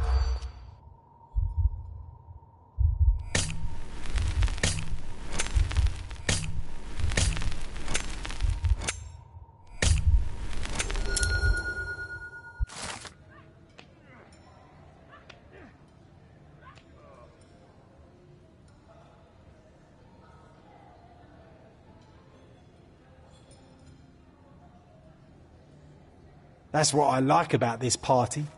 Bring me more dirt, Sherry. One more piece, and I can expose these base hedonists.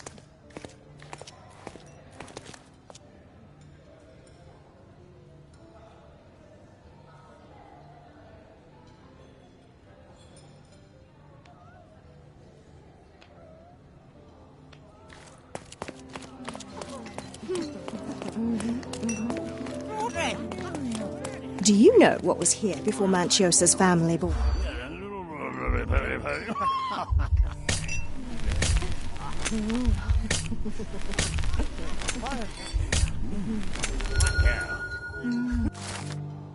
I'll pin them down with this scoop. Thank you, Sherlock.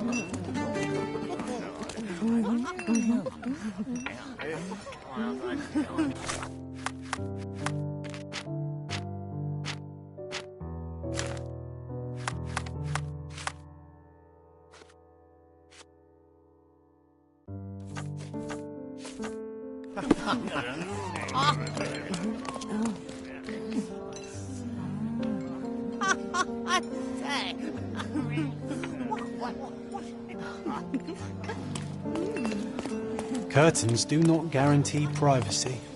And you still need a crack, despite being a...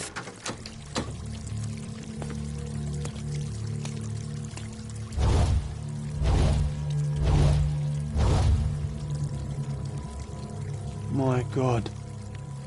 Was he here this whole time?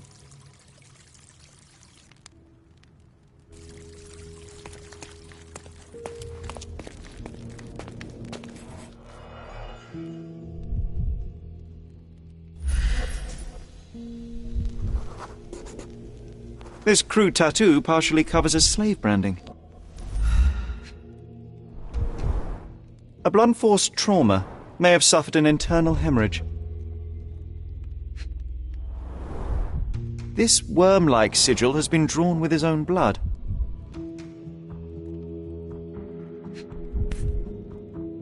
This golden handle has a bloodstain on it. The dagger is heavy and sharp, but lacks balance.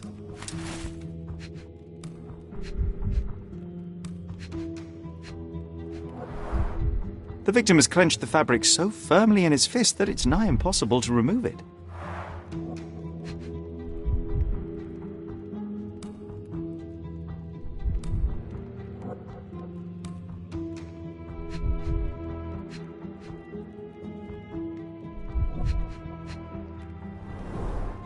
The wound is deep. A precise strike reached the heart. He died right here.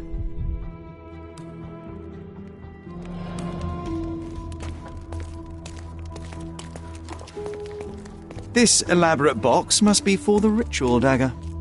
The herbs here are Salvia divinorum. They have a slight hallucinogenic effect to emphasize the ceremony. This oil has a slight aroma of flowers and olive. This oil has a slight aroma of flowers and olive. This oil has a slight aroma of flowers and olive. This one looks like a twisted symbol of Venus, drawn in a hurry. The sign reminds me of the astrological symbol for Mars.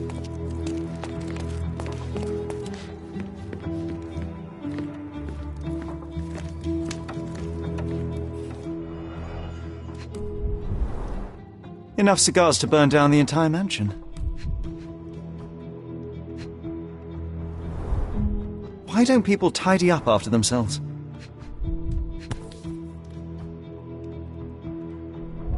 Blood.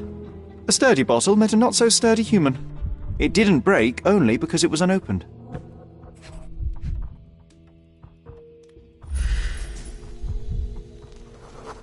An open wound spoiled the carpet.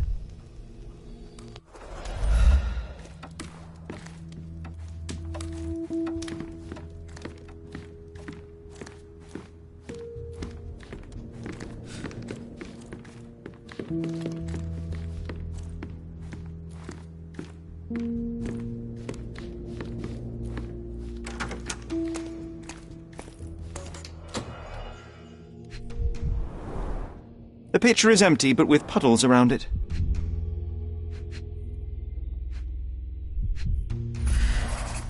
Blood clots are adhered to the sides of the drain.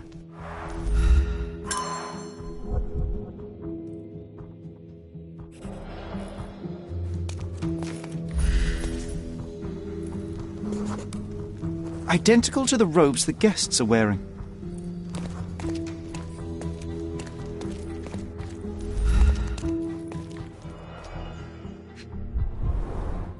This is a different ritual.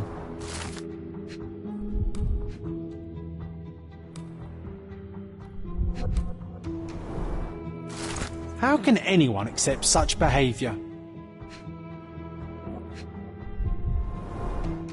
A useful tool for a disguise arsenal.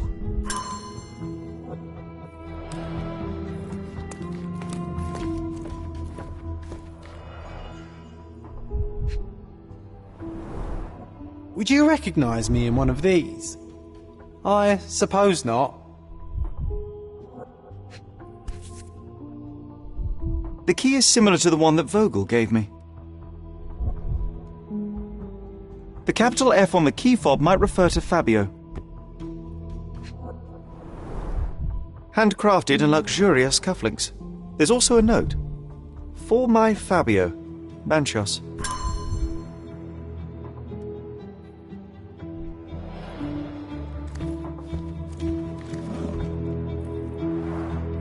Similar to the guests' robes, apart from the bloodstains.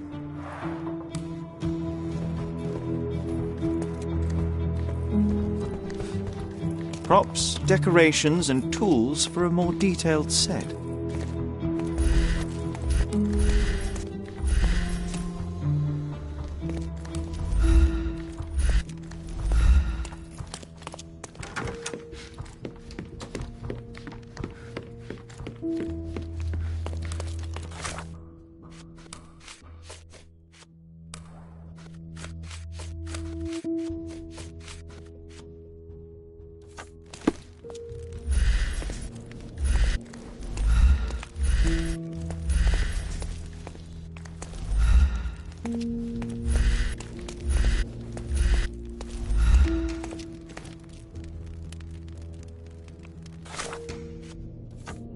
Werner, care to explain what is going on here? On nights like these, it's not unusual for some attendees to get a little exuberant. It's part of the appeal. Unfortunately, it appears things have gotten out of hand. Yes, some are more prone to bend the rules of morality. That's murder. I doubt there's anything left to bend. Why did you not tell me immediately? We were chatting about trivial matters for some time. If I'm completely honest, Sherlock, I've consumed a rather potent cocktail of substances. My attention slips and drifts. But I'm glad I thought to call for you. You sent me a disguise. Oh dear, did I? Well, since I found the body, Mr. Manchios has agreed that you can investigate the matter. I promise my mind will behave itself going forward. All right. Pull yourself together, Werner.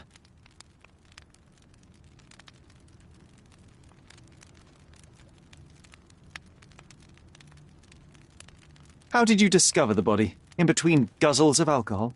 I was set to perform in a fecundity rite with Fabio and came to inquire further. It was a staged ritual where he was to play the principle of life. And the rehearsal was unsuccessful? Who knows? I found him alone on the altar, his blood dripping to the floor. And then? Then I called Mr. Manchios. He was panicking, so I told him about you. We left the room and locked the door. Then we were...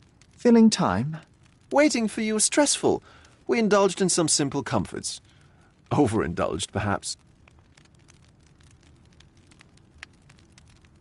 Were you well acquainted with Fabio, the victim? Everyone knew Fabio, or wanted to. His beauty was the talk of the island.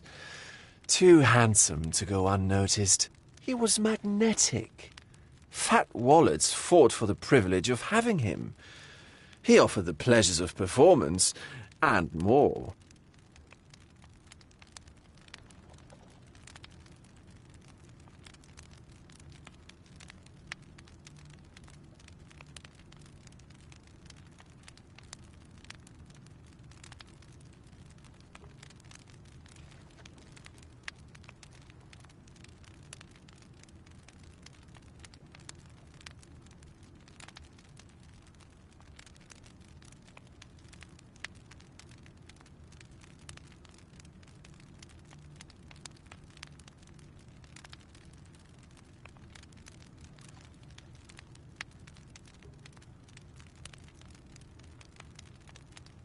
When you discovered the body, was the door open?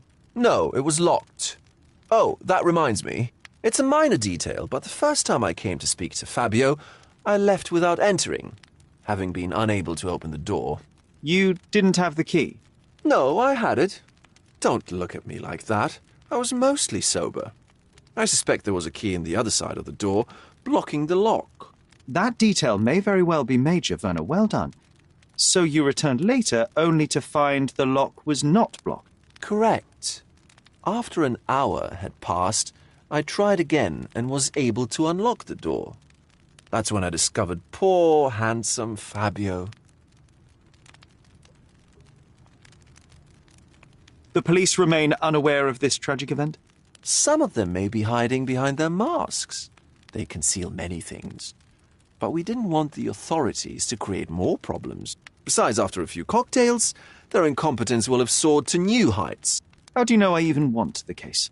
I promised you relaxation. If there's one thing I know about you, Sherlock, it's that nothing soothes you more than a good mystery.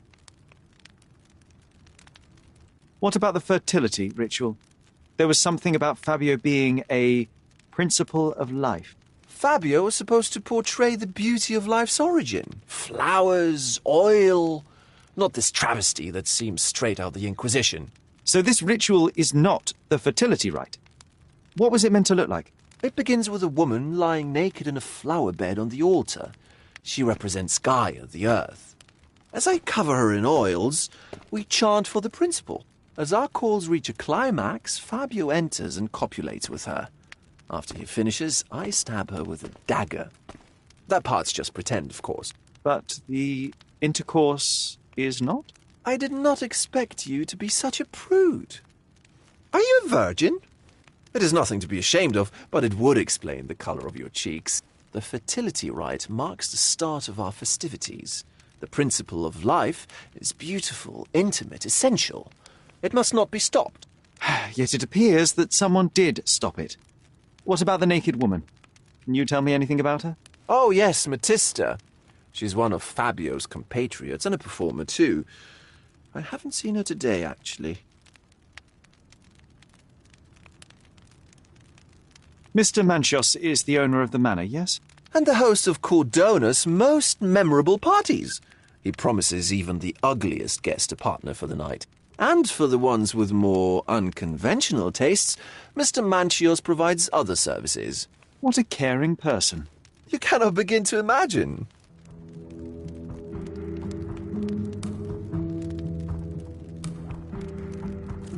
You've got a lot to do, Sherlock.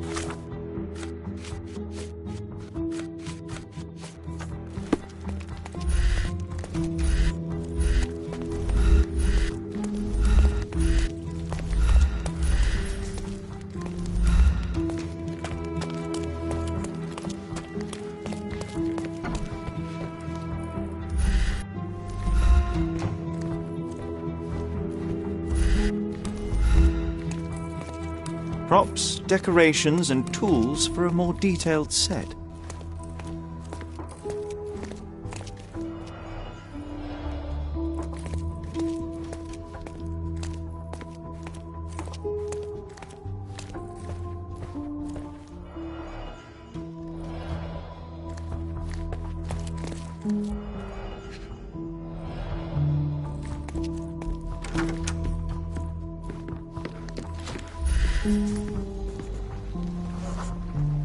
A person leaned against the doorframe. They left a smudged trail of blood. A bloody handprint on an armchair. The wounded person was here for some time. There appeared to be no further traces leading to the altar. So, Sherry, do you have any ideas about the case? Perhaps. I think I can deduce what happened here.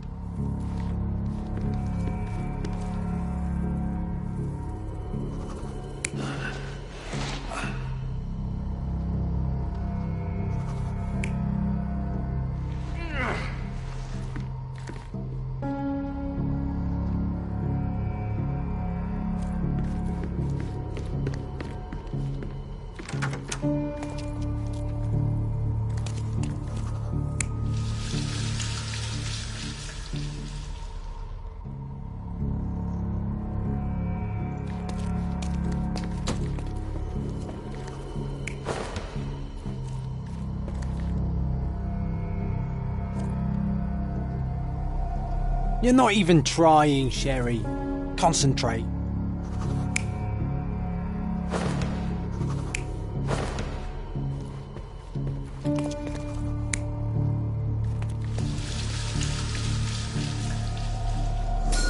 The bottle was used as a weapon during a scuffle in the smoking lounge. Then, to ensure no one would interrupt, the murderer locked the door. The unconscious body of the victim was moved to the altar room. Once the body was on the altar, the murderer thrust the dagger into the victim's heart. Symbols were drawn with the blood. The wardrobe was used to hide the bloodied robe from anyone's eyes.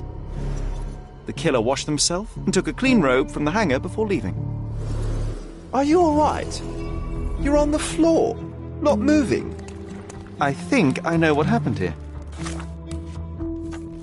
I'm starting to put the pieces together. Fabio was stabbed. I see nothing gets past you, Werner. Yes, he was stabbed, but only after being knocked out in the next room and placed here. I do not yet know why. So, who's responsible? Well, it was one person working alone, and the murderer has now donned a robe. He or she could be hiding in plain sight. We have lost time, Werner, but your discretion may prove to be a benediction after all.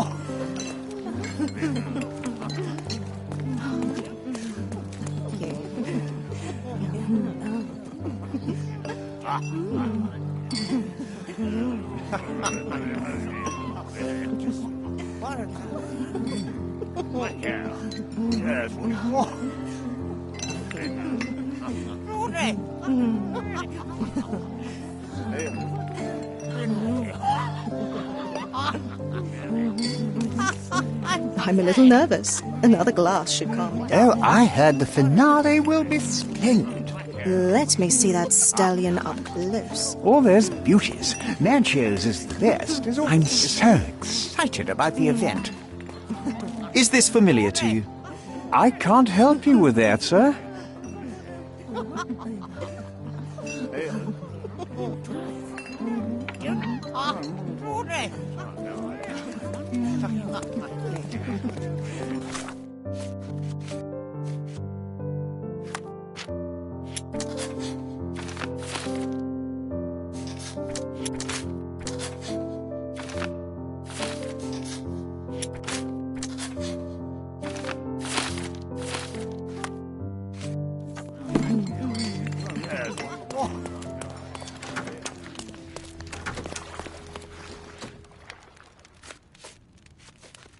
The murderer had to have access to this room. After the crime, he used his own key to lock the door. So, who had the key to the altar room? I'm not sure. As a special guest, I was provided one by Mr. Manchios. He should be able to tell you of any others. Where can I find him? Most likely in the main hall, entertaining his guests. He has a mask with golden stars. You can't miss him. But please be discreet. We don't want to risk disturbing the revelry.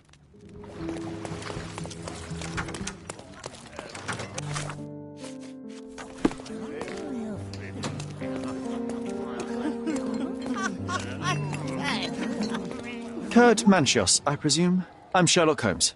Oh, you must be the one Werner told me about. What a sweet voice you have. It must belong to a handsome young man. Can I call you Sherlock? As you wish, Mr. Manchios. Mr. Vogel asked me to help you. The body in the altar room requires answers, and quickly. I suspect the murderer to still be here. What? Lower your voice. I don't want anyone to hear us. I need to find all those who had the key to the altar room. As far as I know, Mr. Vogel, Fabio, and you had access to it. Is that correct? That is correct, yes. Also, Matista and Santos. Santos? Who is that? Santos Pinchetti, my major domo. In his opinion, at least. I'd like to speak to Mr. Pinchetti and Matista. Do you have somewhere I might have a private conversation with them? Of course, of course. Let me think. Matista is entertaining the guests somewhere, and Santos... Oh, yes. He will be busy with the servants. Or the cook. What's that noise? What's going on? Freeze, filth. You're under arrest.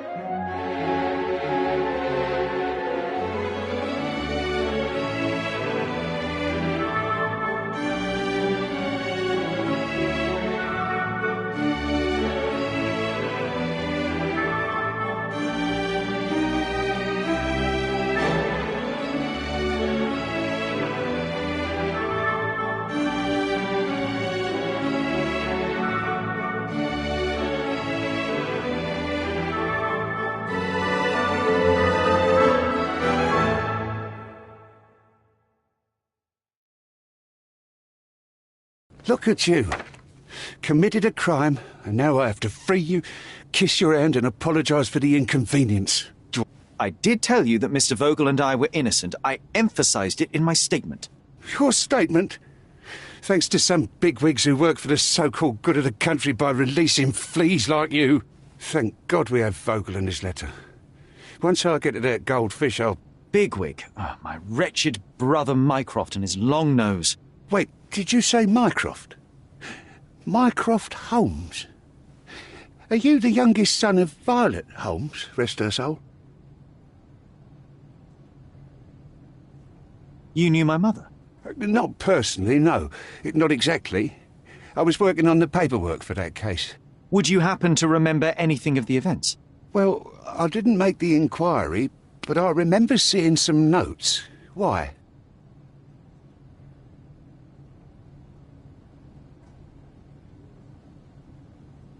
You must help me. It would mean a great deal to me if you could find any information about that day. Huh. Got you hooked, right? You know what?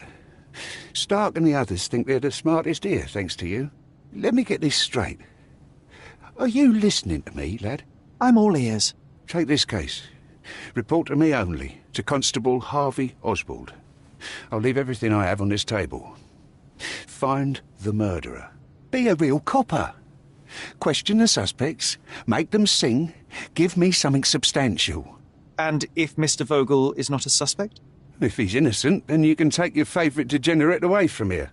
If you slip or mess with the evidence, then trust me, your brother won't save you from my bludgeon. Meanwhile, I'll be checking the archive for you. If anybody asks, then you're a consulting detective. Let's make a start then, partner. I'm glad we managed to get the scoop before the raid.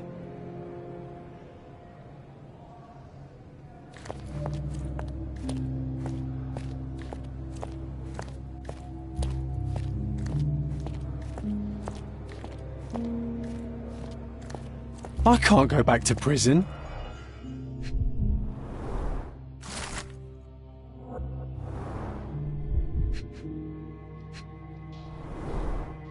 Back on track to solve the case.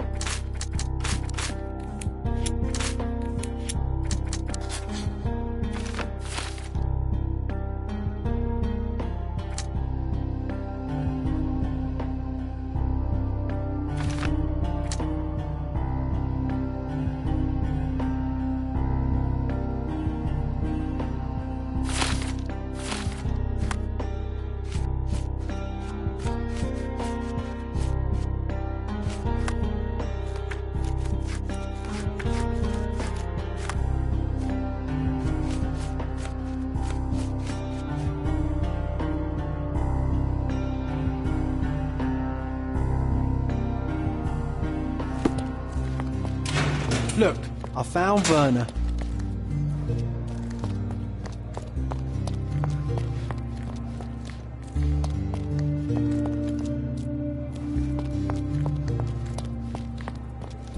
Werner, are you all right? Oh, yes. Everything's fine. In fact, it's something of a family reunion. My brother spent quite some time in this place himself. You should not be here. I told the police everything I knew, but they refused to let you go. They require proof to free you. Ha! What did you expect? The mighty Sherlock Holmes swans in, tells the officers what to think, and the world obeys? Of course not. Anyway, I struck a deal with the constable, and I've got a free hand in the investigation. I find proof to solve the case for him. He obtains files about my mother's death for me. Well done. If one has the power or will and can act, then one must. I wonder, suppose you couldn't get the proof to your truth. Would you tell a lie to the guard that enabled my freedom, knowing my innocence? Would that not be just?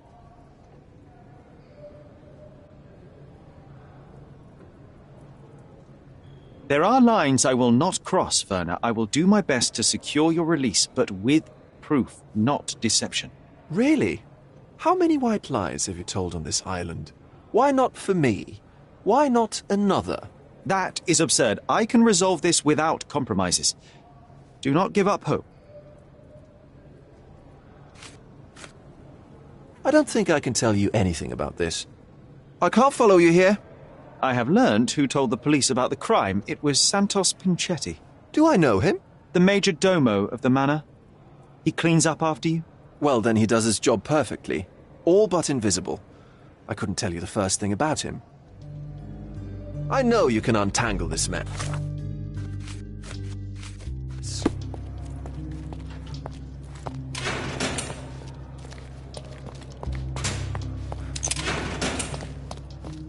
I'm Sherlock Holmes. I'm helping Constable Oswald. You are Matista, Fabio's friend. This body, yes, it's Matista. But it's a mere shell that will die someday. Just like Fabio.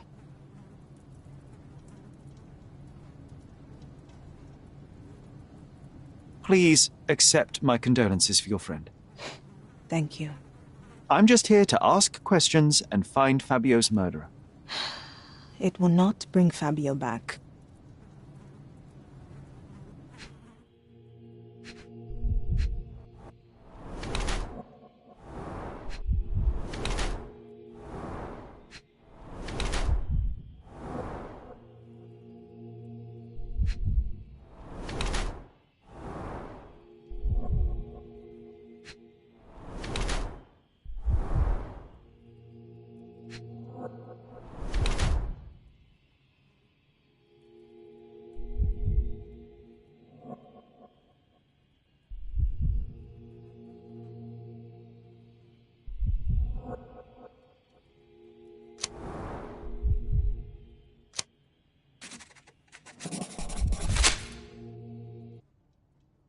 Fabio and yourself were slaves, am I correct? You have a similar branding on your body. Yes. It was a long time ago. Couldn't help but also notice fresh cuts upon your forearms. The cuts helped me to forget my past, to cover the old wounds and hide them. How did you escape? Something happened. One night the master fell down the stairs. I made him fall, and he died. We ran away that day. We managed to get on a ship and traveled here, to Gordona. Fabio and I started a new life here. It was very hard at first, but it became better with time. Until today. The bruises on your neck are not self-inflicted. Someone else made them. Some guests can't contain themselves. They even bite, sometimes. I know I can handle the news.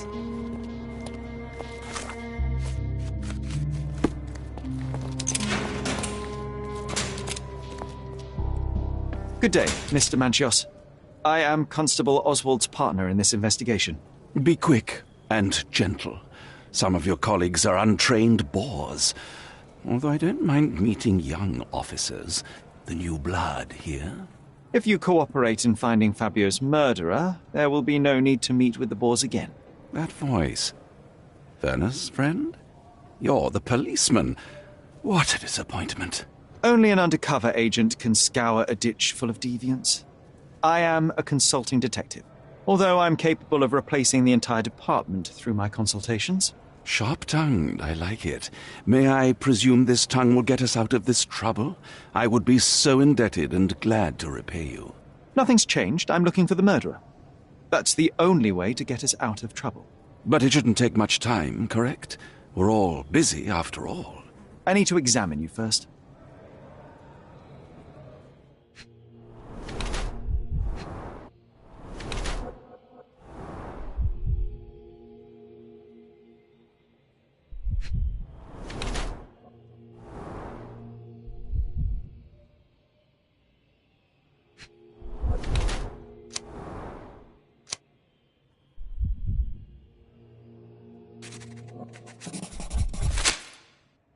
You are a little over the top with your use of makeup, Mr. Manchios. Is it so difficult for you to acknowledge your age? Well, Sherlock, that's easy for you to say to an old man when you look as though you are barely 15. But still, it shouldn't be an issue for someone of your status. For people of my age, it isn't an issue, no. But the younger ones can be so afraid of wrinkles and grey flecks. I have to adapt. Such a methodical man who cares for his body but misses the soap under his fingernails. Are you so impatient, or perhaps even impulsive? I wouldn't call myself that. Silly little details. If I missed it, it wasn't important. Or rather, it was less important than who or what I was focused on. What was Fabio like? His personality, his habits? Anything you can tell me? He was the brightest star of my parties. Young, magnetic, and full of energy. I don't even want to mention his beauty. Otherwise, I'll be sobbing. An expensive champion, I imagine. His performances were flawless. He deserved his payment. Do you think he was murdered because of money? Possibly. What about the other guests? Were they used to opening their wallets as well? I wouldn't restrict my guests from anything. I'm sure Fabio received a few coins from others for his services. Mr. Vogel told me a little about your parties, but I would like to know more directly from you. I'm all yours, Sherlock. You have me arrested and locked here with you alone. Why did you invite Mr. Vogel as your special guest? He's a pretty fellow. He's capable of surprising the public. He has a talent for saying words that no one else would wish to either say or hear. I suppose I can't argue with that. He is a free addition to the eccentricity of the party, which is fine by me, as long as it enhances my party. I'd like to know who you usually invite to your parties. Free minds who are able to leave reality for an evening, who can taste forbidden fruit without prejudice. There is nothing that quite spices up life like these parties, assuming one is old enough and has worked many years for the good of one's country. Oh, all true labourers, I see. I've no idea about that. That's not something I know much about. You'd better ask someone else. I've no idea about that. I've no idea about that. You'd better ask someone else. I've no idea about that. Do you have any idea who tipped off the police to raid your mansion, Mr. Manchios? Of course. It was you. I could even say you Sherlocked me in here. A good guess, but the wrong one. The fellow who did that was Mr. Pinchetti, your major domo. What? Santos? But how could he even know? If he's not the murderer himself. The ungrateful swine. He has dared to besmirch my reputation. Not a very eloquent choice of words. What should I call him then, since he's a snitch? Make him talk, Sherlock. I'm quite certain he knows more about the murder than he has told the police. That's not something I know much about. That's not something I know much about. I've no idea about that. That's not something I know much about. I've no idea about that. That's not something I know much about. That's not something I know much about. You bought an expensive pair of cufflinks for Fabio. Were they his price? Or were they a tip for an exclusive show? It was pure business. Fabio escorted me a few times. I was merely showing my gratitude. This pair cost a small fortune. You must be extremely grateful, then. Tell me more. You've thrust a knife in an exposed nerve, Sherlock. Yes, he was my protégé and my beacon also. With my experience and his beauty, we could have achieved anything. I had faith in him. I would have made him. I can't wrap my head around such a tragedy at my party.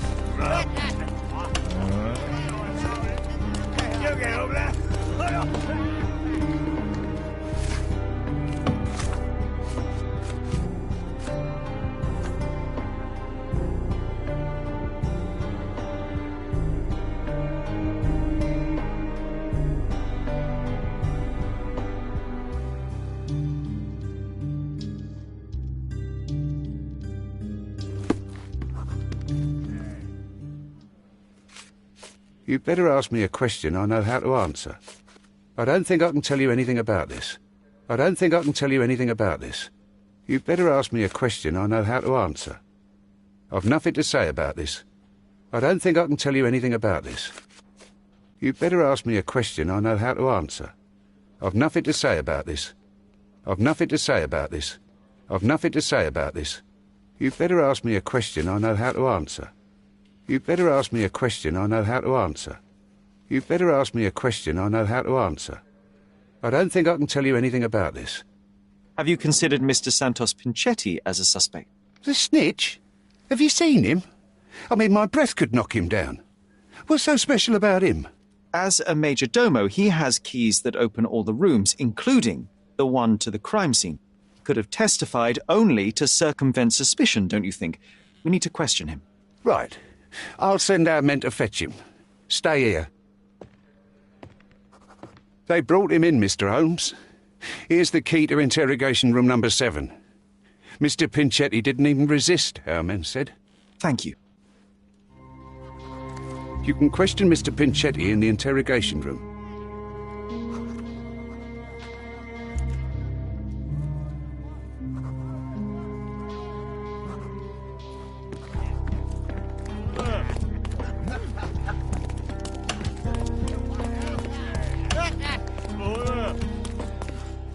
Good day. Your ticket, please, if you want me to help you.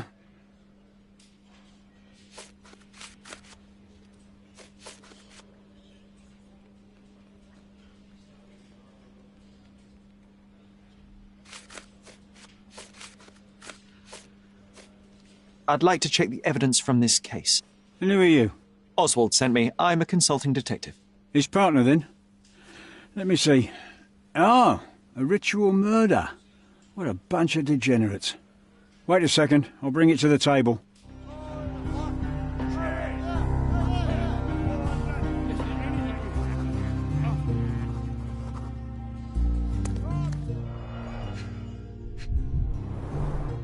A heavily perfumed handkerchief with the initials KM in the corner.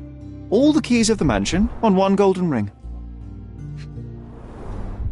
It's a miracle this ruby hasn't tempted anyone.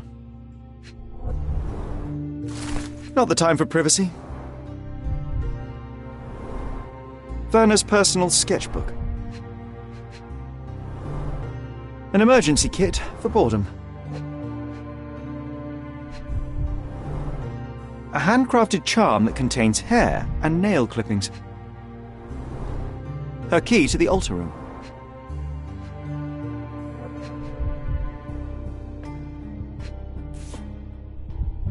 That's not for bedtime reading. This ex libris belongs to Manchios Library. The book describes a ritual similar to the one performed in the altar room. Thank you, officer.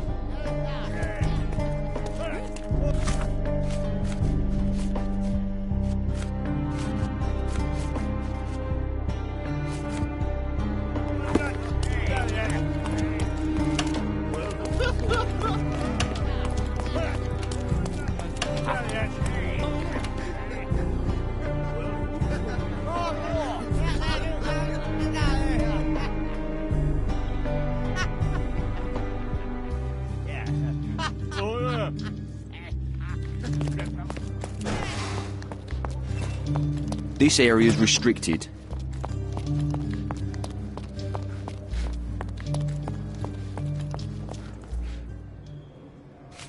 So, the police found a letter from Fabio in your pocket?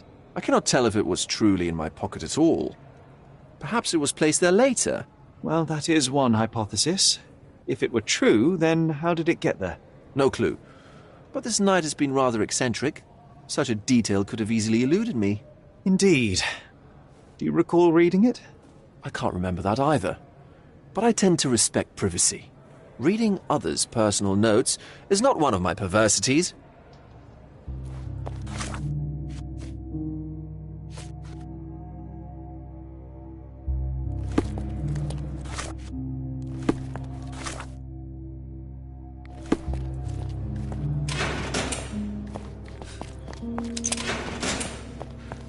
Mr. Pinchetti, A pleasure to meet you. I'm Sherlock Holmes. I'm helping Constable Oswald. I've already told him everything I know. I'm only a witness, sir. Everything's in my report. And I've read it. You forgot to mention that you hold the keys to the room where Fabio was found. I need only to find if the crime was intentional. But I need to return to my duties. I doubt the house will fall without you, Mr. Pinchetti. Just be still for a few seconds.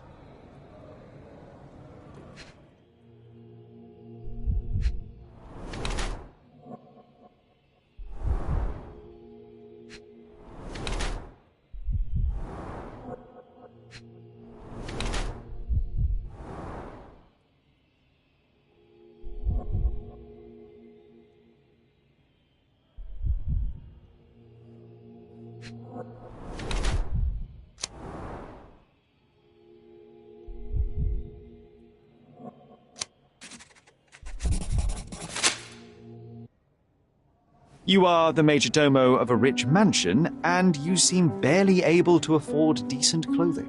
You hide, under heavy makeup, a skin disease that might be treated with more onerous but less harmful means. Do you have money troubles? I do not have a lot of means. The pay is below what you might expect. But you could easily change your job if your employer does not meet your elementary needs. One can change his employer, that is true. And the blood on your shoe, where does that come from? I don't actually know. Perhaps from a guest? Did you know Fabio? Not personally. He was a frequent guest, and cleaning the mess after his performances was tedious. Mr. Manchios always had a role for him, and mainly the leading one. The parties were always Fabio-centric. And Matista? Was she as popular as her partner? Don't tell her I said this, but I do not think so. Mr. Manchios hired her only because Fabio refused to work without her. Mr. Manchios used to see her as a worker. She was tasked with entertaining the guests, unlike Fabio, who could pick and choose. Please let me out.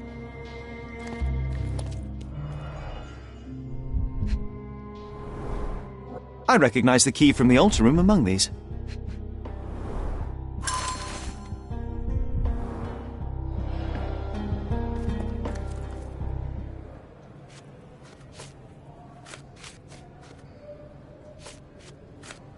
I can't help you.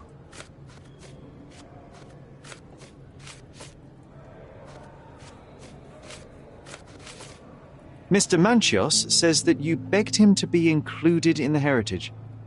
Isn't that a little extreme, even for a major domo? He's not only my employer, he's my uncle. And I'm his next of kin. The only one. Mr. Manchios flatly refuses to pay a family member. All I have to do is repay his so-called love, cleaning up the filth after perverts and decadents. He's imprisoned me. The best I can hope for is a new broom. That's why I wanted to have my part of the inheritance. Is it that bad? You have a roof above your head, a salary, and the status of a major domo. For God's sake. I'm forced to dye and stitch my threadbare clothes, and the holes in my shoes are painful. I'm ashamed every time a guest looks at me closely. Why do you think your uncle treats you this way? My mother, my uncle's sister, had me illegitimately. She died, and I was given the surname of one of the maids. But you are entitled to some of the money that belongs to your family. He thinks not. I was not responsible for my mother's death. I work hard, and he pays me nothing. I feed on the leftovers. While he wastes our estate's property on decadent parties, he paid Fabio handsomely and showered him with expensive gifts for their disgusting relationship.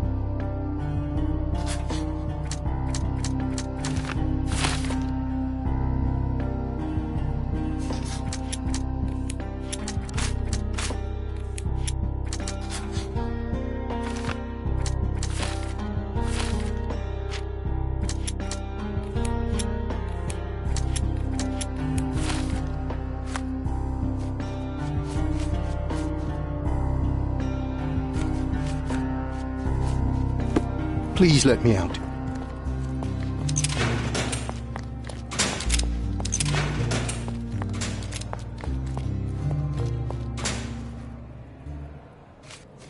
I have reason to believe that the intended recipient of the incriminating letter may have been Kurt Manchios. Well, that makes sense. Too bad I can't remember how I came to possess it.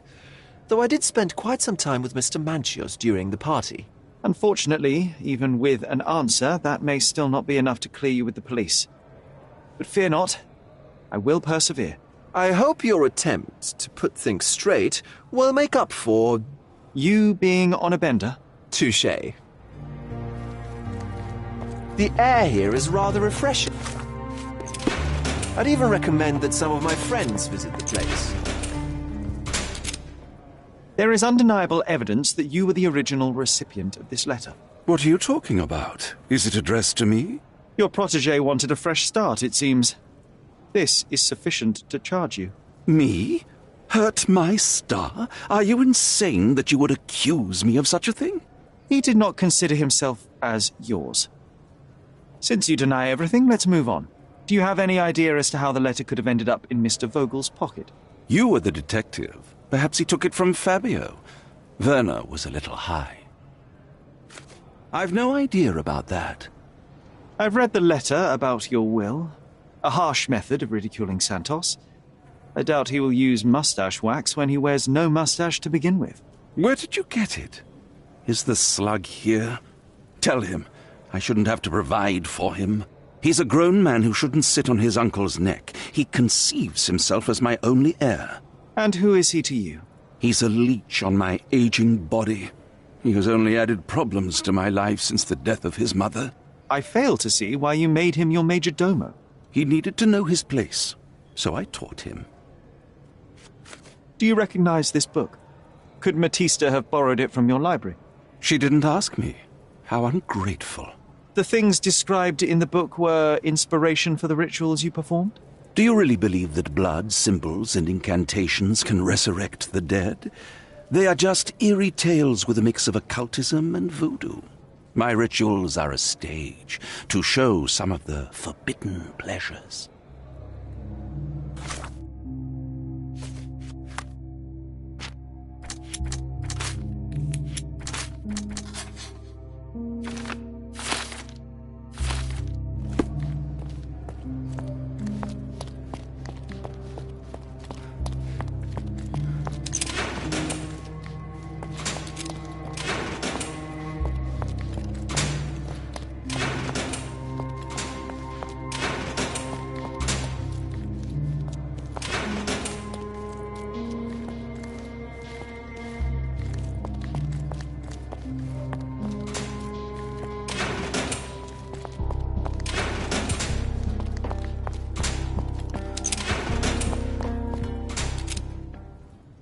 This book, The Power of Love, Blood and Mandrake, what do you hope to achieve? To learn more about the invisible strengths that govern us. Occultism is real.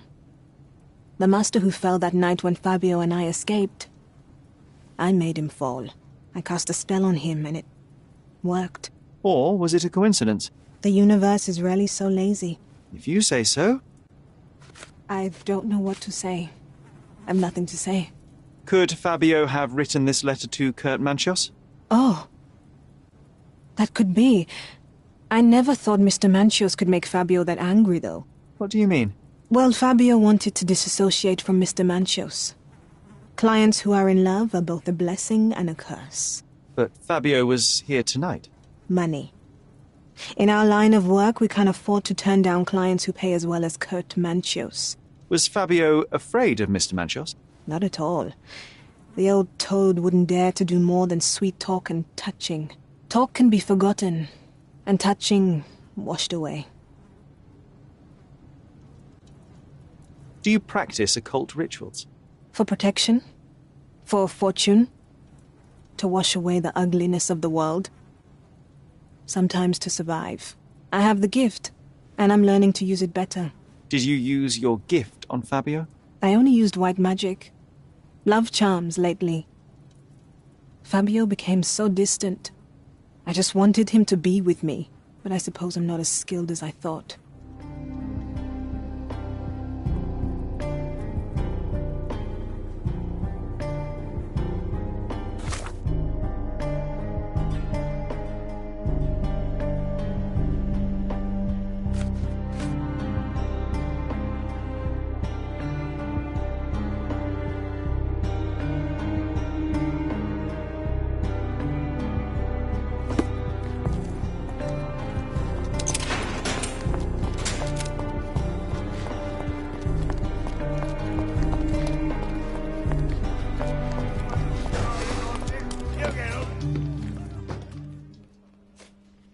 This letter proves nothing. Fabio wrote it to Mr. Manchios.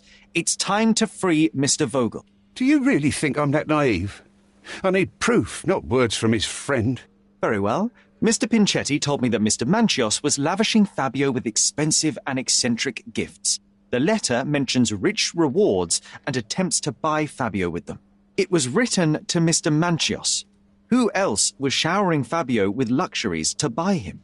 It doesn't fit Mr. Vogel's character. Look here. We had a deal. Give me the murderer and then take your friend with you. I won't budge otherwise. Well, fine, but you're just wasting time.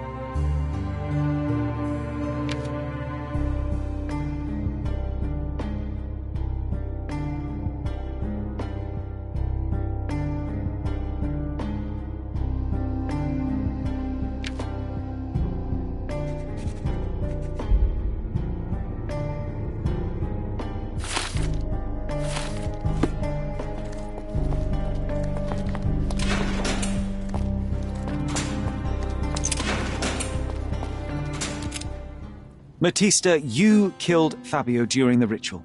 What? No! I could never.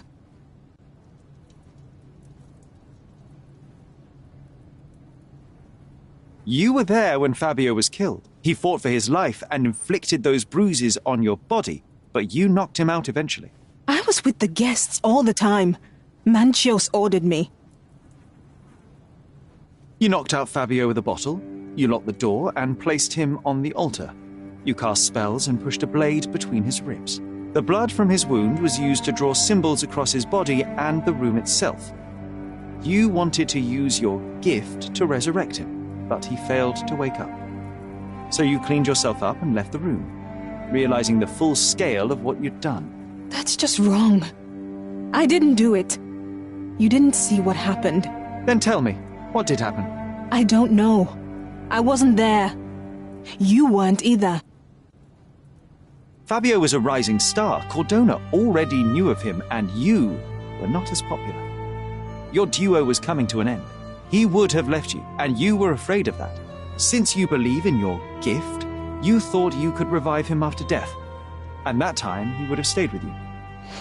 That is not true. I was afraid of him leaving me, but I would never have hurt him. Matista, you are a product of violence. You absorbed it in your childhood and have lived with it ever since. You know nothing of love, morality, or care. You are beyond any help. No judge would hesitate to hang you for what you did. If that's so, then I'm ready to leave my body and be finally free. It's you who will have to live with your disgraceful judgment.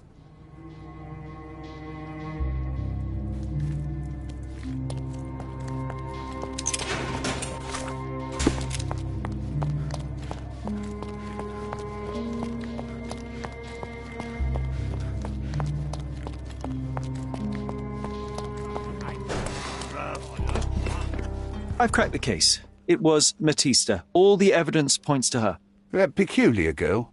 Not peculiar. A dangerous occultist. At some point, she would strike a dagger through the heart of her lover. Diabolical witch. I'll make sure we call for a priest to cleanse the interrogation room. You might retain the priest for her hanging. Order burning. To hell with her. My promotion is secured now, at least. As for my part, not everything was in place.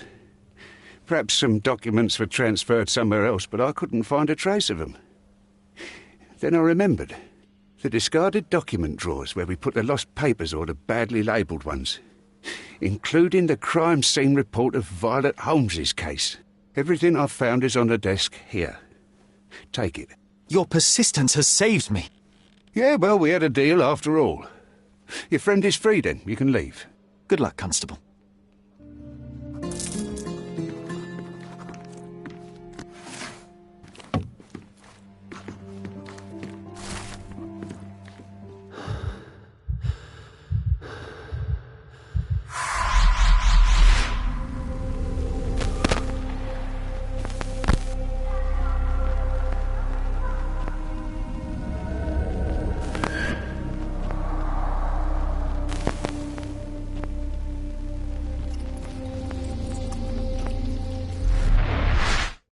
Garden.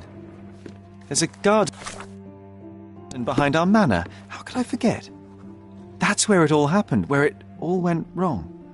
Sherry, it looks like you've almost found what you wanted.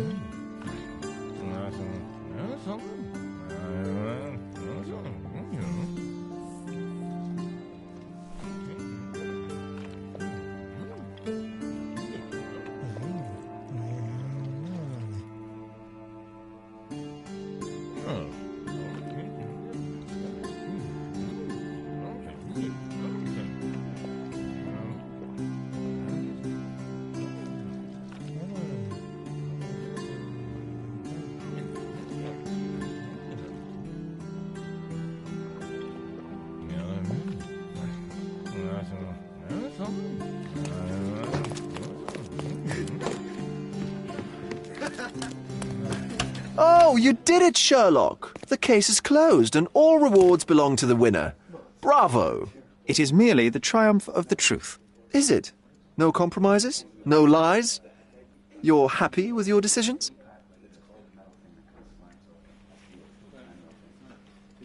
It was the best decision I could obtain. The truth must be told in the way it is most acceptable. You're making progress, Sherlock. I was right to believe in you. By the way, did you get that precious information about your mother? Oh, not that you must. Yes, I did. Forgive my intrusion in such a personal matter. I simply worry I'm failing to be of much help to you. Actually, you were. For some reason, all the archives on the case had disappeared. This was a rare opportunity to obtain the impossible. Outrageous. Perhaps someone found the truth unpleasant. Society usually rejects those who speak with too much honesty, doesn't it? A comfortable lie is often preferred to an uncomfortable truth. Still, I believe that the latter should prevail, and I cannot remain silent. That's quixotism at its best. Your mere truth cannot defeat institutions, systems, and power. etiquette, religion, marriage. They're all lies told to preserve connections, love, and sanity. And it's all corruptible. Lies destroy human dignity. How could you make a free decision without any knowledge of the truth? Are we really free to decide anything in this world, Sherlock?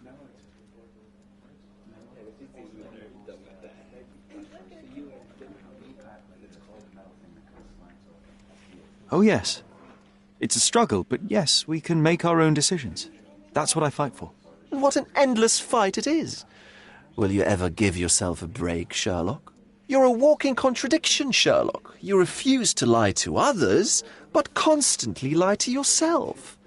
How long until the train comes off the track? I cannot look away, but perhaps I should take a few steps back. You're an accident waiting to happen, dear. Until then, I shall bid you adieu.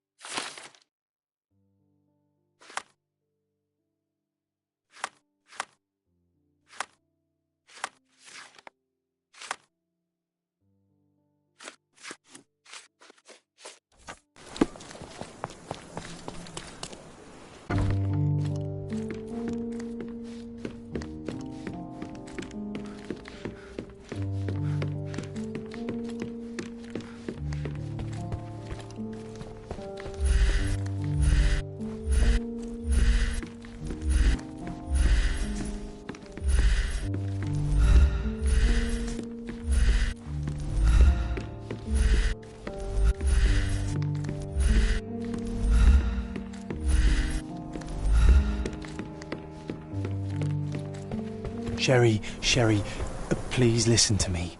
Sherry. John, I always listen to you. You don't have to do this. You don't have to go through. I don't know what is beyond this door, but I can feel it. Buzzing, angry, like a fly at the window. I know. I can sense it too. You locked away this memory for a reason. There is only pain here. Pain? And truth. You do not need to suffer either. There is so much more we can do on Cordona, so many others we can help. There is no coming back from this.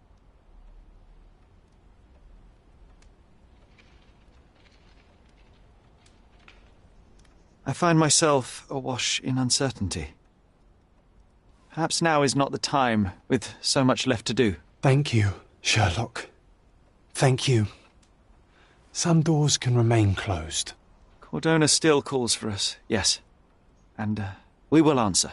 But know this, John. One way or another, we will find ourselves back in front of this door, unable to avoid the truth any longer.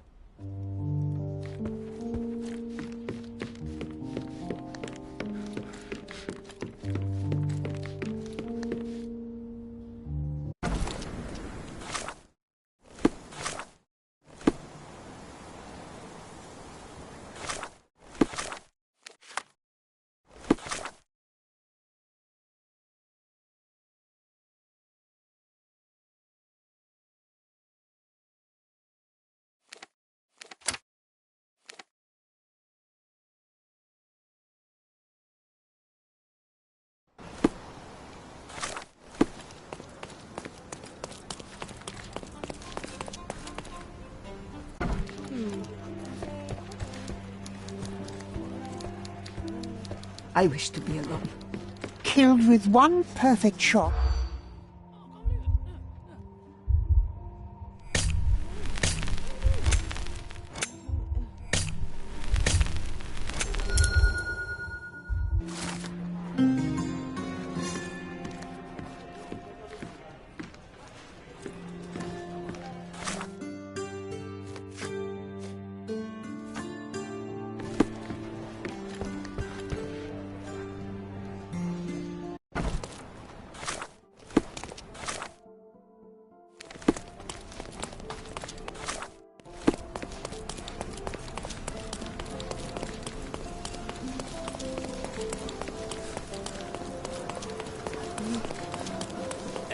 Extra!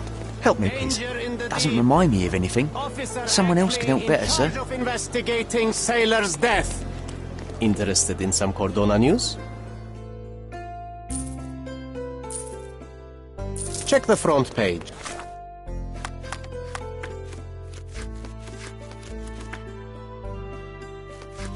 You won't regret it.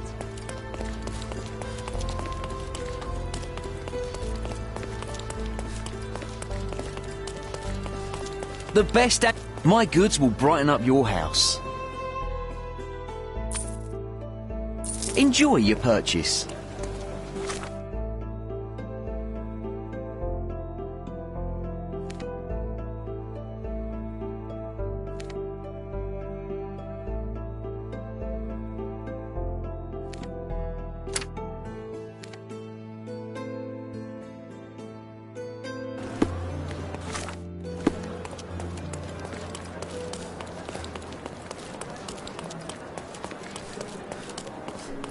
Come! Merhaba. It's a good day for a purchase. May your purchase bring you joy.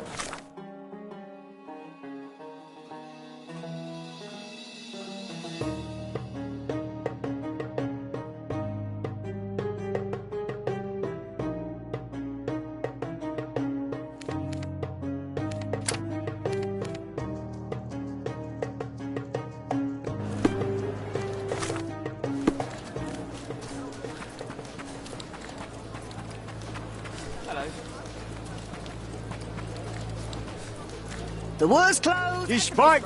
Take a look. Maybe something will catch your eye. I hope you like what you bought.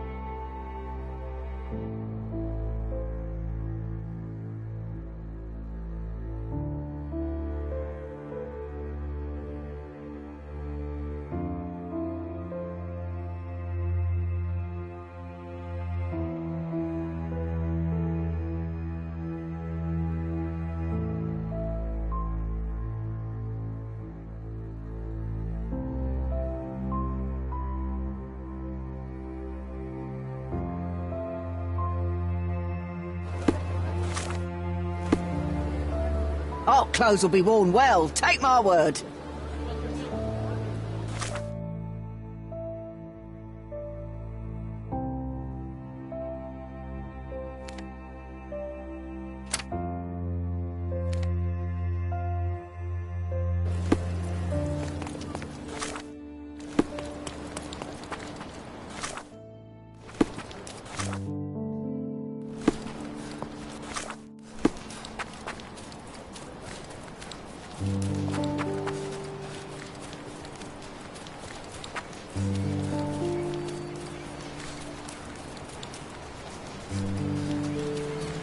Good day, sir.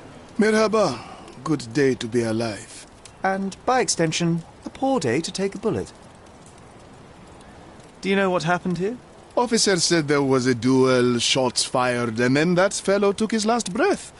Reminds me of last year. So the inspectors have been and gone? Of course. Police don't let an undertaker do his work before they finish theirs. You mentioned a previous incident. It was in the old city ruins. I remember the deceased was very rich. Front page news, very, very rich he was. But a coin makes a poor shield, as I always say. And who needs it when a view like this is free? Who died? Oh, no, mister. It is not my place to say. Not your place? Nonsense. As you say, he won't mind.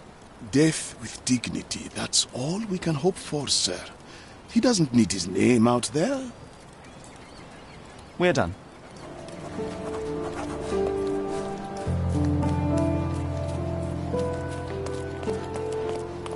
This man is no more. He's ceased to be. He's expired and gone to meet his maker. He's a stiff, bereft of life. The bullet He entered the rests heart in at an peace. You know angle, the rest. implying it was fired from an elevated position.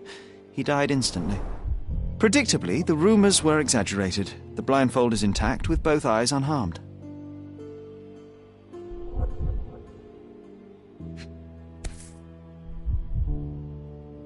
A key for a birdcage? I'll take it.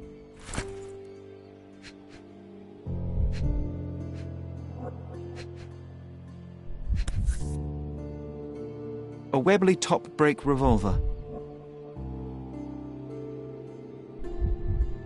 Blank cartridges filled with a wax-covered gelatin bullet.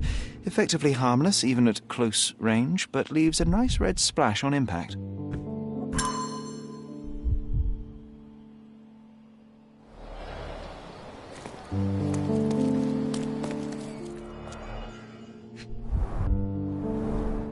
A blindfold, discarded or lost.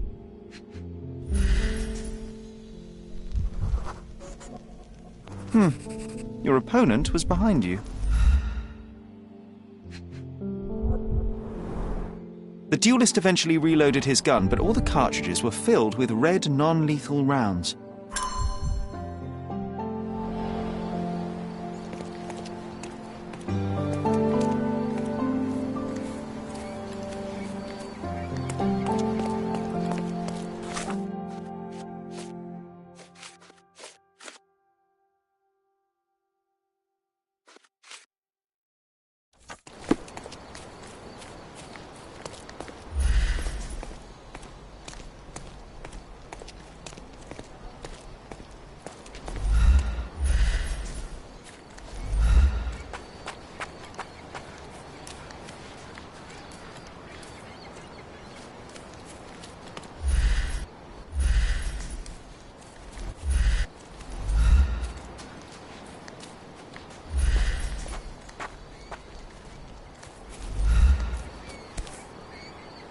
Blank cartridges filled with red wax-covered gelatin bullets, most assuredly non-lethal, if rather theatrical on impact. A case for dueling Webley revolvers.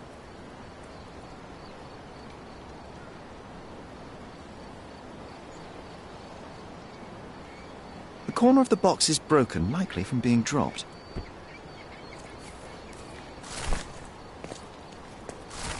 Gosh, how exciting. I always wanted to be a member of a club. I bet you couldn't join. No good at following orders, are you, Sherry? Ah, a contest then. I shall prove my blind devotion, so to speak, to their inane rules, and you shall eat your words.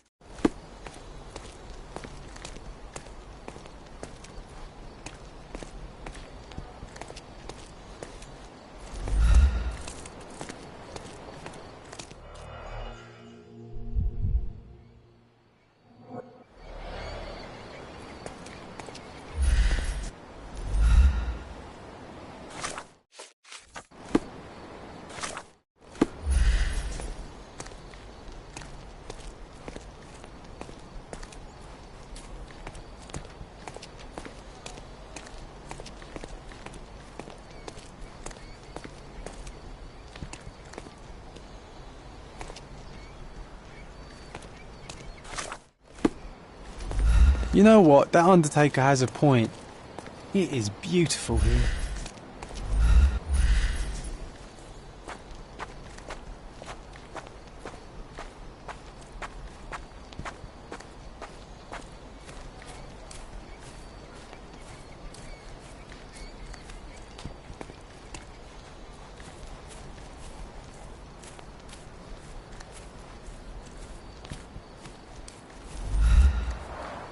Red stains, relatively fresh.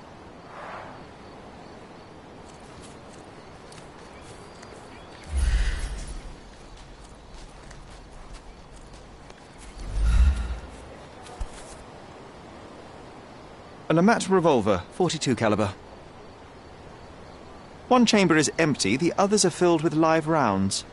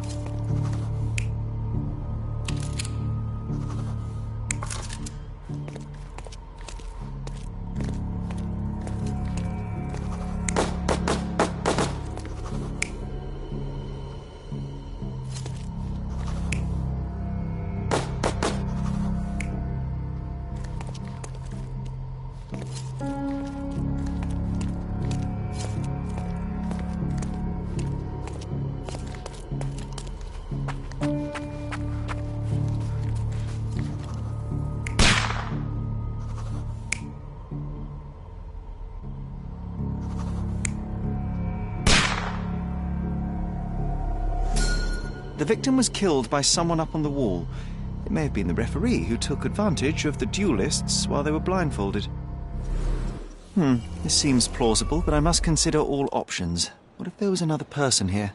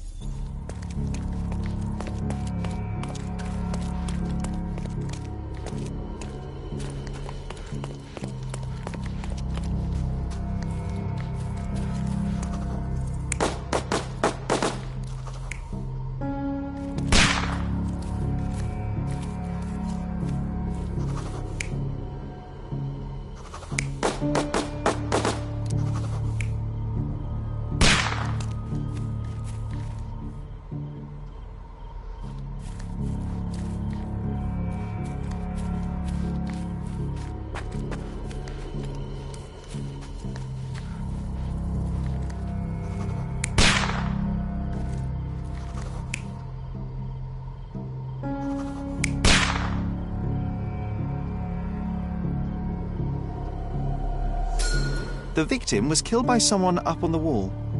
There may have been someone else here, a fourth person waiting for an opportunity to strike.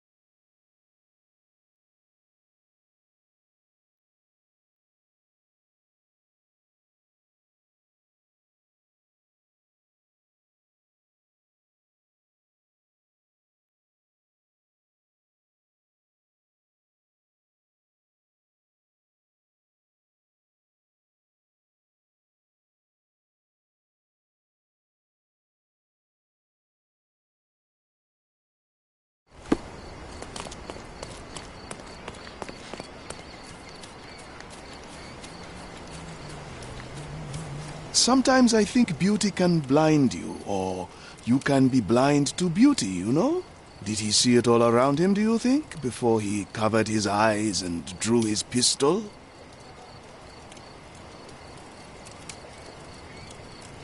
Can we please leave the nattering behind? Oh, friend, relax.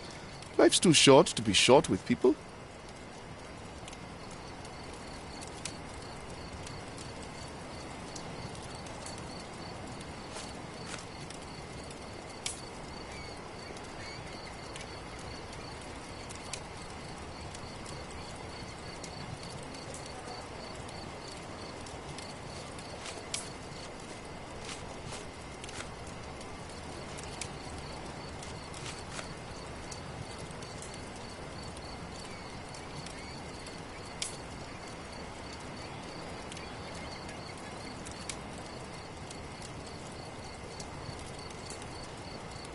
We're done.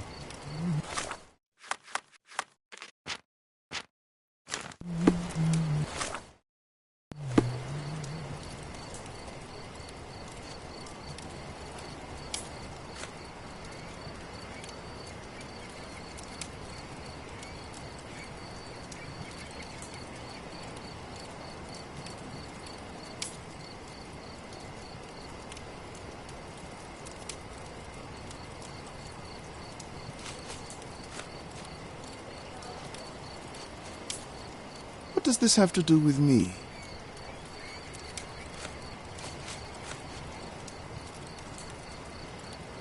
I'm not sure what to say. What does this have to do with me? What does this have to do with me? Doesn't ring a bell. Doesn't ring a bell. There is more to this case than meets the eye. The victim fell not to his dual opponent, but a hidden marksman in the ruins. Abandon your oversimplistic ideals and tell me the name of the deceased so his killer can be caught. Oh.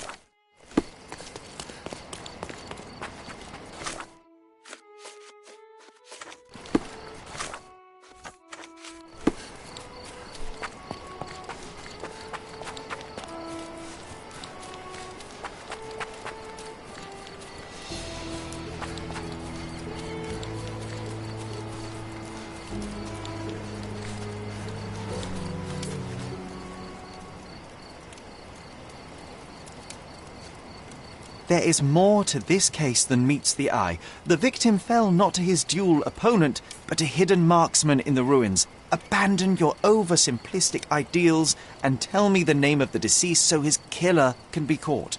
Oh, that is wrong, to be sure. Okay, the man's name was Eric von Staub.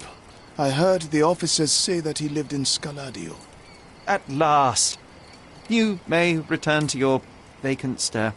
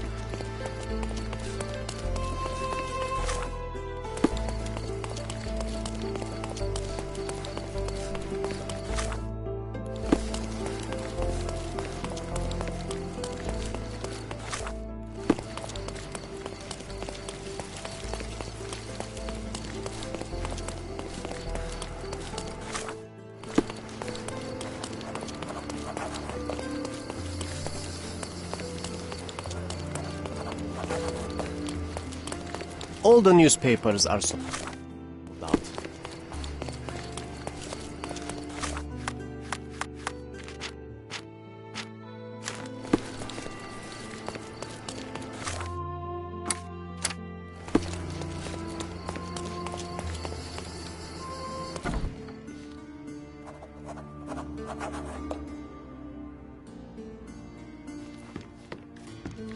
Good day, officer. Miss von Staub awaits you in her booth. Good day, miss. I regret to disturb you at this tragic time, but could you spare a moment? Oh, officer, I've been waiting. Is his body still in that horrible place? A horrible place? I should introduce you to the undertaker.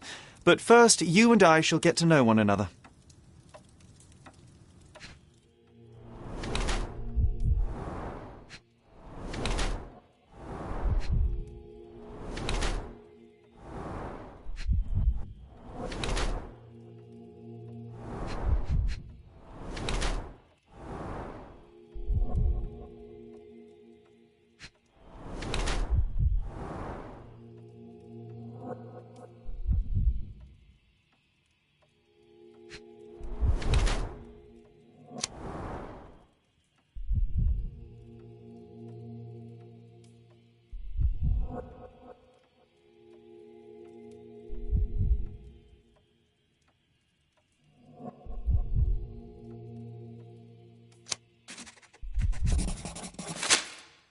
I am Officer Holmes.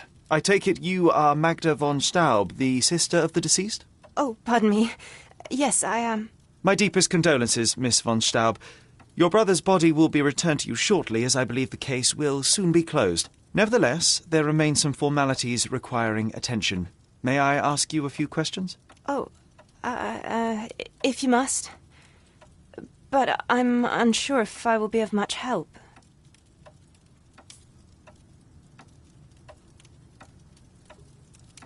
Do you know if Mr. von Staub had any enemies? Someone that may have sought to do him harm? Enemies? I don't know.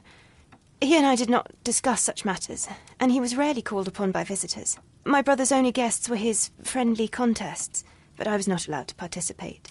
I merely heard it all from my room. Contests? Eric would practice shooting on the patio, and occasionally friends would join him, but I couldn't tell you if they ever argued.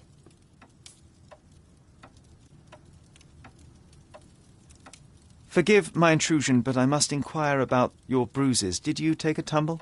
Oh, I have a weak disposition. It is not so bad, but my skin marks more easily than a peach.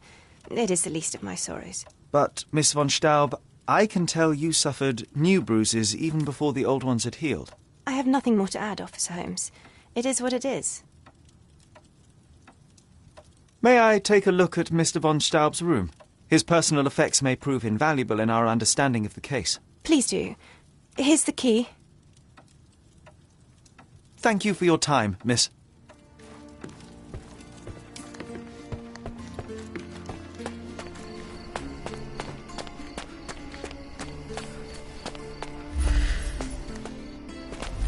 Look at those vases, Sherry. Bet they cost a fortune. Would be a shame if someone broke them.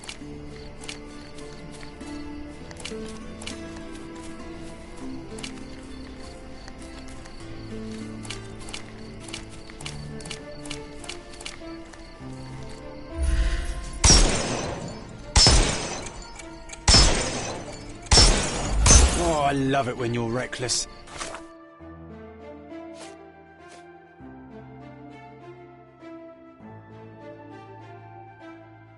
Were those Limoges porcelain?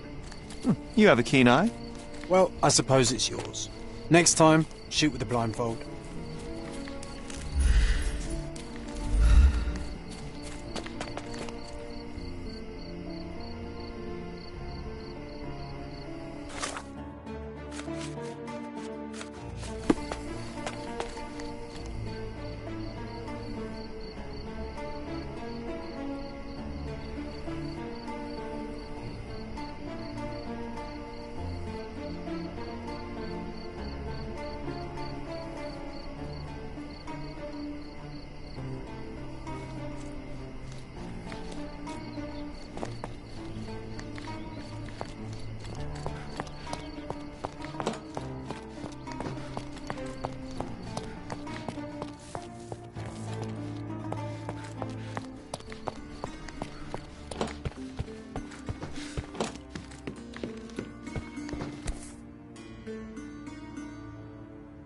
An ointment by a Dr. Herbert, with a lavender and pine scent.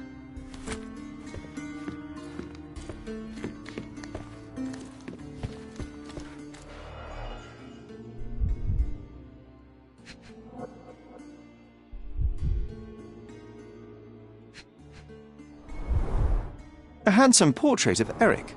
Miss von Staub does have talent.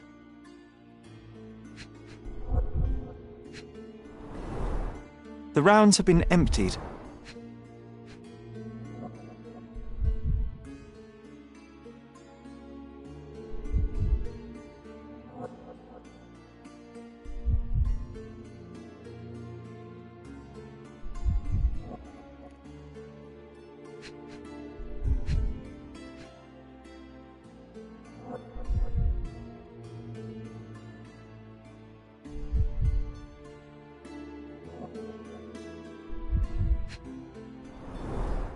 The black paint looks thick.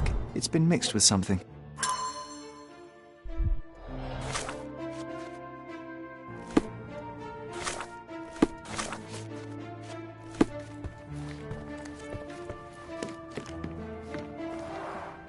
Excellent score.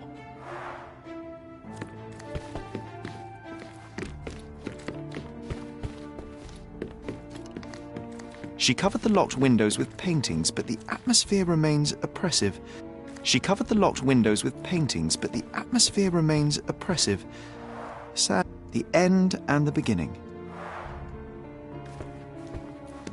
She covered the locked windows with paintings, but the atmosphere remains oppressive. Sad home for a young woman.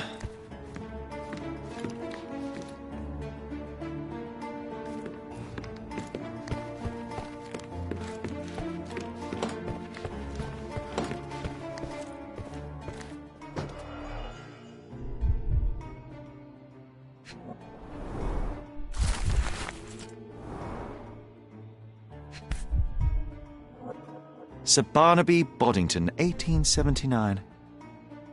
A wealthy man in his 60s.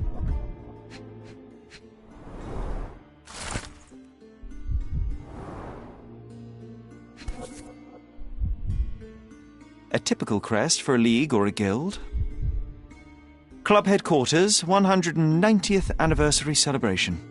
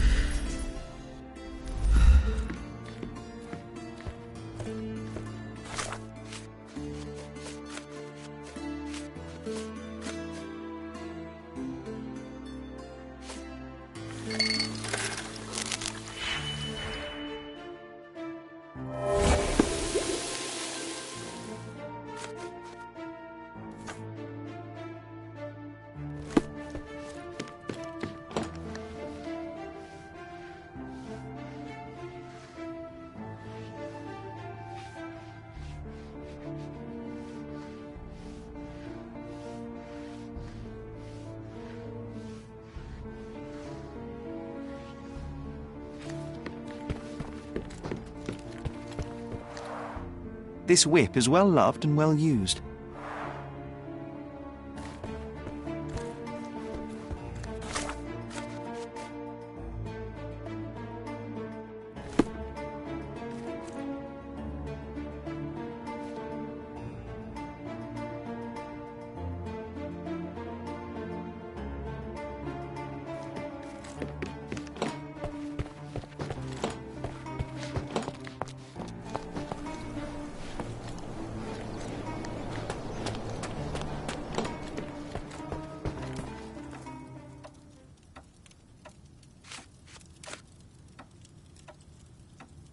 Thank you for your time, miss.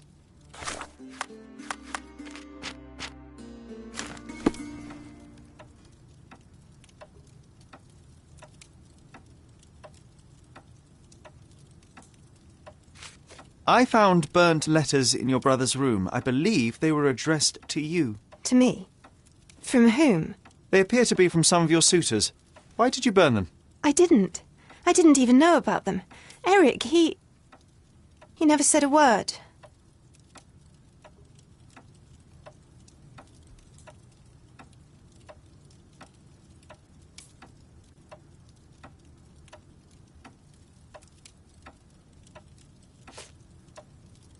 One of the revolver cases in your brother's room is missing. Do you know where it may be? I'm not permitted in Eric's quarters.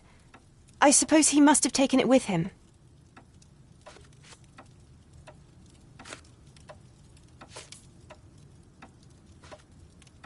There is an unfinished portrait of your brother in your room. Beautiful to be sure, but one detail drew my attention. Why did you add gunpowder to your black paint?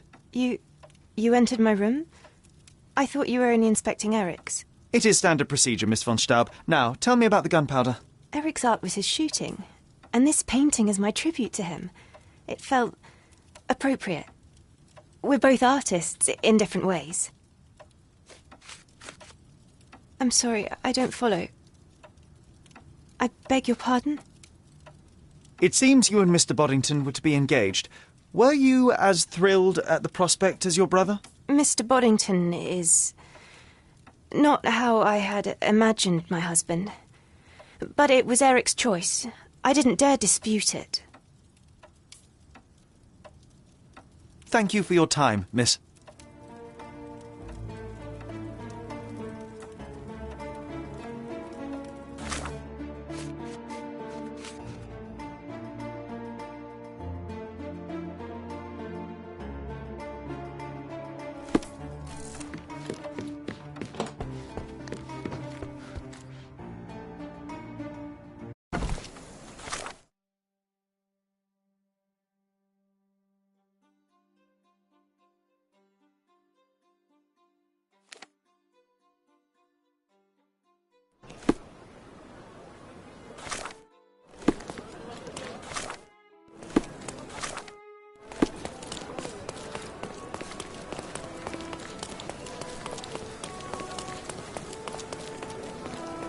I'm terribly sorry, sir. Club members only.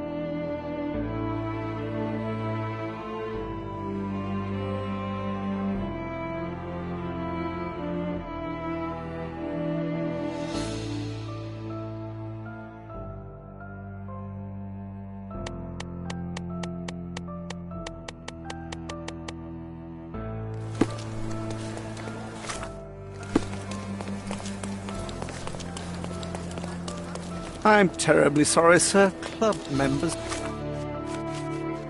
only.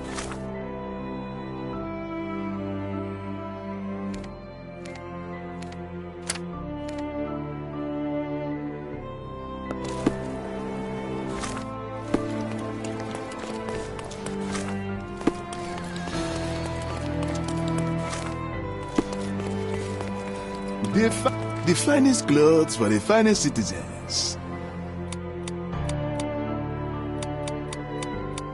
Of course, think it over. Take your time.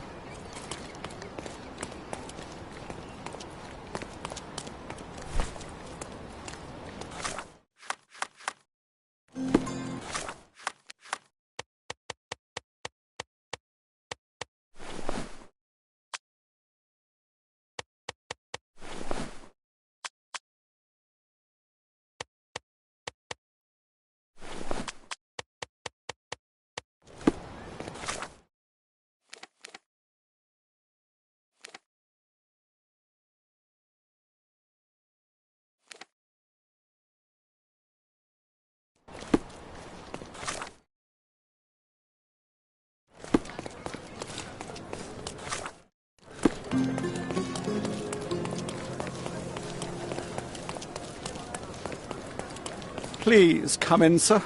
The gent...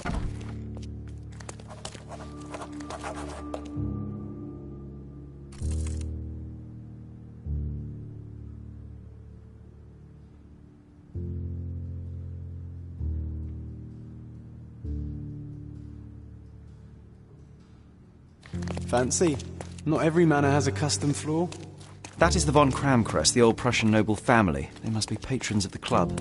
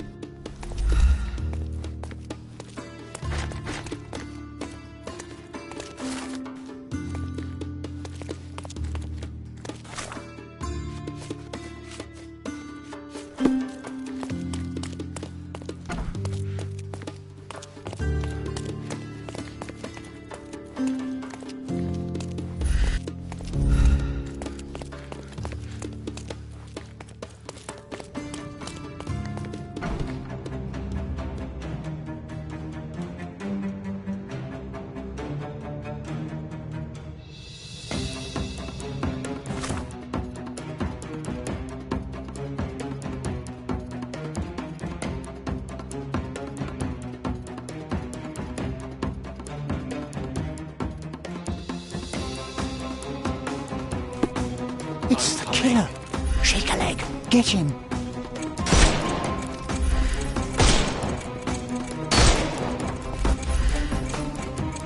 We can overcome the brute now.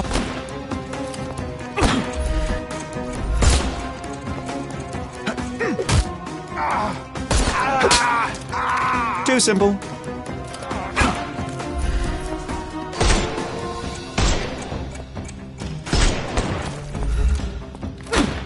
I'll put you 6 feet under.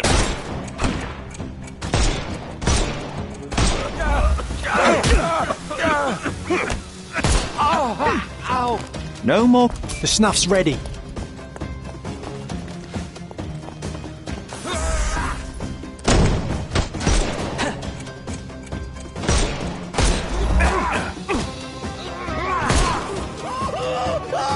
I couldn't miss the party. Don't bother. Give him the pepper snuff.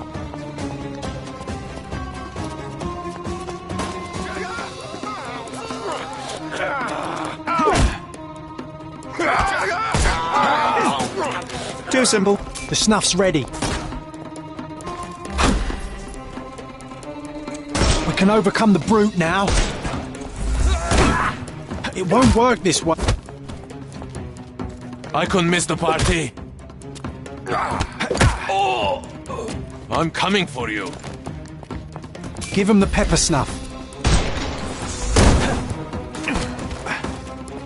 I'm coming for you.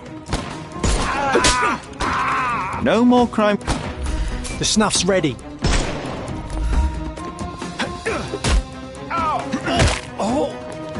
Don't cry, you'll live.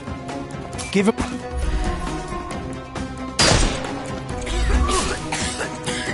I'm coming.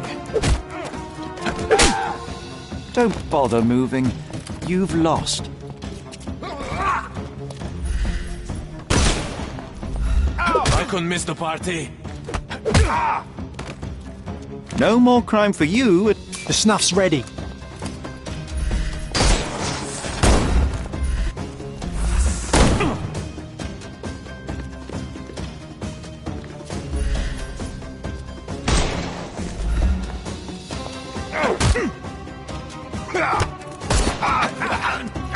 Don't give him the pepper snuff. I must say, Sherry, that was near perfect. Could it be that you're not completely hopeless?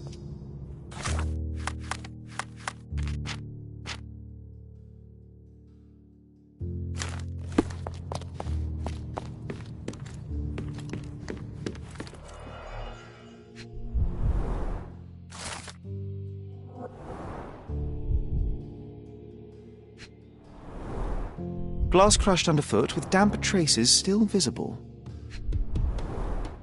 A nice apricot aroma. Marilyn schnapps, I presume. Half full. 2 glasses with dregs of alcohol. Should I pour us a drink, John?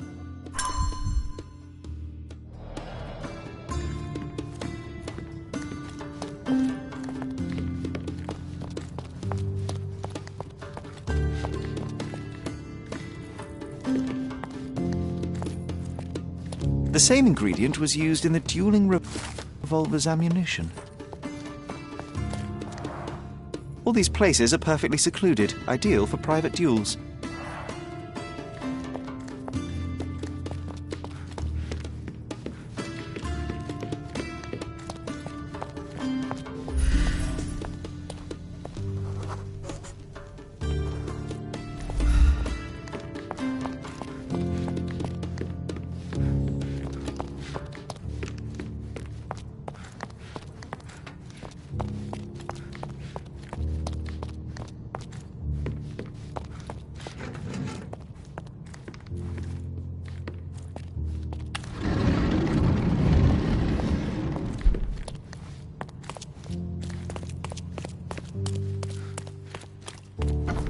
Who the devil are you? I won't go down without a fight. Sherlock Holmes, and if I wanted a fight, you would already be on the floor. Fortunately for you, I'm merely here to ask a few questions. Is that so? Well, come on, pretty boy.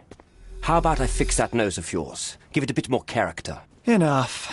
Your compatriots attacked me and I responded. They still have their lives, unlike Mr. von Staub.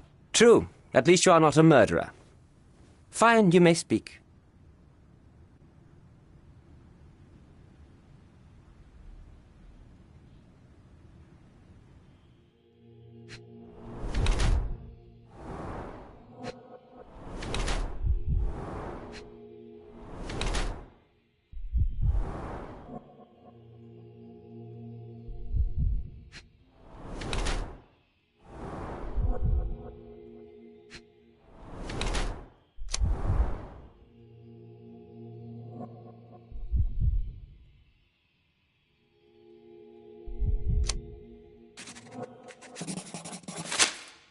So, you are Mr. von Kram, one of the club's best shots, the referee of the deadly duel, and witness to Mr. von Staub's murder. Incorrect. I am the best shot at the club. Heinrich Vögen von Kram. But how did you know I was there? Your clothes, Mr. von Kram, the dirt on your trousers confirms your presence in the old ruins.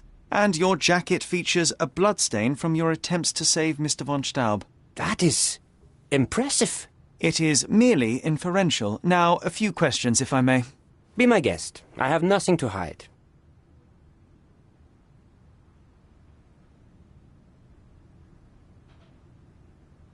So, what transpired in the old ruins? Everything began as normal. The signatures, choice of weapons. I checked it all, and then blindfolded the duelists. Erich stood to my left, and his opponent, Mr. Dorfman, to my right. Before they could begin, the killer fired. And I'm sure it was not Dorfman. Why are you so sure? The sound was different. Not a Webley revolver. And further away. The killer must be an excellent shot to hit the heart. Did you or the other duelist see the murderer? No. The killer slipped away into the hills, so we turned our attention to Erich. Rest his soul. And neither of you pursued the culprit? I will not have my character impugned. We had only blank cartridges and a fallen friend at our feet. He was our focus.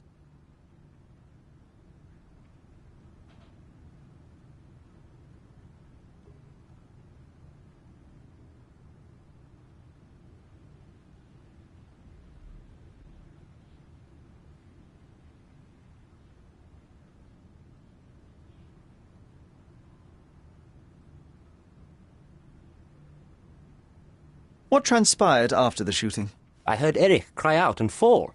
Mr. Dorfman turned and fired at the killer, but I shouted at him to stop and help. I tried to save Erich, but it was too late. He was gone.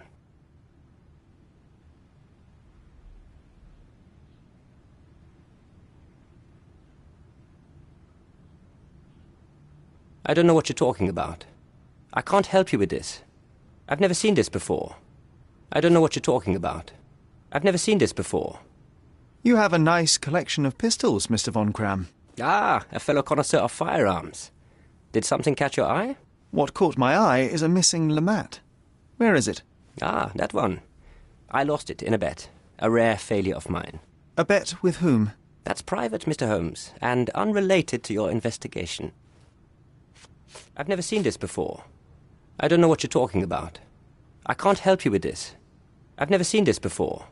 I don't know what you're talking about. I don't know what you're talking about. I've never seen this before. I can't help you with this. I can't help you with this. It seems you owed Mr. von Staub a small fortune. A fortune to you, perhaps, but a trifle to me. Our debts ebbed and flowed. In our next contest, there was every chance I would win it back. Eric was too concerned about all that. Frankly, he often lacked the demeanour of a nobleman. His progressive tendencies could be grating. I can't help you with this. Last year, there was a similar incident in which a duelist died. What can you tell me? A tragedy. I shot too well, and my opponent stumbled from the impact. He slipped and fell down the cliff. I regret it all. I have not participated in a duel since. Instead, I only take the role of a referee and supervise the proceedings for safety. I swore that no other club member would die in a duel. Alas, someone else intervened. I don't know what you're talking about. I can't help you with this. I've never seen this before. I don't know what you're talking about. As it happens, a Lamat .42 caliber revolver was discovered at the crime scene. You said you were missing a Lamat, yes? I did, but my Lamat was a .36 caliber. And you can prove that? My word is proof enough. If I said it, it is true. I need to be elsewhere. Recordings labelled in Braille.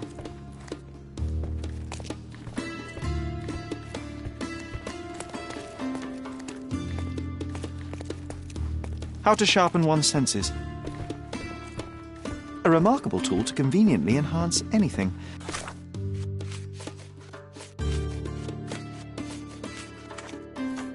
I could use one for my analysis.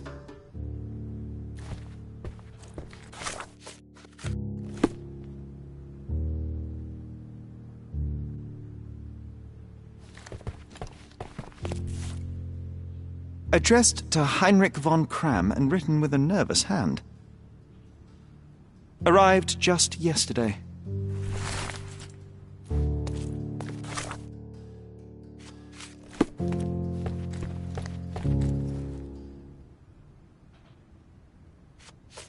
You and Eric were competing for the position of honorary consul, yes? Quite the title. We were, but he stood no chance. Only a true nobleman could take such a role.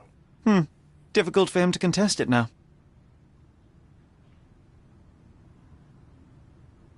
I need to be elsewhere.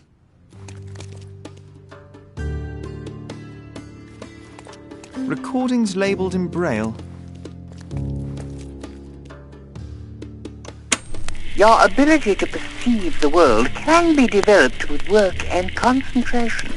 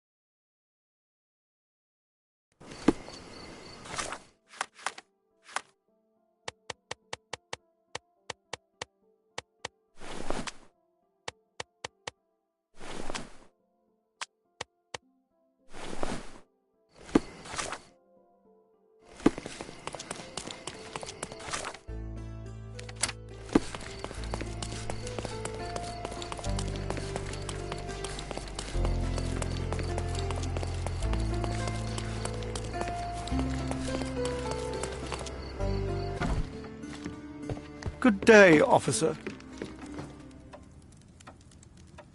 Where were you when your brother died, Miss von Staub? I was here painting Eric's portrait. My God, you could have asked the servants. Alas, I needed to hear it from your lips. Oh, please, let me...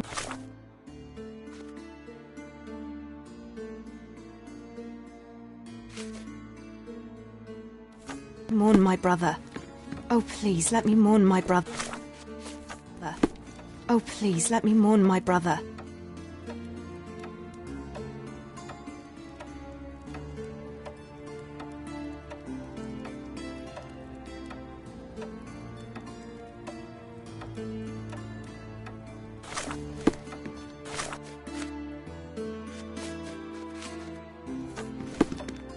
Oh, please, let me mourn my brother.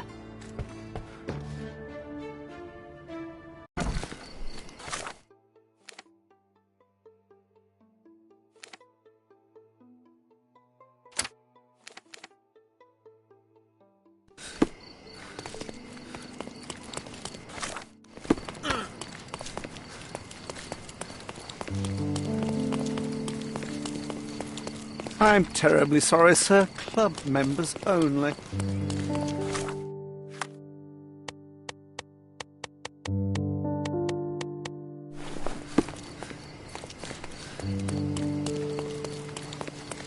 Please come in, sir.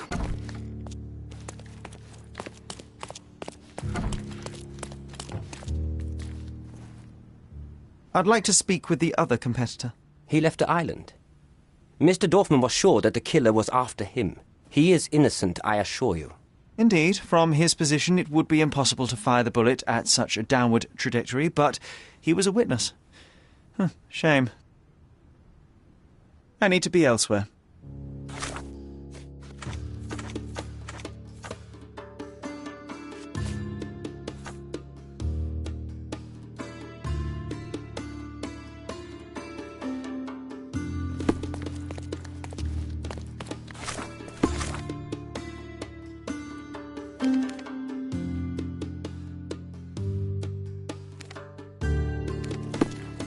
How to sharpen one's senses.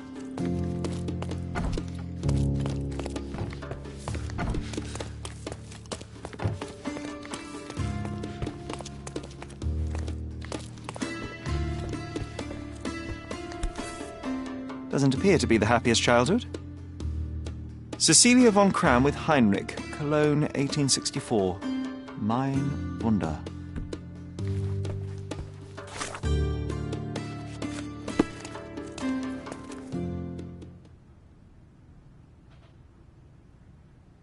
There must be more you can recall from the day of the duel. I wish. My eyes make me a poor witness, I'm afraid. Yes, your blindness. An affliction since childhood, one presumes. No scars on your face, and you carry yourself with confidence. I'm starting to see your worth, Mr. Holmes. But this limitation developed your other senses and made you an excellent marksman. So, tell me, did you notice anything else? I do recall a floral smell. Something artificial. It was sweet and fresh and came from the direction of the killer.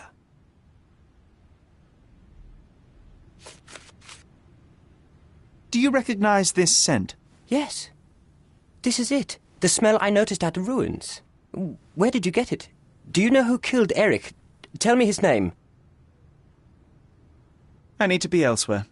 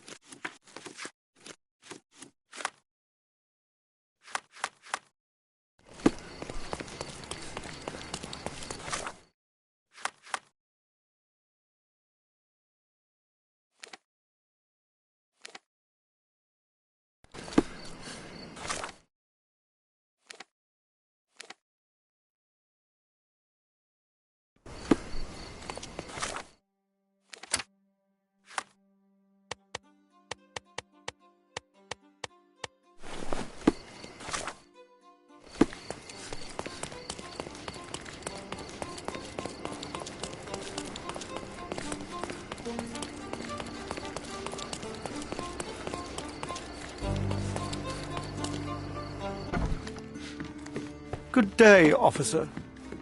Going on a trip, miss? No, I'm leaving permanently. This place brought me nothing but sorrow. I am sorry. What do you want? I think the time has come to be honest with each other, Miss von Staub. I'll start with my confession. I misled you in our previous meeting. My name is Sherlock Holmes, and I do not work for the police. What? I don't understand. In actuality, I was independently investigating your brother's death and came to an unexpected conclusion. How? Why? It was not a tragic accident, miss. It was cold-blooded murder. And I know the culprit. No. Who is he? Nice try, but as you well know, I'm talking to the culprit right now. What? Are you out of your mind? Certainly not. Allow me to explain how you killed your brother.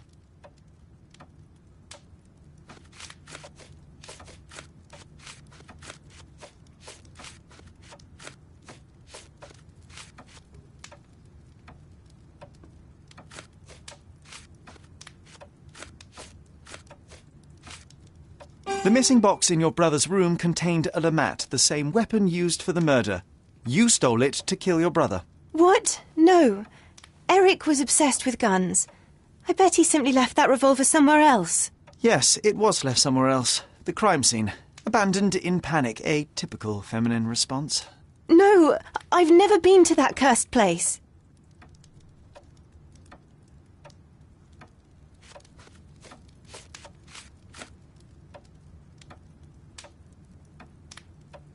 You hid behind the wall in the ruins. None of the others present could have killed Eric from that position. Both the duelists were blindfolded and Mr. von Kram is ill-sighted. So nobody saw anything? Your imagination has run wild. Ah, but you forget one thing. A blind man's other senses grow stronger. Mr. von Kram detected a lavender and pine scent. That of your ointment. You're taking the word of a sightless man. This is monstrous.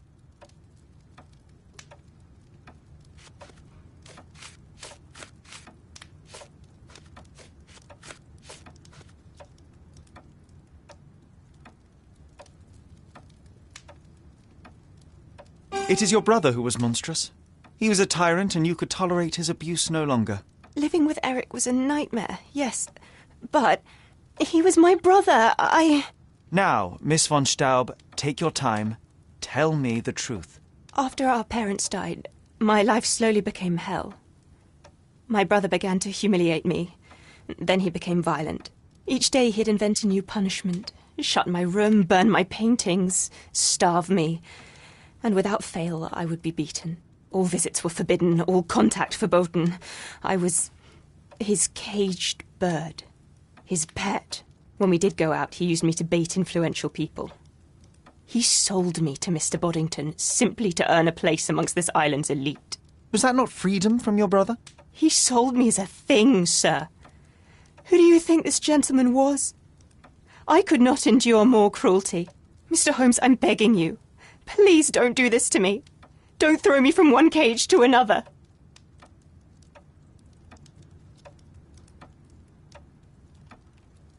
You have suffered enough, Miss von Staub, but now it is over.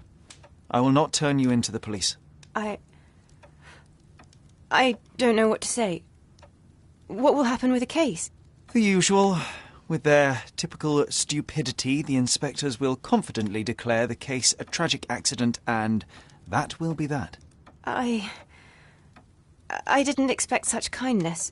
Kindness? No, where the truth reveals injustice, I expect accountability, but in this matter, Miss von Staub, I see no injustice at all. Thank you, Mr. Holmes. I'll never forget what you're doing.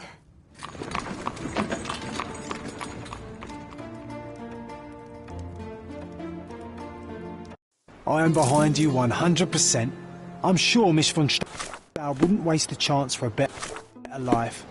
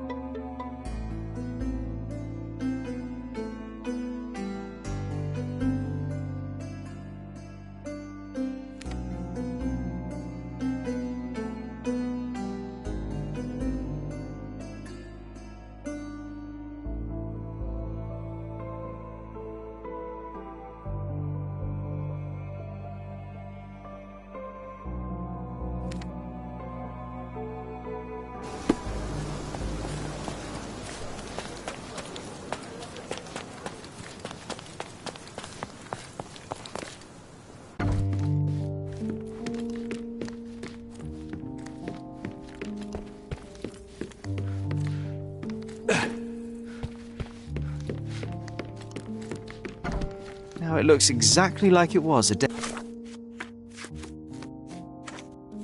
ago. I can almost feel the memories hitting me.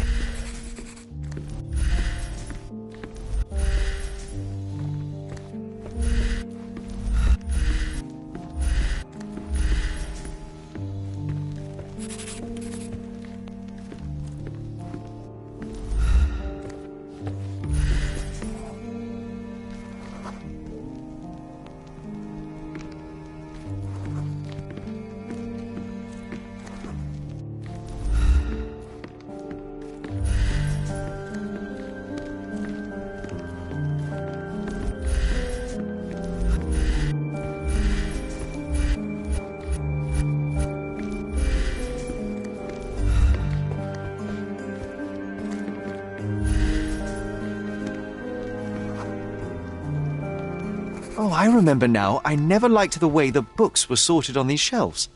That you didn't. Your brother often struggled to find his reading materials after our visits.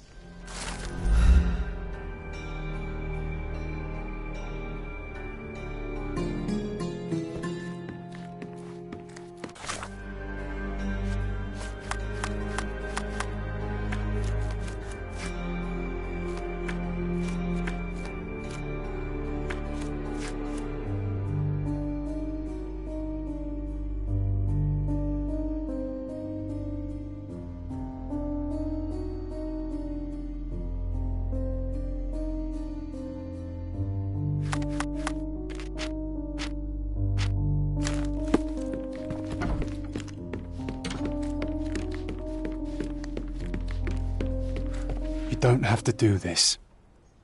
You don't have to go through. There is no coming back from this. Please.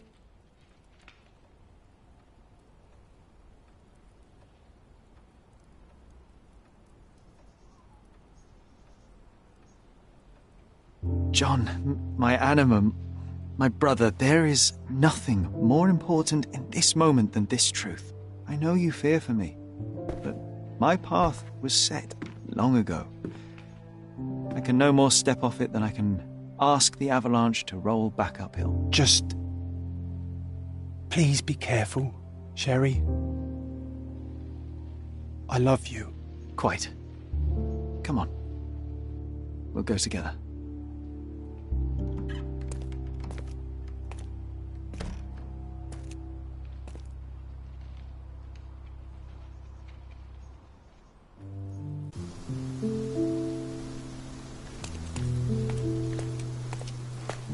Why didn't I remember we had such a big garden? Maybe you forgot it for your own good. That's the descendant of a tree your father planted in London, correct? Indeed, we planted the sprout here, and for a while it grew happily. Alas, it seems without us here to care for it, it didn't survive.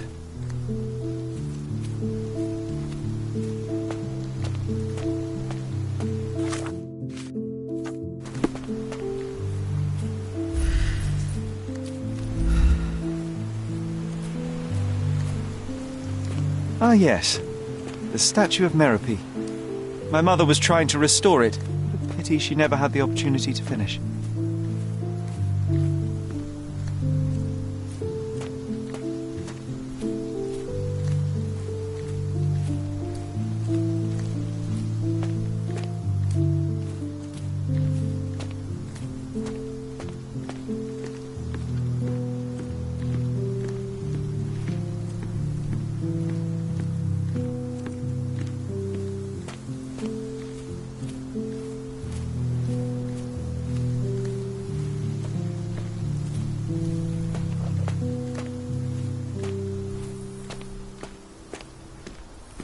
Is that the raft we made together, John? Looks more like a pile of rotten planks now.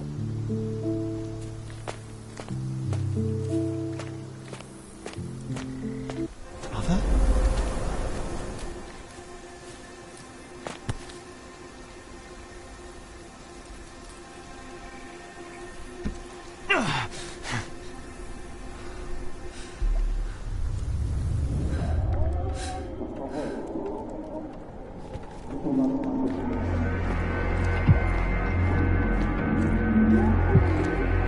Come here, Sherry. Hurry!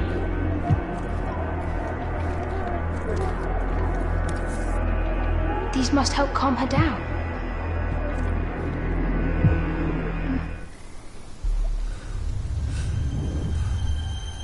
What are you thinking about? Is everything all right?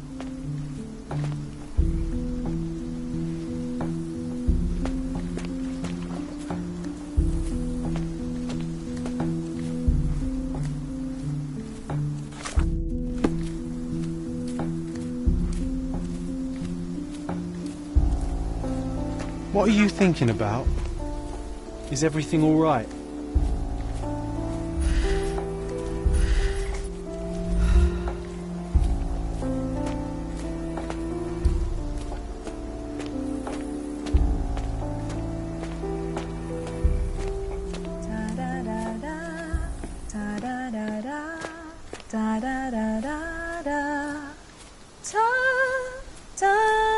Don't go, Mother, wait!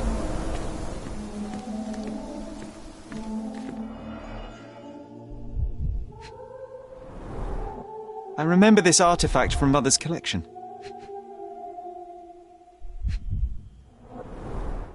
Mother's work journal. I liked poring over the detailed pages and reading about my parents' collection.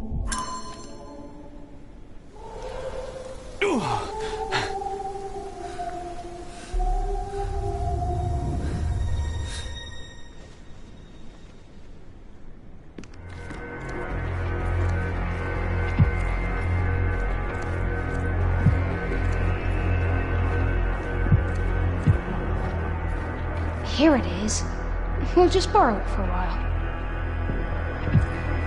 Did you hear that? Someone's coming. Let's take a peek.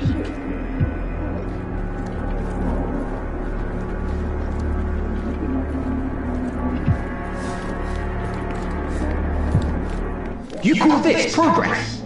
Charlotte, amateur. I'm not letting you anywhere near my mother again. Any result is progress, even if it is a worsening of her condition. It informs my... No. I have made my decision. She must be sent to a legitimate medical facility. I will not let her hurt Sherlock. What? Master Holmes, you do not understand. That will be all. I expect you to have left the house by week's end.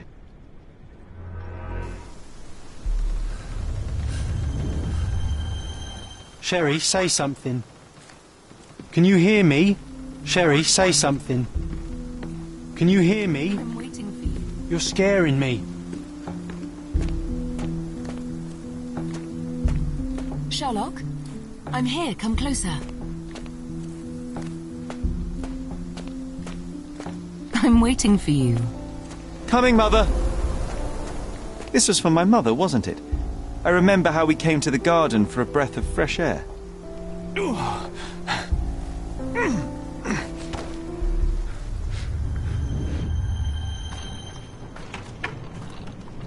Take me to my flowers, Sherry. They must already be in bloom.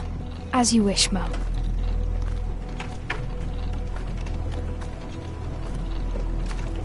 I bet you missed the fresh air, didn't you? Terribly.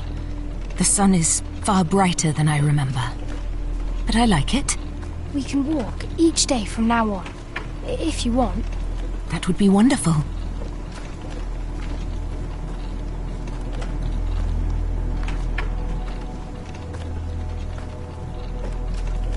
Just look at them. The stars of the earth. Even the sky must be jealous of their beauty. Indeed.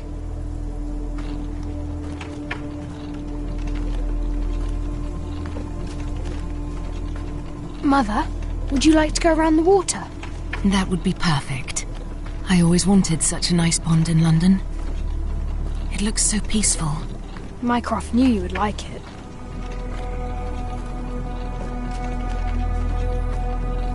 We should put some fish in it, don't you think? How about some carp? That's a nice idea.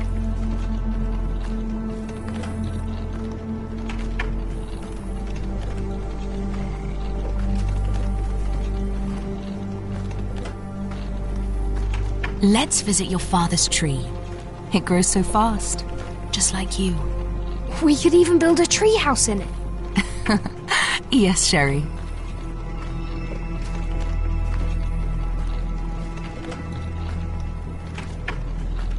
Speaking of your father, could you call him out, please? Mom! I'm sorry. He passed away. He's gone. No, he's not. I'm telling the truth. Did you forget again? No! Don't you dare say such things! You are a liar like all the others! Mother! Don't call me that! You aren't fooling me! No! Mum, it hurts! My son would never lie! Mum, stop! Who are you? Reveal yourself! Please, stop! It's me, Sherlock! You are not my Sherry! Get me my son back or I'll kill you!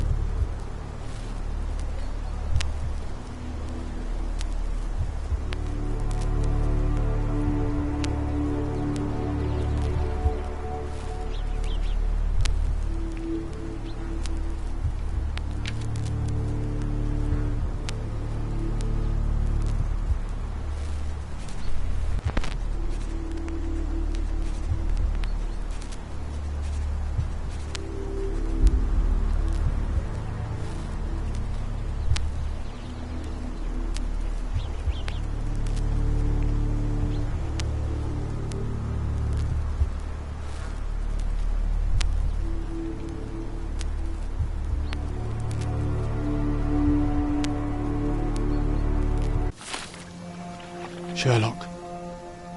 Sherlock. Can you hear me? Come on, wake up.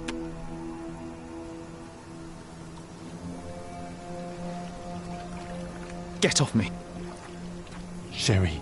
You knew, and more than that, you hid it from me. You couldn't bear the truth, Sherlock, so I shouldered it for you. I took your pain, your horror.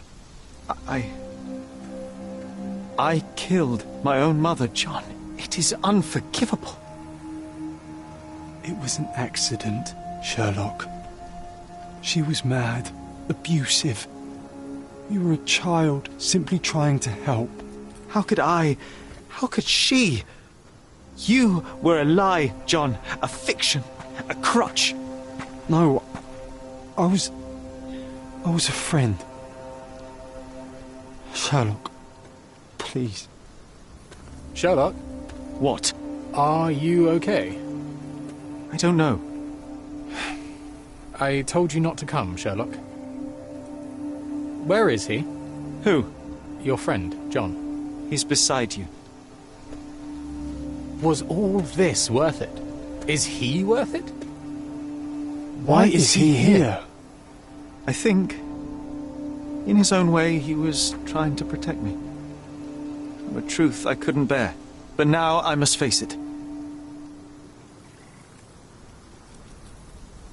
There is only one thing to be done. What are you talking about? To expect adherence to the principles of truth and justice, but to fail to hold oneself likewise accountable, it would be hypocrisy. My mother died by my hand. I must turn myself into the authorities and face the consequences of my actions. The consequences of your actions? You were a child. She did this to you, not you unto her. You are throwing your life away in an act of moralistic vanity. Think of all you could accomplish for our nation. This is where we differ, Mycroft. To you, the ends justify the means. To me, the means have decided the end. The truth is the truth. Fine, Sherlock. Walk yourself into the police station and pray those men you oft embarrassed hold no grudges. If you're lucky, they'll simply exile you. If not, I'll see you in 20 years.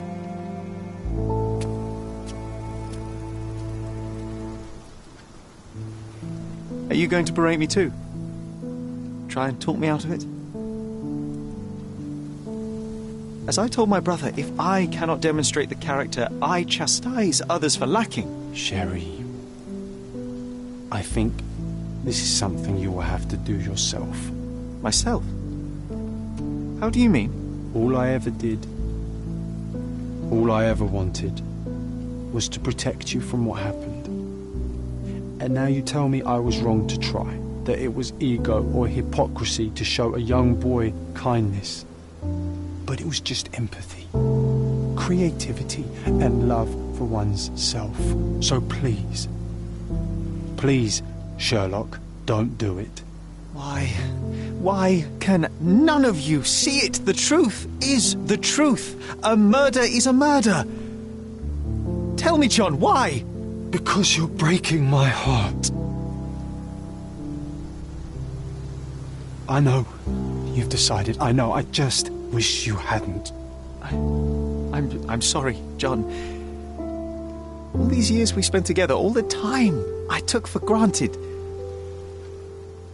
You'll always be a part of me. No, Sherry. That's the point. I don't think I will.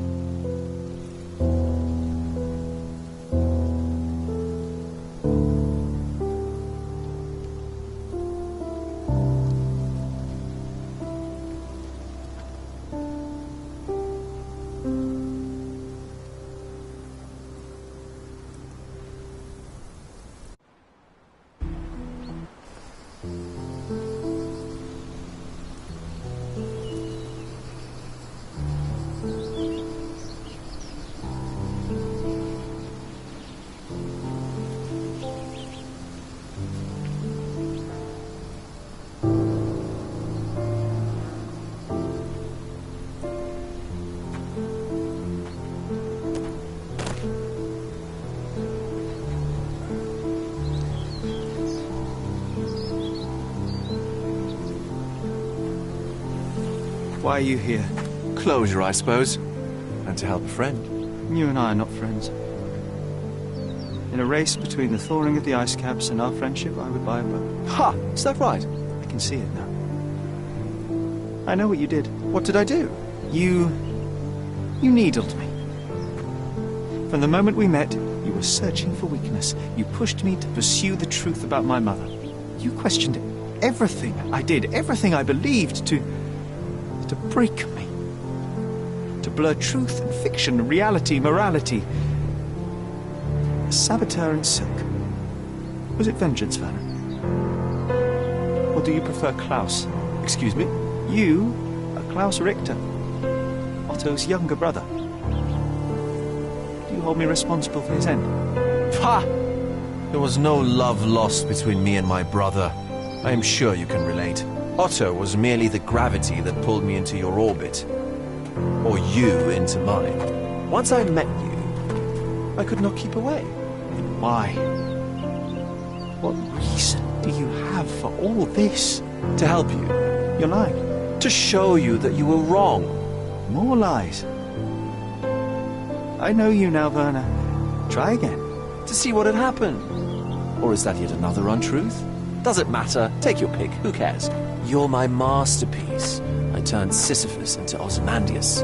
You could not see the futility of your quest until I helped you to let go of the rock. And now, nothing beside remains. I remain.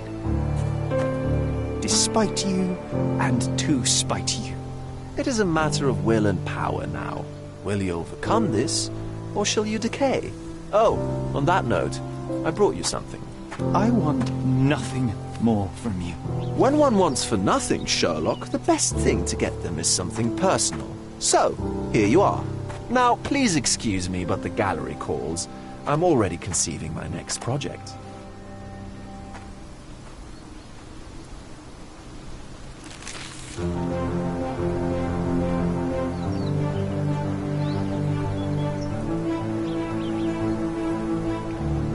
You really are beautiful.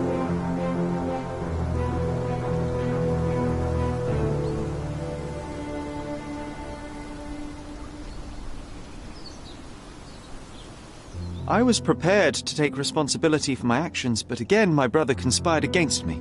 A little diplomatic pressure and the trial was dismissed. Instead, I was exiled from Cordona. Freedom never tasted so bitter. Another perversion of justice at Mycroft's hand. With no means, no home, and no purpose, I returned to London.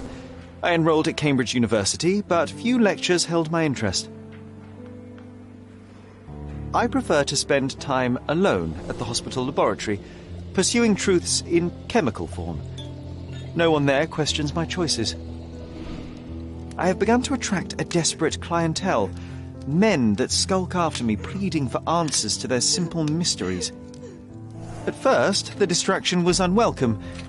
Now, I find myself craving it, lest my mind drift back to the island. To Mother. To John. What was her life worth? How many adulterers and petty thieves will it take to make it right? Can anything?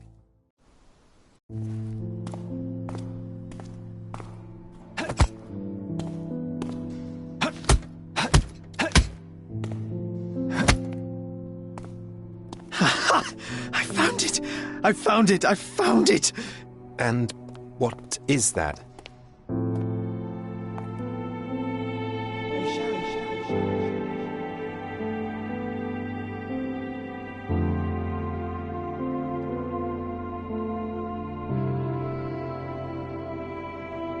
How far, bruises may be produced after death.